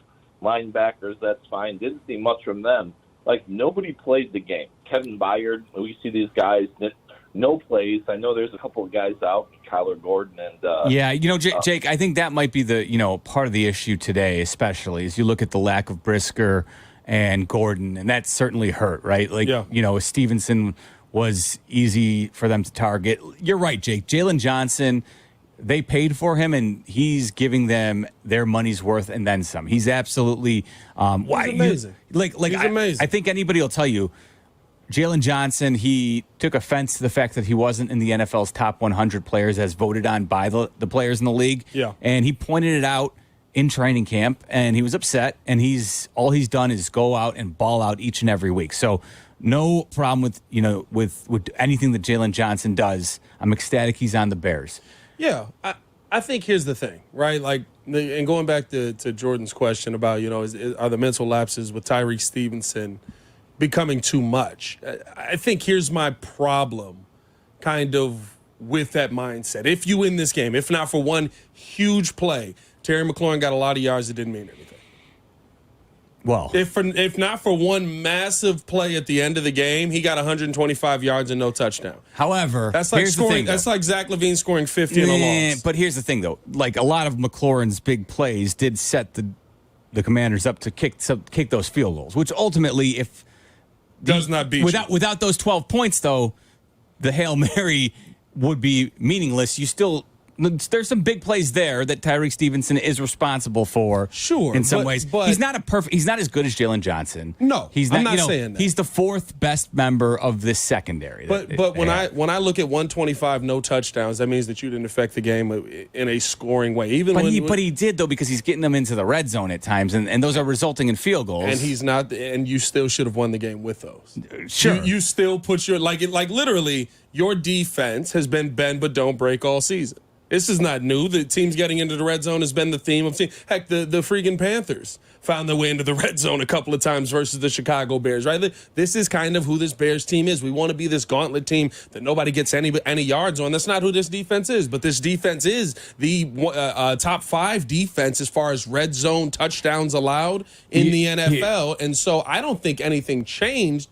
I think that today what you saw is you focus in on the McLaurin situation more. You focus in on the mental mistake because of the huge play that happens at the end of the game that he is a part of. And then, J-Mac said, that ended in the end zone. It didn't. I want to know Peanut's thoughts on what do you do in a situation where the football is, what was it, 4 yards short of the end zone? And you're batting the ball backwards. Well, Stevenson? Yeah, that's what I'm saying. The ball was not going to make it into the end zone. And this is why I think it's fair to ask, and it would have been nice had he just faced the media and kind of like snuffed it out from the get-go here. Why did you bat it upwards, right? Were you not there in time, partially because you were distracted with the sidelines? It's a fair question when you get caught on video and the ball is being snapped and your head is turned backwards to the crowd. You know what I mean? He's opened himself up to this. And honestly, Pat, for the most part, I can live with Tyreek Stevenson being the guy who gets torched from time to time because nobody will throw at Jalen Johnson. Yeah. Nobody wants to throw at Kyler Gordon when he's on the field in the slot corner spot. I can live with Tyreek Stevenson doing that. It's, though, the personal foul penalties that we get, and it's this lapse in judgment. Those are the issues that you cannot have if you're going to be the corner who teams pick on from time to time because you do have an all-pro on the other side of you. You can't have those mental lapses. If you're going to have mental lapses like that, you better be an all-pro player. Yeah. And he's not there yet. He's got all the talent in the world, though, to potentially become that. So, hopefully he learns from this and acts with a little bit more maturity moving forward, because I think the Bears would be better served as a team if he can learn that lesson. 312-332-3776. Plenty of calls on the line. Want to talk about this Bears loss? We will get after it right here on the home of the Bears, ESPN 1000. ESPN Chicago. This is the new home of the Bears. Hear head coach Matt Eberflus exclusive on Cap and J Hood tomorrow morning at 8:20 on the new home of the Bears, ESPN Chicago. Hey guys, it's Sylvie for Window Nation. Not only is October the best sports month on the calendar, it's also the best time to buy windows from my friends at Window Nation. Call them today at 866-90Nation. The weather's about to turn. You need these energy efficient windows from Window Nation. Don't let your heating bills skyrocket because the heat escapes your home and the cold air comes in. I've saved 30% year over year on my energy bills thanks to my new windows from Window Nation. Right now, buy 2 windows, get 2 free with no limit. The more you buy, the more you're going to save, but they're never going to upsell you. Another great reason why October's the best month to buy. Right now, no interest or payments for 24 months. Think about all the money you can save by paying off your project with that deal. Call today, 866-90Nation. This sale ends October 31st, so act now. 866-90Nation or go to windownation.com and let them know that Sylvie sent you. Individuals and businesses with tax problems, listen carefully. Do you feel like you're losing control of your finances? If you owe over $10,000 in back taxes or have unfiled tax returns, we can help you take back control. The IRS is the largest and most aggressive collection agency in the world, and they can seize your bank accounts, garnish your paycheck, close your business, and file criminal charges. Take control of your tax problem now by calling the experts at U.S. Tax Shield and take advantage of the Fresh Start program and new laws that may allow us to negotiate a settlement for the lowest amount possible. Our team of tax attorneys and enrolled agents can stop collections and get you protected so you can take control of your financial future. U.S. Tax Shield offers a price protection guaranteed quote to get you protected today. U.S. Tax Shield is A+ rated with the Better Business Bureau, so call now. 800-687-5192. That's 800-687-5192. U.S. Tax Shield. 800-687-5192. This Veterans Day, Great Clips will honor the men and women of our armed services, active duty and retired. With what else? Yes, a free haircut. But with a twist. Veterans can receive a free haircut on Veterans Day, but that isn't enough. Great Clips will enlist their army of customers. Between now and Veterans Day, Great Clips will give a free haircut certificate for veterans, valid until December 1st to their customers. Great Clips customers can personally thank a veteran for their service. You get your haircut, you get a certificate, you give that to a veteran, and they get a free haircut. Great Clips hopes to provide over 300,000 free haircuts this year. So go to Great Clips today, check in online, and get a ready next text when you are next. Great Clips, it's going to be great, and it's going to feel extra great to give back this Veterans Day. All salons are independently owned and operated. Why? Why take a chance? Why risk a mistake? Why say something? We all have reasons why we choose to ignore the things that give us pause, that seem out of place, that don't feel right. The word why can either paralyze us or empower us to stand up and protect what we love. So if you see something, why do you say something? I see safe for my family.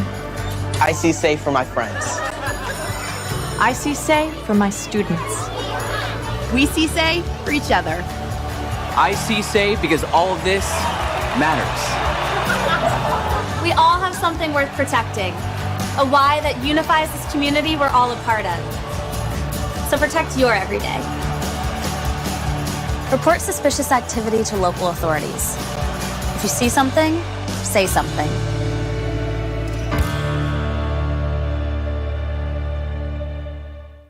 Teachers are diverse, skilled leaders, innovating to prepare students for our fast-changing world.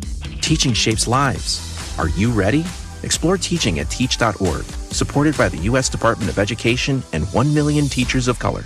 Postgame continues now on the new home of the Bears, ESPN Chicago. Here are your hosts, Jason McKie, Jeff Meller, and Pat the Designer. Bears lose to the Commanders 18-15 on a Hail Mary. Not good.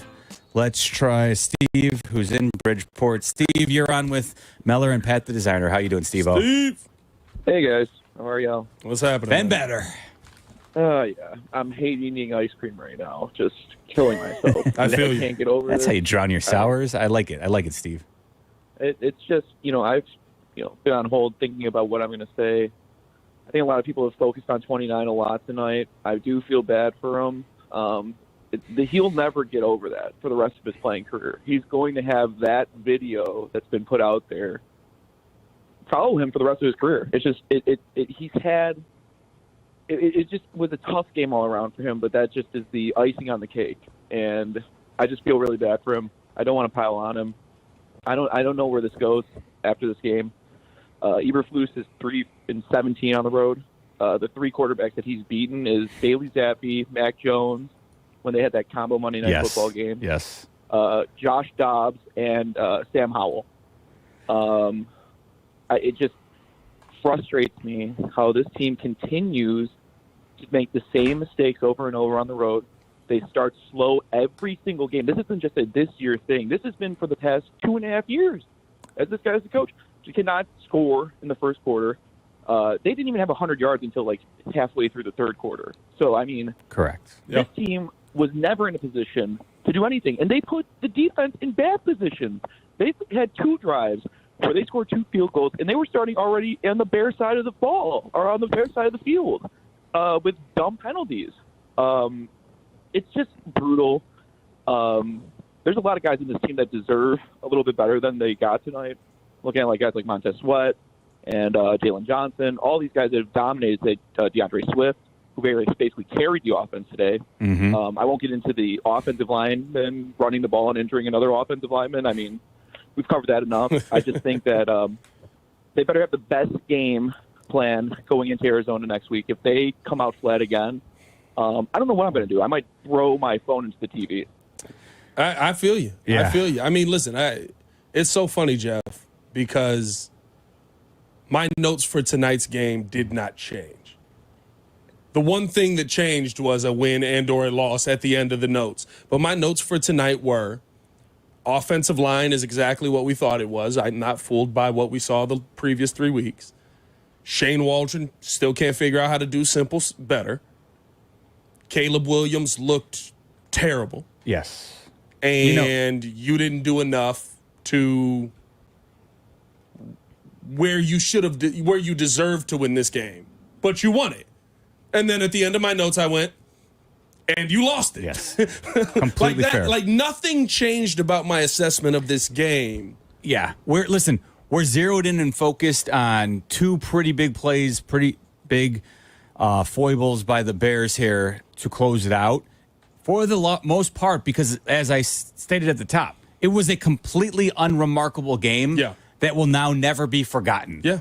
Like nationwide, NFL fans, because it was in the primetime 3:25 kick on CBS, the second game of the marquee game of the doubleheader, Caleb Williams in his first showdown against Jaden Daniels, and now a game that was completely forgettable now becomes unforgettable for every NFL fan. Nobody will ever remember the rest of the game. The only thing they'll ever remember is that Jaden Daniels beat Caleb Williams with a Hail Mary on Caleb Williams' homecoming to the spot where 6 years prior he won a state championship on a Hail Mary. Yeah. So it's a pretty bad day for the Caleb Williams legacy as a whole. He can write that pretty easily by going on and winning a bunch of games and not even worrying about it.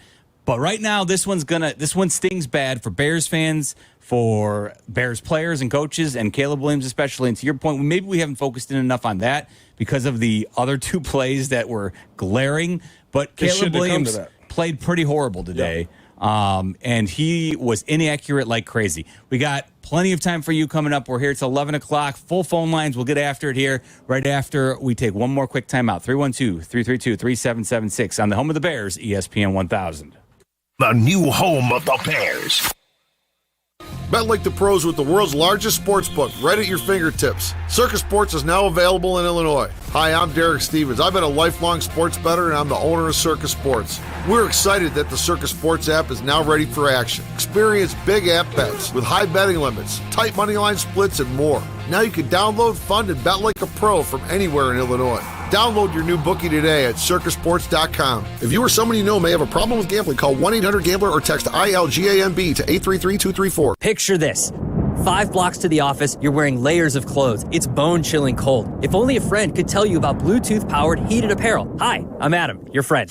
And I'm telling you about Mobile Warming by Field Shear. Heated apparel with temperature control at your fingertips. Check out all of the mobile warming options, socks, gloves, jackets at fieldshear.com. And we're friends, so here's an exclusive offer just for you. 25% off site-wide. Just use promo code ESPN25 at checkout. That's ESPN25 at fieldshear.com.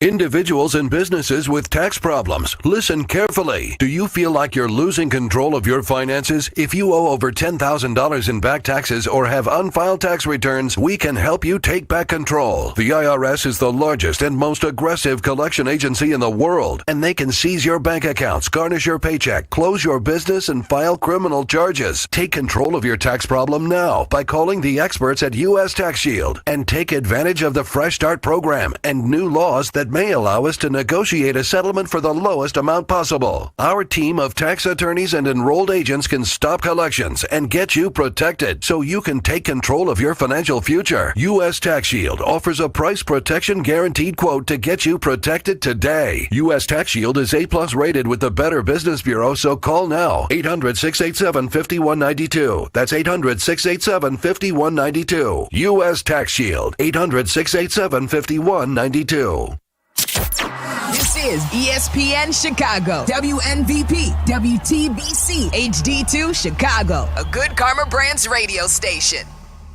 Welcome back to Bears Postgame. Here are your hosts, Jason McKie, Jeff Meller, and Pat the Designer on the new home of the Chicago Bears, ESPN Chicago. Bears lose in Washington 18-15 on a Hail Mary. Jaden Daniels to Noah Brown, and no safety help, no Bears defender with the deepest of the deepest. The Bears get caught on a deflected ball by Tyreek Stevenson, falls into the unencumbered arms of Noah Brown, and he scores the easiest Hail Mary catch you will ever see. And the Bears lose a game that they had no business winning, but looked like they were going to win with just about 10 seconds remaining in the game. You can also call into question, which we have, Matt Eberflus's decision to play a complete prevent defense on the second to last play of the game, which allowed the Commanders to take 15 easy yards and set up a very throwable distance for Jaden Daniels, which would have not been the case had they been able to make that play prior a little more difficult on them. So all in all, lots of questionable decisions by the Bears in the winning moments. We've touched on the Doug Kramer fumble at the goal line. Why he was the choice in that moment, nobody quite knows. So hopefully we'll hear some answers tomorrow morning at 8:20 when the Bears head coach joins Cap and Jay Hood, as he does after each and every Bears game right here on your home of the Chicago Bears, ESPN Chicago. All right, let's go on out to Luke in Toledo. Luke, you're on the Post with Meller and Pat. What's up, bud? What's up, Luke? Hey, what's going on, guys? What's happening, man? So, honestly, my thoughts after the game are just I'm speechless. When is it going to end? I don't understand how. I don't think this could happen to any other franchise. The Bears are the only possible team this could happen to. That play is something that's a once-in-a-season type of thing, and it would only happen to the Bears. I'm just, so distraught. I don't know. I don't understand, how that happens and where we go from here. I don't understand how they get over this hump. Well, listen, winning cures all. If you can find a way to win a couple of games in the next couple of weeks, all of a sudden it'll be much easier to move forward, but it's going to be difficult. The Cardinals game, it's when you look on paper and you're like, this is a winnable game, but it's not going to be easy by any means. Well, you feel worse about it too now because this was not a good defense. This is not a good defense you just lost to. No. This Commanders defense was 25th in the past coming into this game. This Commanders run defense has been atrocious. And you were completely impotent. And you couldn't move the football. You couldn't get things to work until the fourth quarter. You literally had no answers for a defense. Oh, by the way, while that defense was that bad, then they lost Jonathan Allen. Yes. Who was one of the best defensive interior pass rushers in the NFL. So they went into this game, literally, I said this. The advantages for the Bears were everywhere on the field. You had the better matchup as far as you thought, as far as the line. And maybe, now what we get is the line is even more exposed versus a team that knows how to rush the passer a little bit better. You had the advantage, Terry McLaurin versus Jalen Johnson. It's the first big game they've had. Big shock. They basically put Terry McLaurin on Tyreek Stevenson as much of the night as they possibly could. You had the advantage where it felt like you were coming in with a passing offense that was clicking, and they had a passing defense that wasn't, and you couldn't find answers. And so, yeah, I can sit here and say going into next week, we'll be fine. I'm not worried about the Cardinals. Bears defense is going to be able to stop them. There's not going to be a problem there. I can also look at it and say, yeah, terrible defense. We should be able to have the advantage, but we can't figure out how to move the ball versus bad defenses all of a sudden. That's a problem. And I'll point out, too, it does feel like we're getting to a spot where Ryan Poles, you can kind of see it coming right now if you haven't already. Now a fourth epic collapse under Matt Eberflus's watch. Yeah. Like just debacle of losses that you should not have. He's overseen 4 of them. And this was just atrocious. And again, it's not just a simple, you got beat on a Hail Mary where Noah Brown makes a catch on a 50-50 ball. It's you get beat on the Hail Mary because you don't have a player back to defend him. Yeah. I can cope with it a little bit better if you're set up in the right practical defense and you get beat by an unfortunate play that the player made. That's not what happened. Your player tipped the ball up when he should be tipping it down. That player was jawing with the sidelines while the play was starting and the ball was being snapped. And then Noah Brown is unmolested catching a ball free in the end zone. So that's silly. And so what you can see coming here is we know Ryan Poles has a great relationship with Matt Eberflus. He's simpatico with him. Yeah. But Matt Eberflus, I think at this stage of his career in his 3rd season as the Bears head coach, forget hot. He's shown us he's a great defensive coordinator. Yes. Outside of that, though, it doesn't feel like he's a good head coach. He's got, I think Ryan Poles has done a good job of giving him a lot of good talent for his defense, and the offense looks like it's got the opportunity, if you can tap into a lot of the potential on the roster, to be one of the better ones in the league. But to your point, they didn't do that today against a bad defense, and the schedule is going to get tougher. So I can already see it playing out where we're on this road to what looks like a probably 8 or 9 win season, and Ryan Poles is going to have to make the decision. And based on everything I've heard from him up until this point, he's going to want to give Matt Eberflus every opportunity to continue to be the head coach for the foreseeable future. That's going to be an interesting decision if he doesn't find a way to get into the playoffs and win double-digit games this year. Because I have seen nothing that makes me think that he's capable of doing the little things that give your team an advantage from your head coach. See, I think now you're not wrong. He has foreseen 4 of the worst losses I've probably seen. 4 of the 5 worst losses I've ever seen in my Bears life have come under Matt Eberflus's tenure. Right? You're not wrong there. And if you want specifics, they were up on the Broncos 28-7 with 3 minutes remaining in the 3rd quarter. They found a way to lose that game last season. They were beating the Detroit Lions 26-14 with 3 minutes left in the 4th quarter. Yep. They found a way to lose that game last year. They were beating the Browns 17-10 with 3 minutes remaining, and Joe Flacco came off the couch and is firing darts all over, hitting for bombs that were the only thing that could beat you, and Joe Flacco's beating you in that situation. And then, of course, today, when you get beat on a Hail Mary, that's not your typical Hail Mary. It's a wide-open receiver in the back of the end zone. Yeah, there's only one worse, and that's Nagy in the playoffs. We won't speak the name of that game, but you know what game it is. But there's only one worse. Let's try Joe, who's on the south side. Joey, what's going on? Man, Joe, y'all know what it is. Y'all gotta. It's the coach.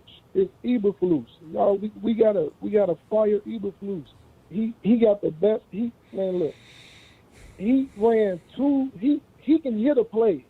He can hit a play, so he let that man run 2 straight running back plays for Caleb Williams, the man getting hit like he's a running back and still only getting running back yards. He ain't trying to get to the sideline and get out of bounds like the other quarterback was. Yeah. Not only that, it's about sacrifice, man. You got to sacrifice.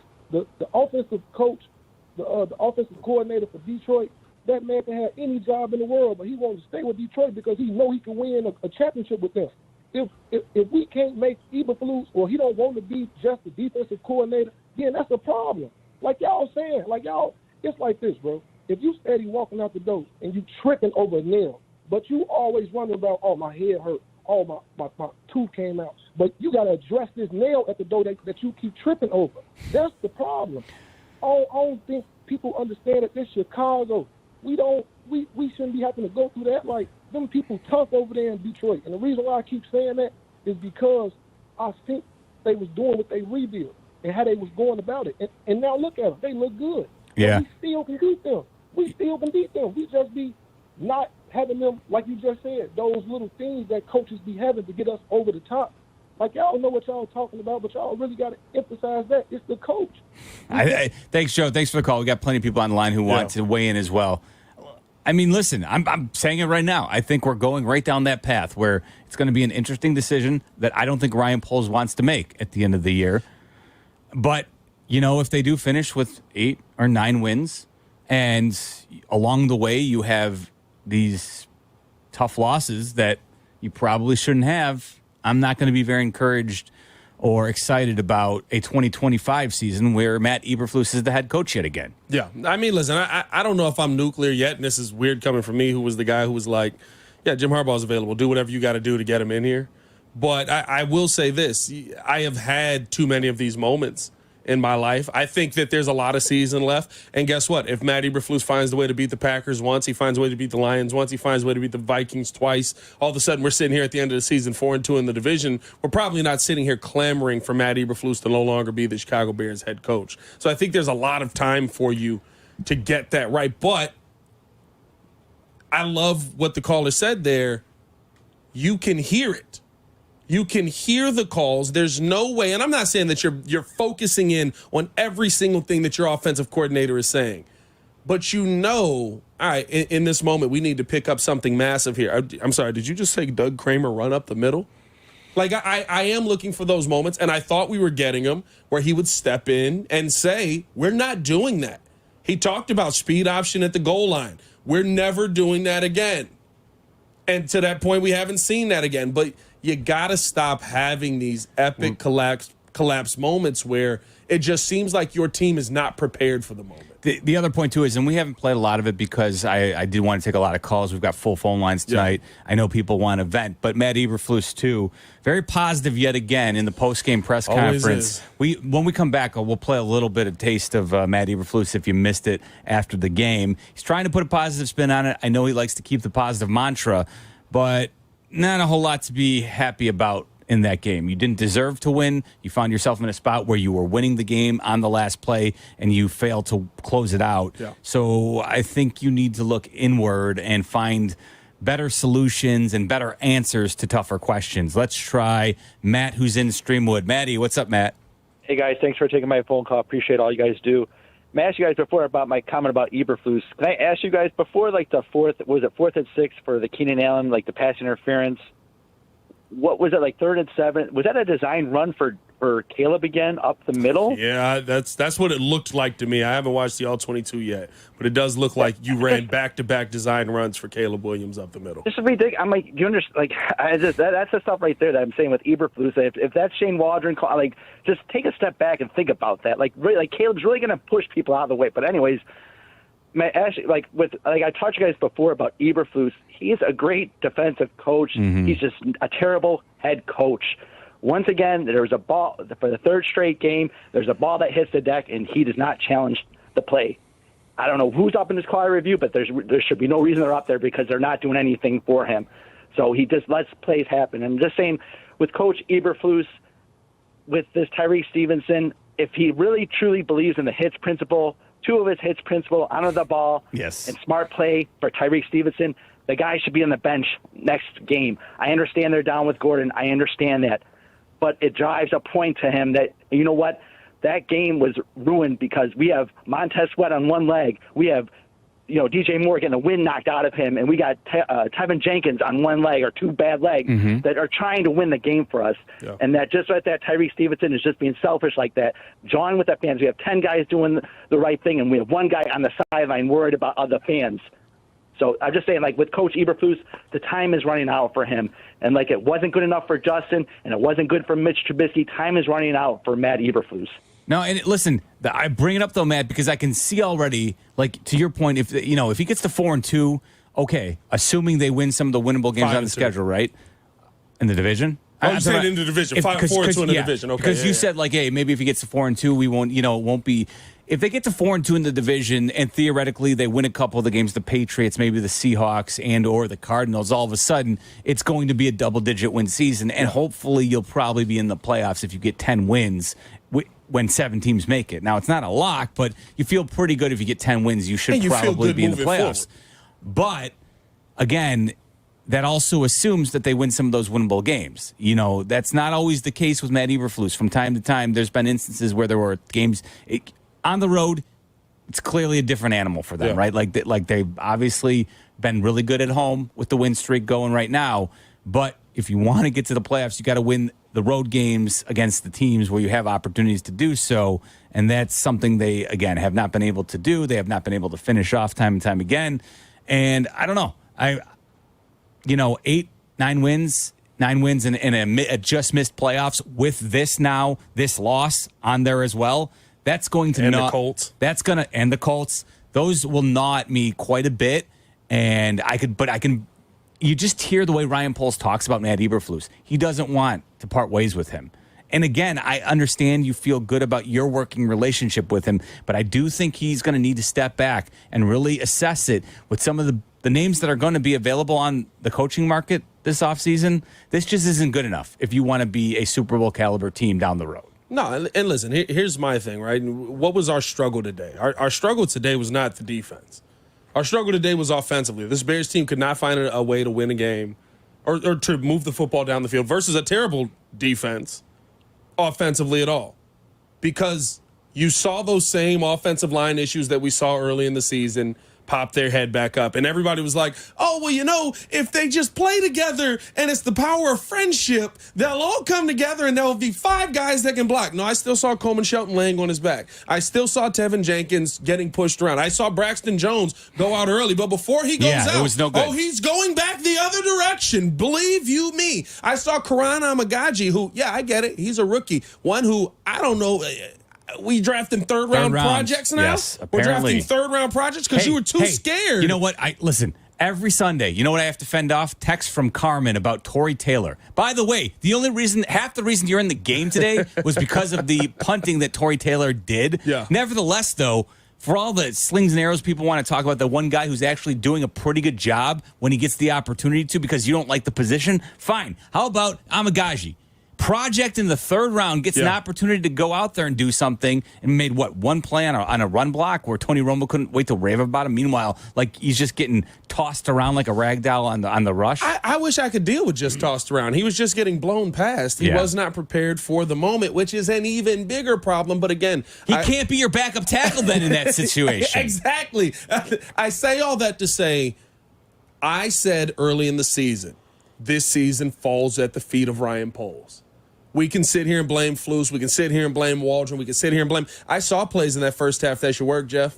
I saw guys wide open running across the field. You know what I also saw? Caleb Williams going, oh, God, somebody's about to hit me in the face. Oh, is that Deron Payne blowing past the center once again? I saw that consistently.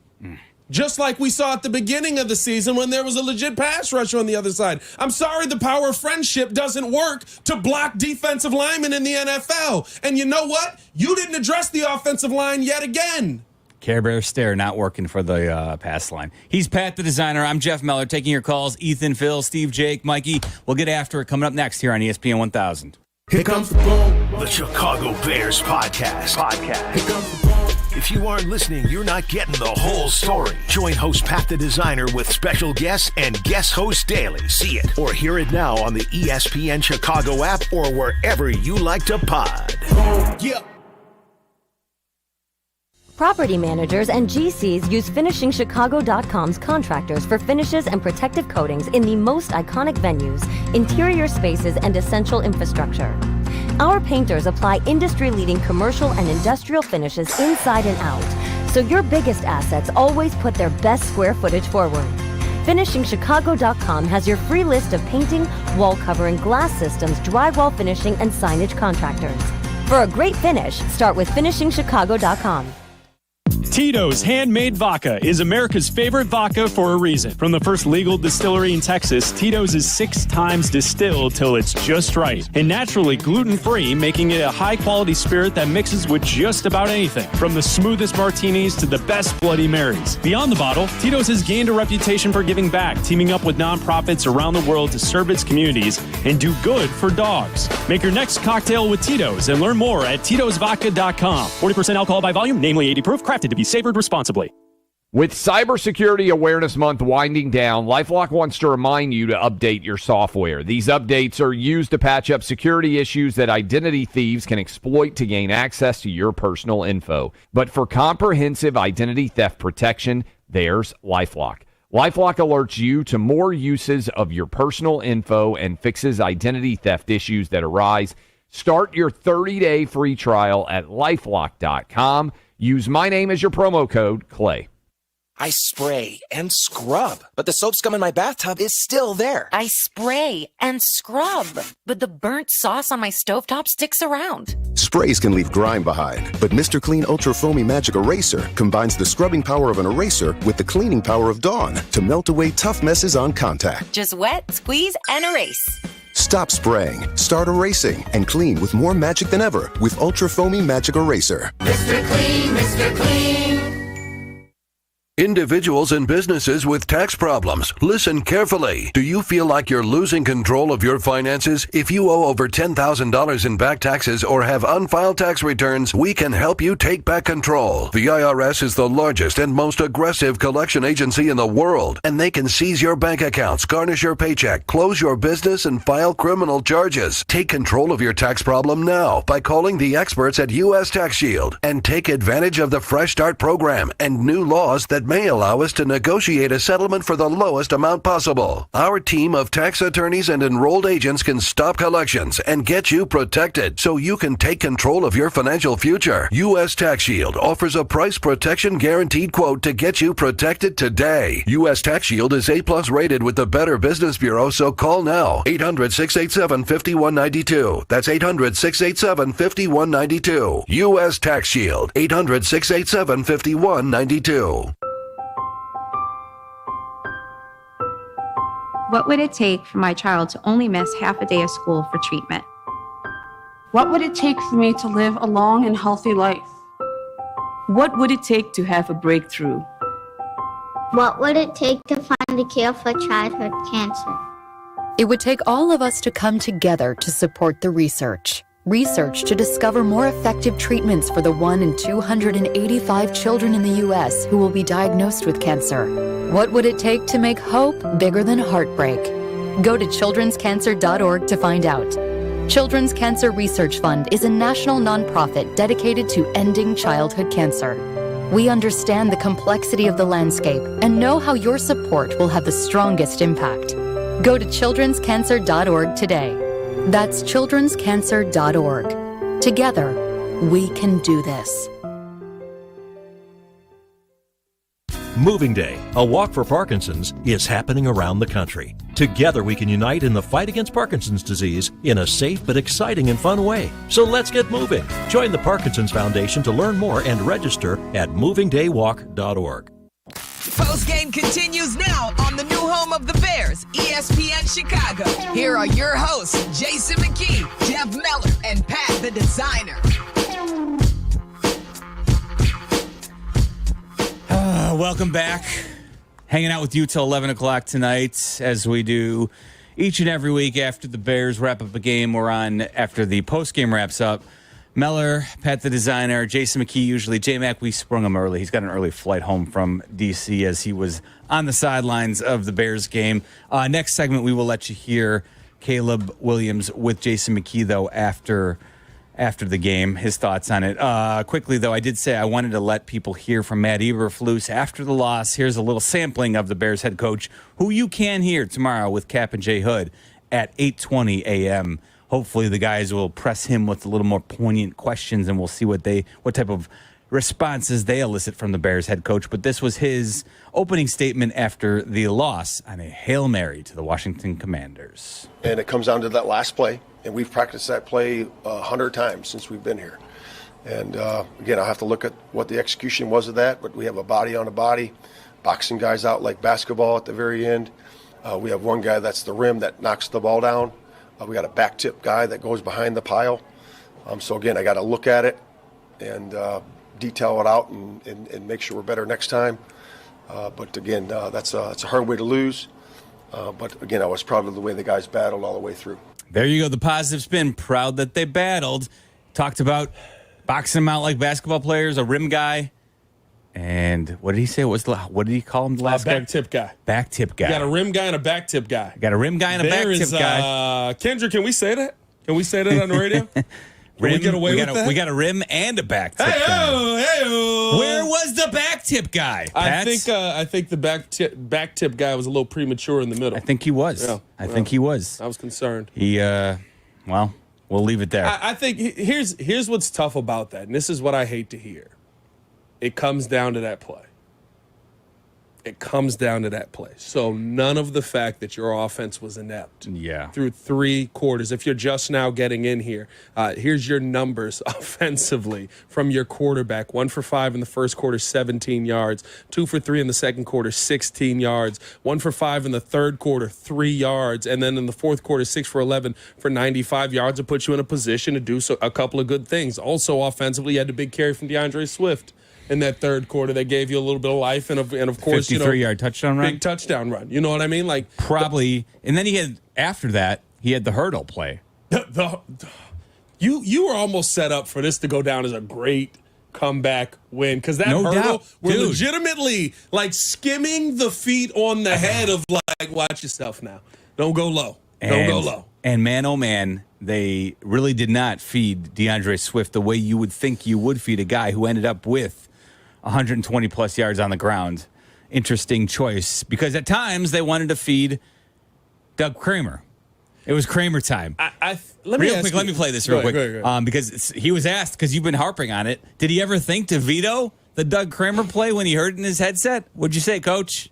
No, it's a play we've worked. We've worked that play since he's been in there. And we've worked the mechanics of it, the handoff to him, and we just got to do it better. It's just blocking. And, on the 1 yard line, you got a big guy getting the ball, and so we've practiced it a lot. Oh, did you practice fumbling it when you handed it off? Here's the worst part about this, and I hate this. I hate this stigma on every play that doesn't work. Well, if it works there, he's a genius. Right? That's what every coach always says. If it works there, he's a genius. No one in Chicago would have run that again.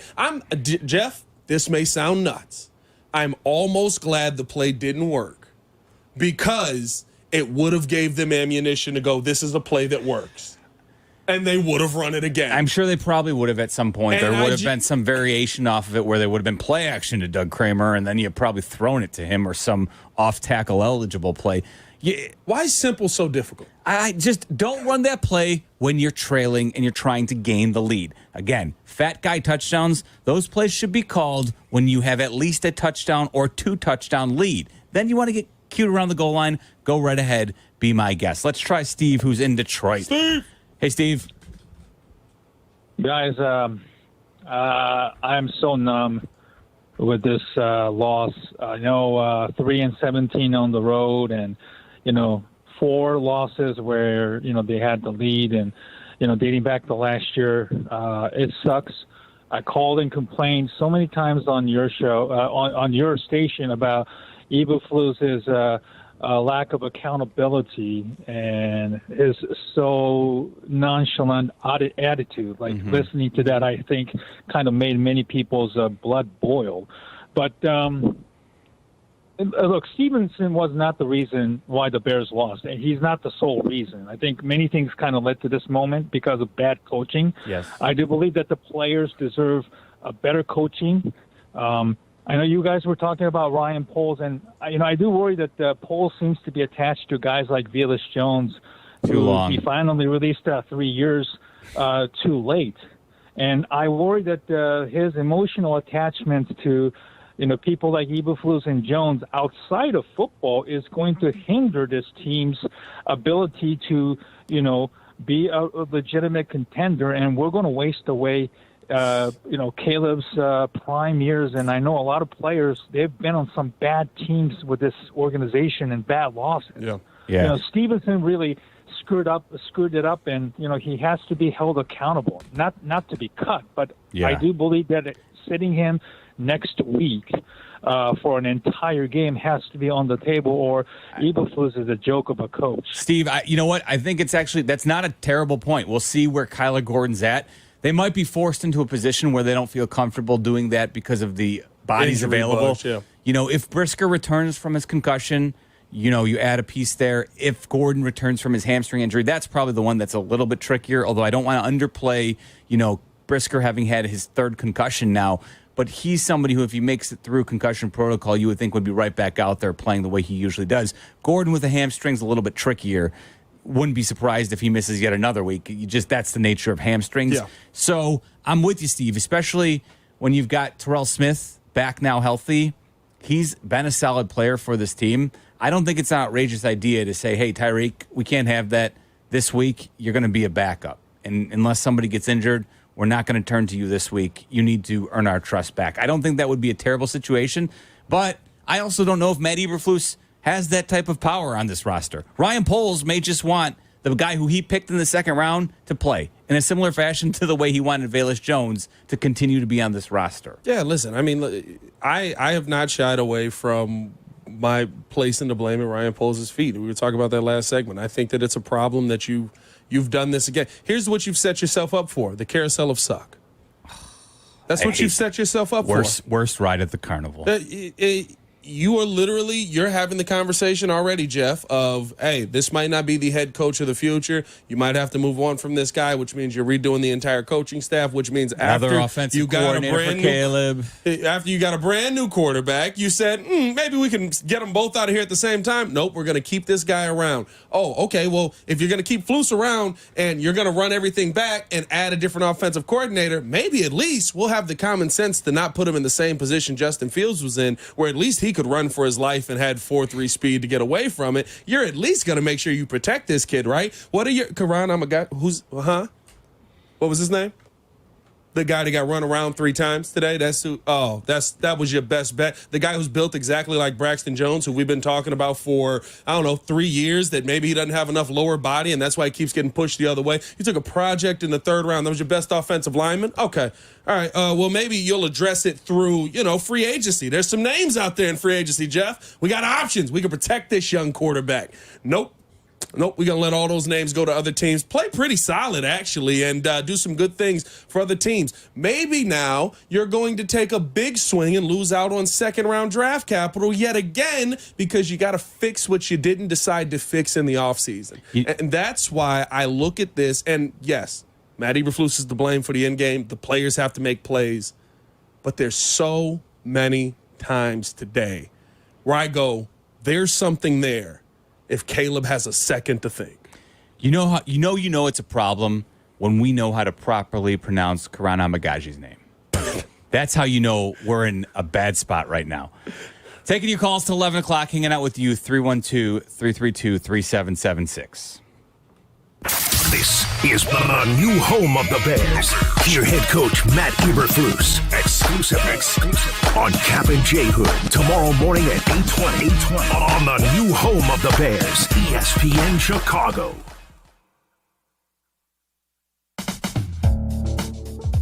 This Veterans Day, Great Clips will honor the men and women of our armed services, active duty and retired. With what else? Yes, a free haircut. But with a twist. Veterans can receive a free haircut on Veterans Day, but that isn't enough. Great Clips will enlist their army of customers. Between now and Veterans Day, Great Clips will give a free haircut certificate for veterans, valid until December 1st to their customers. Great Clips customers can personally thank a veteran for their service. You get your haircut, you get a certificate, you give that to a veteran, and they get a free haircut. Great Clips hopes to provide over 300,000 free haircuts this year. So go to Great Clips today, check in online, and get a Ready Next text when you are next. Great Clips, it's going to be great, and it's going to feel extra great to give back this Veterans Day. All salons are independently owned and operated. November 1st is the start of open enrollment for the Get Covered Illinois Health Insurance Marketplace. If you need health insurance, our Get Covered Illinois navigators are here to help you select a plan to fit your family's needs. You can compare health plans side by side, and you may qualify for financial help. Open enrollment starts November 1st. Visit getcoveredillinois.gov. Your health coverage starts here. Good Karma Brands is proud to be an equal opportunity employer. Our policy is to provide equal opportunity employment, development, and advancement to all current and potential teammates. If you are an organization that maintains a job bank, provides employment information, or gives job referrals, you may request to be placed on the station's mailing list for future career opportunities. To learn more about careers at Good Karma Brands, please email careers@goodkarmabrands.com. Individuals and businesses with tax problems, listen carefully. Do you feel like you're losing control of your finances? If you owe over $10,000 in back taxes or have unfiled tax returns, we can help you take back control. The IRS is the largest and most aggressive collection agency in the world, and they can seize your bank accounts, garnish your paycheck, close your business, and file criminal charges. Take control of your tax problem now by calling the experts at U.S. Tax Shield and take advantage of the Fresh Start program and new laws that may allow us to negotiate a settlement for the lowest amount possible. Our team of tax attorneys and enrolled agents can stop collections and get you protected so you can take control of your financial future. U.S. Tax Shield offers a price protection guaranteed quote to get you protected today. U.S. Tax Shield is A+ rated with the Better Business Bureau, so call now. 800-687-5192. That's 800-687-5192. U.S. Tax Shield. 800-687-5192. This is the Chef of Love, Chef Jannard, TV host and restaurateur. My grandparents harvested their land to sell food and share this overflowing bounty with our community. Grandma said, for every yam we pick, we give one away. In the world they cultivated, I love preparing and eating dinner with my family on Sundays. When our resources changed, food assistance programs sustained us. They gave me fuel to start my first culinary business at 16 years old, and inspiration to donate the extra food in my community. Through my life, I've developed an appetite to work with others to ensure everyone has access to the nutritious food we need to thrive. Together, we can help end hunger.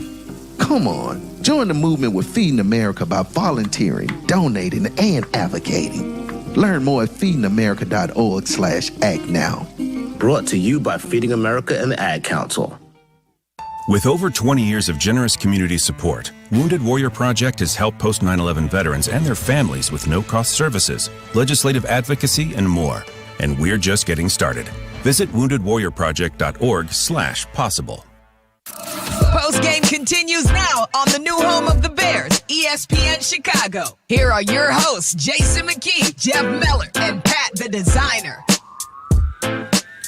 Bears fall to the Commanders on a Hail Mary to close out the game, a game it really felt like they were going to get away with. They were going to steal it away with a 15-9 win, but alas, nobody in back to prevent a tip ball from falling into the unencumbered arms of Noah Brown, and Jaden Daniels takes the first of what will hopefully be many, many matchups in the future between him and Caleb Williams. But today, the Commanders get the win, and they get to ride off into the sunset with a happy Monday on the horizon for them, and the Bears a not-so-happy one. We shall see how Matt Eberflus starts his Monday, because he'll start it right here with Cap and J Hood at 8:20 tomorrow morning, and I have no doubt the guys will press him with some pretty tough questions. We'll see what kind of answers he has in store for all of us right here on your home of the Bears, ESPN 1000. Let's go out to Minneapolis and say good evening to Ethan. What's going on, E? Ethan.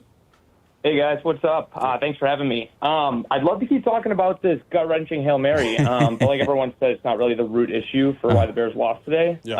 However, what continues to confuse me the most, though, is some of the personnel choices that Shane's making. Do we have any idea how Cole Kmet can go from a 2-touchdown game to having 1 target and a 2-point conversion? He seems to have a great connection with Caleb, so I can't help but think it's a design issue. Appreciate you guys. Thanks, Ethan. I think today was an offensive line issue. Yeah, I think Cole Kmet was getting used heavily to try and help protect Caleb. I think that in conjunction with the fact that there were multiple throws today where Caleb Williams was inaccurate, which kind of sabotaged drives, right? Yeah. Like I'll say this time and time again, whenever you're not putting together any sustainable drives, your play count is way down for the Bears. What was the play count? I'm looking for their snap count here.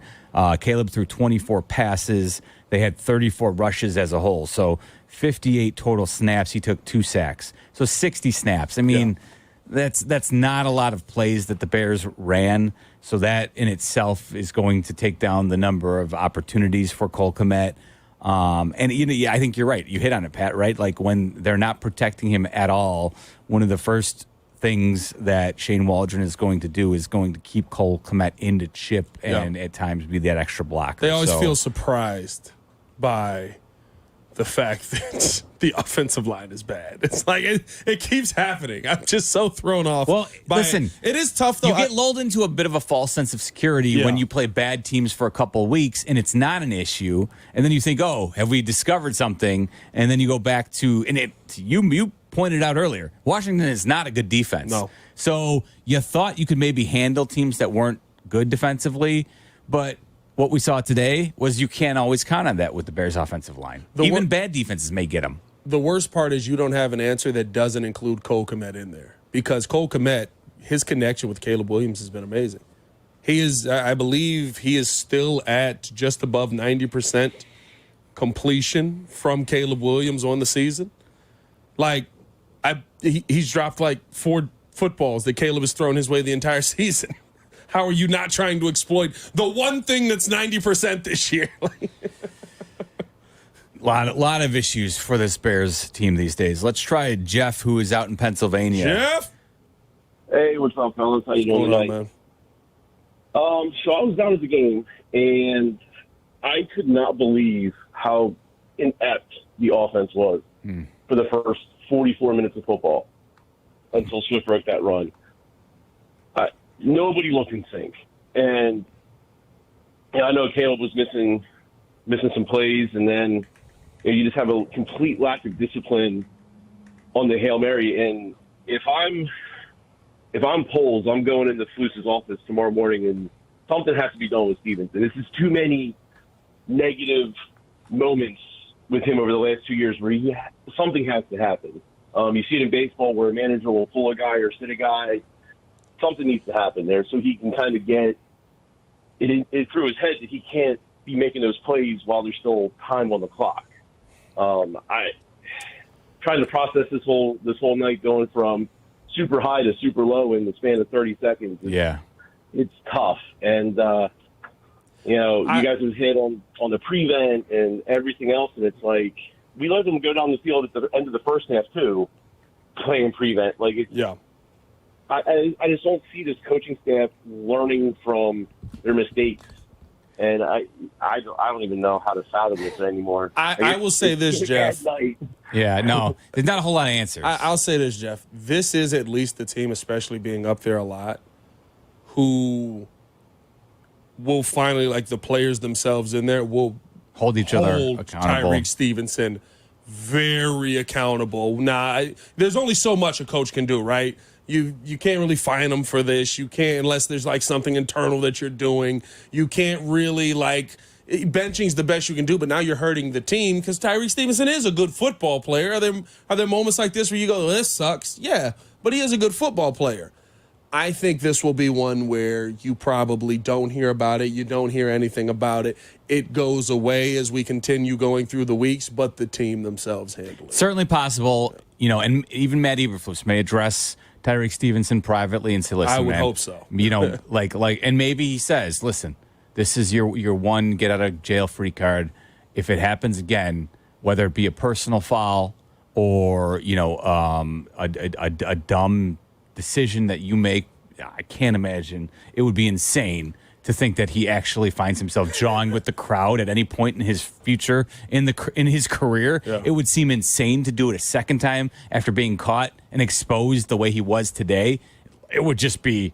I'm fine with you jawing at the crowd. Maybe just not in a Hail Mary situation as the play is being running and players are actively running down the field at you. Listen, again, though, a little piece of advice. Wouldn't be a terrible thing just not to jaw with the crowd anymore. Yeah, no, you know what? No one's going to think any less of you if you no longer talk trash to the crowd. I promise you that. Let's go to Phil, who's in Rogers Park. Phil, what's up, bud? Phil, what's happening, man? Hey, good to talk to you guys. Great show. Thank you. So I got a few different high-level thoughts here, but just to give you a stat here, courtesy of Adam Hogue, the Bears' fourth quarter win probabilities, 2023 versus Denver, 98.1%, 2023 at Detroit, 98.2%, 2023 at Cleveland, 91%. Tonight, 96.4%. They lost all four of those games, right? They did. A lot of those games, too, obviously we have to thank for having Ryan Poles keep Matt Eberflus last year. We also can thank them for winning those games to put themselves out of position to draft a difference-making left tackle in Joe Alt that we couldn't get in the draft because we had to win those games versus Josh Dobbs in Minnesota last year, right? It's so obvious to me, guys. It doesn't matter to talk about the X's and O's of this game. And Meller, listen, I hear what you're saying about, is it going to be 8 wins, 9 wins? What's going to be the barometer for Eberflus to keep his job? If he won 13 games and I still see what he does every week in and week out, he should be gone. Phil, Phil, let me add. Listen, I'm kind of looking at it as from a practical standpoint. No, of course. But I said this earlier this week on Waddle and Sylvie with the guys. Listen, outside of winning a Super Bowl, I'm going to have a hard time believing that Matt Eberflus is the guy who's going to lead them to winning a Super Bowl. For me, 100%. Personally, because to your point, everything I see unfolding on a game day, he doesn't instill confidence in me when he's speaking on the podium. Too many times he does a poor job of explaining his rationale for why he chooses to do some of the things he does do. And oftentimes he misses opportunities to make game-changing plays as a coach, which are few and far between. But when there's challenges there on the table and you continually misstep on them, Phil, I've lost all confidence. Like I said, I can't envision. He needs to win I'm serious, Pat. It's now, though. What's now? Phil said 13 wins. Let's be logical. Yeah, well, 13 wins is you beat Arizona, you beat the Patriots. That gets you to 6. You've got 7 games left. Yeah. 13 wins means you're dominating your division, and you're probably beating the Seahawks and the 49ers. Yeah, you're not firing Matt Eberflus. No. 13 wins. But Phil's not saying that they're going to fire him. I think, Phil, what you're saying is what I'm saying is that unless you get to a point where he actually does that, it's hard to envision a scenario where you'd feel comfortable bringing Matt Eberflus back as a fan, where you would make the decision if you had the choice to bring him back. Yeah. Are you guys? We're here, Phil. Go ahead. You're still on. Go ahead, Phil. So I just got a couple things for you. So the day they hired him, I just said to myself, this guy doesn't have it. He's not the Super Bowl winning head coach for the Bears. And to your point, guys, you talk about a guy like Jim Harbaugh, who's obviously he's proven track record. He's out there last year. Ryan Poles gets asked point blank after the season, did you talk to Jim Harbaugh? And he goes, Jim Harbaugh's the head coach at Michigan. I mean, 3 days later, he's in L.A. with the Chargers. So to me, it's very unserious. And if we're just talking about high level here, guys, if we look at the track record of the McCaskies, it's like 2012, Lovey's gone, Bruce Arians gets passed over, Andy Reid gets hired in a matter of weeks in Kansas City. I'm not even going to talk about the fact that, we passed on Vrabel one time with Nagy, but it's like if Vrabel's out there again, there's no chance there's no chance the Bears are even looking at a guy like Mike Vrabel because we know that they're allergic to competitive personalities. It's the same way why they shied away from Jim Harbaugh. And that's the fear, guys. It's like, Caleb, he's the guy. I mean, you can see the high-level throws. If we just spent half the amount of money, if we spent 12 of the $24 million we gave to DeAndre Swift, and we could have gotten a solid guard or a solid tackle, or we could have, there could have been resources spent here to give the guy more time. Great points. We're up against it, so we got to run. But they are great points. And honestly, you shouldn't have to take money from the player pool. again, this is a multi-billion-dollar entity. The one spot where you can actually gain an advantage is spending a little extra money on head coaches and your coaching staff. Yeah. You know what? If you want to be, to your point, Phil, a serious organization, spend a little extra money and go get the bona fide guys with skins on their wallet. Guys like Jim Harbaugh, a guy like Mike Vrabel, who's still sitting out there. Heck, I know he's old, but Bill Belichick is out there and available. Here's the problem, though, too. It's not just a McCaskey thing. I think it's fair to ask the question, does Ryan Poles truly want to bring in somebody who would, in some ways, go head-to-head directly with his authority and his power as the GM of this? Because if you bring in a big-name head coach, all of a sudden Ryan Poles is going to have to fight for some of his current, authority in his position. Yeah. Listen, I think the big concern for me, and the one thing about Harbaugh, right? He brings up the name Harbaugh. If Harbaugh's here, we're not running it with Doug Kramer on the one. Those are the things that go away, right? Yeah. You know that the bonehead moments and the simple moments, you're going to do the right offensive move based on whatever the numbers are because he's a good offensive coach. I do think there is still a limit that you can get done with the personnel that you have here, though. I love that we have the receivers. I love that we got the quarterback. I'm sure a great day for Tory Taylor. Pants on, please, Meller. I love a lot of what you've done with the offense, except you keep putting quarterbacks back there that get their heads taken off and go, oh, I wonder why he can't throw the football to the great wide receivers we have. You want to know what Jaden Daniels' excuse was today?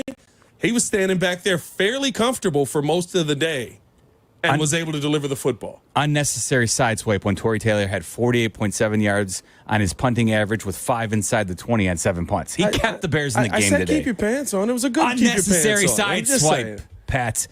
He's Pat the Designer. I'm Jeff Meller. We'll wrap it up here next on ESPN 1000. Here comes the boom. The Chicago Bears podcast. Here comes the boom.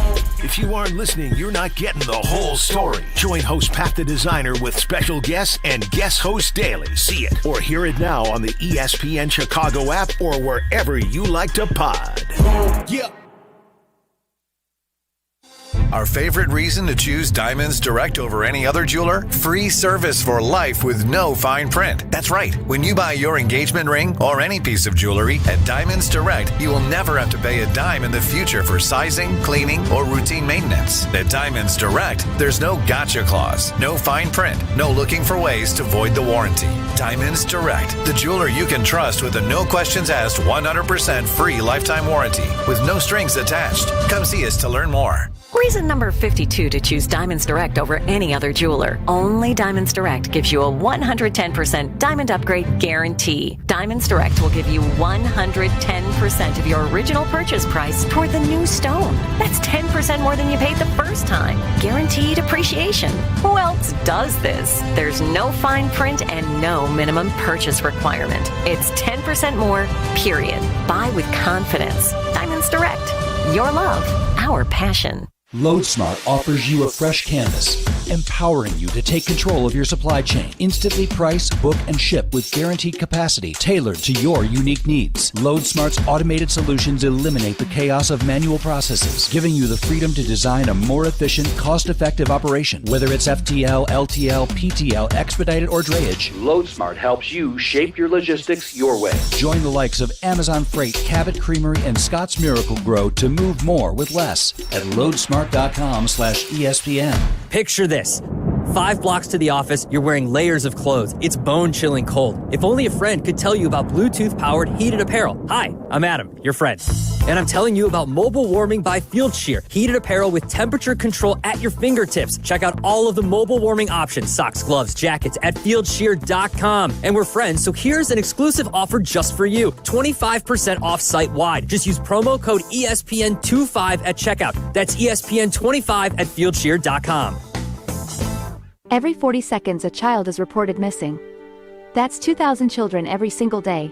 It's a heart-wrenching reality that we can no longer ignore. Find the Children is a non-profit organization dedicated to helping find missing kids. You can be a part of their mission by donating your unwanted vehicle, running or not. Call 1-800-294-0222. We guarantee that you will receive the maximum tax deduction. We provide fast, free pickup with 24-hour response. Call 1-800-294-0222. 0222. Find the Children provides crucial resources to help find missing children and educational materials to teach kids how to recognize and avoid predators. Our recovery programs have a proven track record of reuniting kids with their families. It's time to act. Donate your unwanted or unused car. Help us build a world where every child is safe. Pick up the phone and call 1-800-294-0222. Together, we can bring these kids home safely. This advertisement was paid for in partnership with Cars R Us and Find the Children. Welcome back to Bears Postgame. Here are your hosts, Jason McKie, Jeff Meller, and Pat the Designer on the new home of the Chicago Bears, ESPN Chicago. Thank you to Kendra Smith and Jack McGrath for producing this evening. We are up against it, Pat. So any final words before we hear from the Bears head coach, Matt Eberflus, at 8:20 tomorrow with Captain J. Hood? Come back next week, win the following week, win versus the Packers. It's going to take 3 wins for you to start to feel better about a loss like this. Yeah, this is going to be a week where people are gnashing their teeth for sure. For Pat the Designer, I'm Jeff Meller. Thanks to Jason McKie as well for joining us early on. This is the home of the Chicago Bears, ESPN 1000. Are you sick of not being your bank's top priority? We are too. At Wintrust, we take a different approach to banking. We're proud to be your one true banking partner focused on your unique financial goals. That's right in your backyard. Whether you're opening your first account, buying a home, planning for the future, or starting a business, we have tailored solutions to get you there. Stop settling and start experiencing a better way to bank at Wintrust.com. Wintrust, different approach, better results. Banking products provided by Wintrust Financial Corp Banks, member FDIC and equal housing lender. Hey, Joe here from Fry the Coop. Around here, we like to keep things simple and honest. At Fry the Coop, we fry all our chicken and fries in beef fat. Why? I thought you'd never ask. First off, it's delicious. Secondly, it's 0% seed oils, unlike those other guys. And lastly, you heard me say it's delicious, right? At Fry the Coop, we only serve happiness, one sandwich at a time.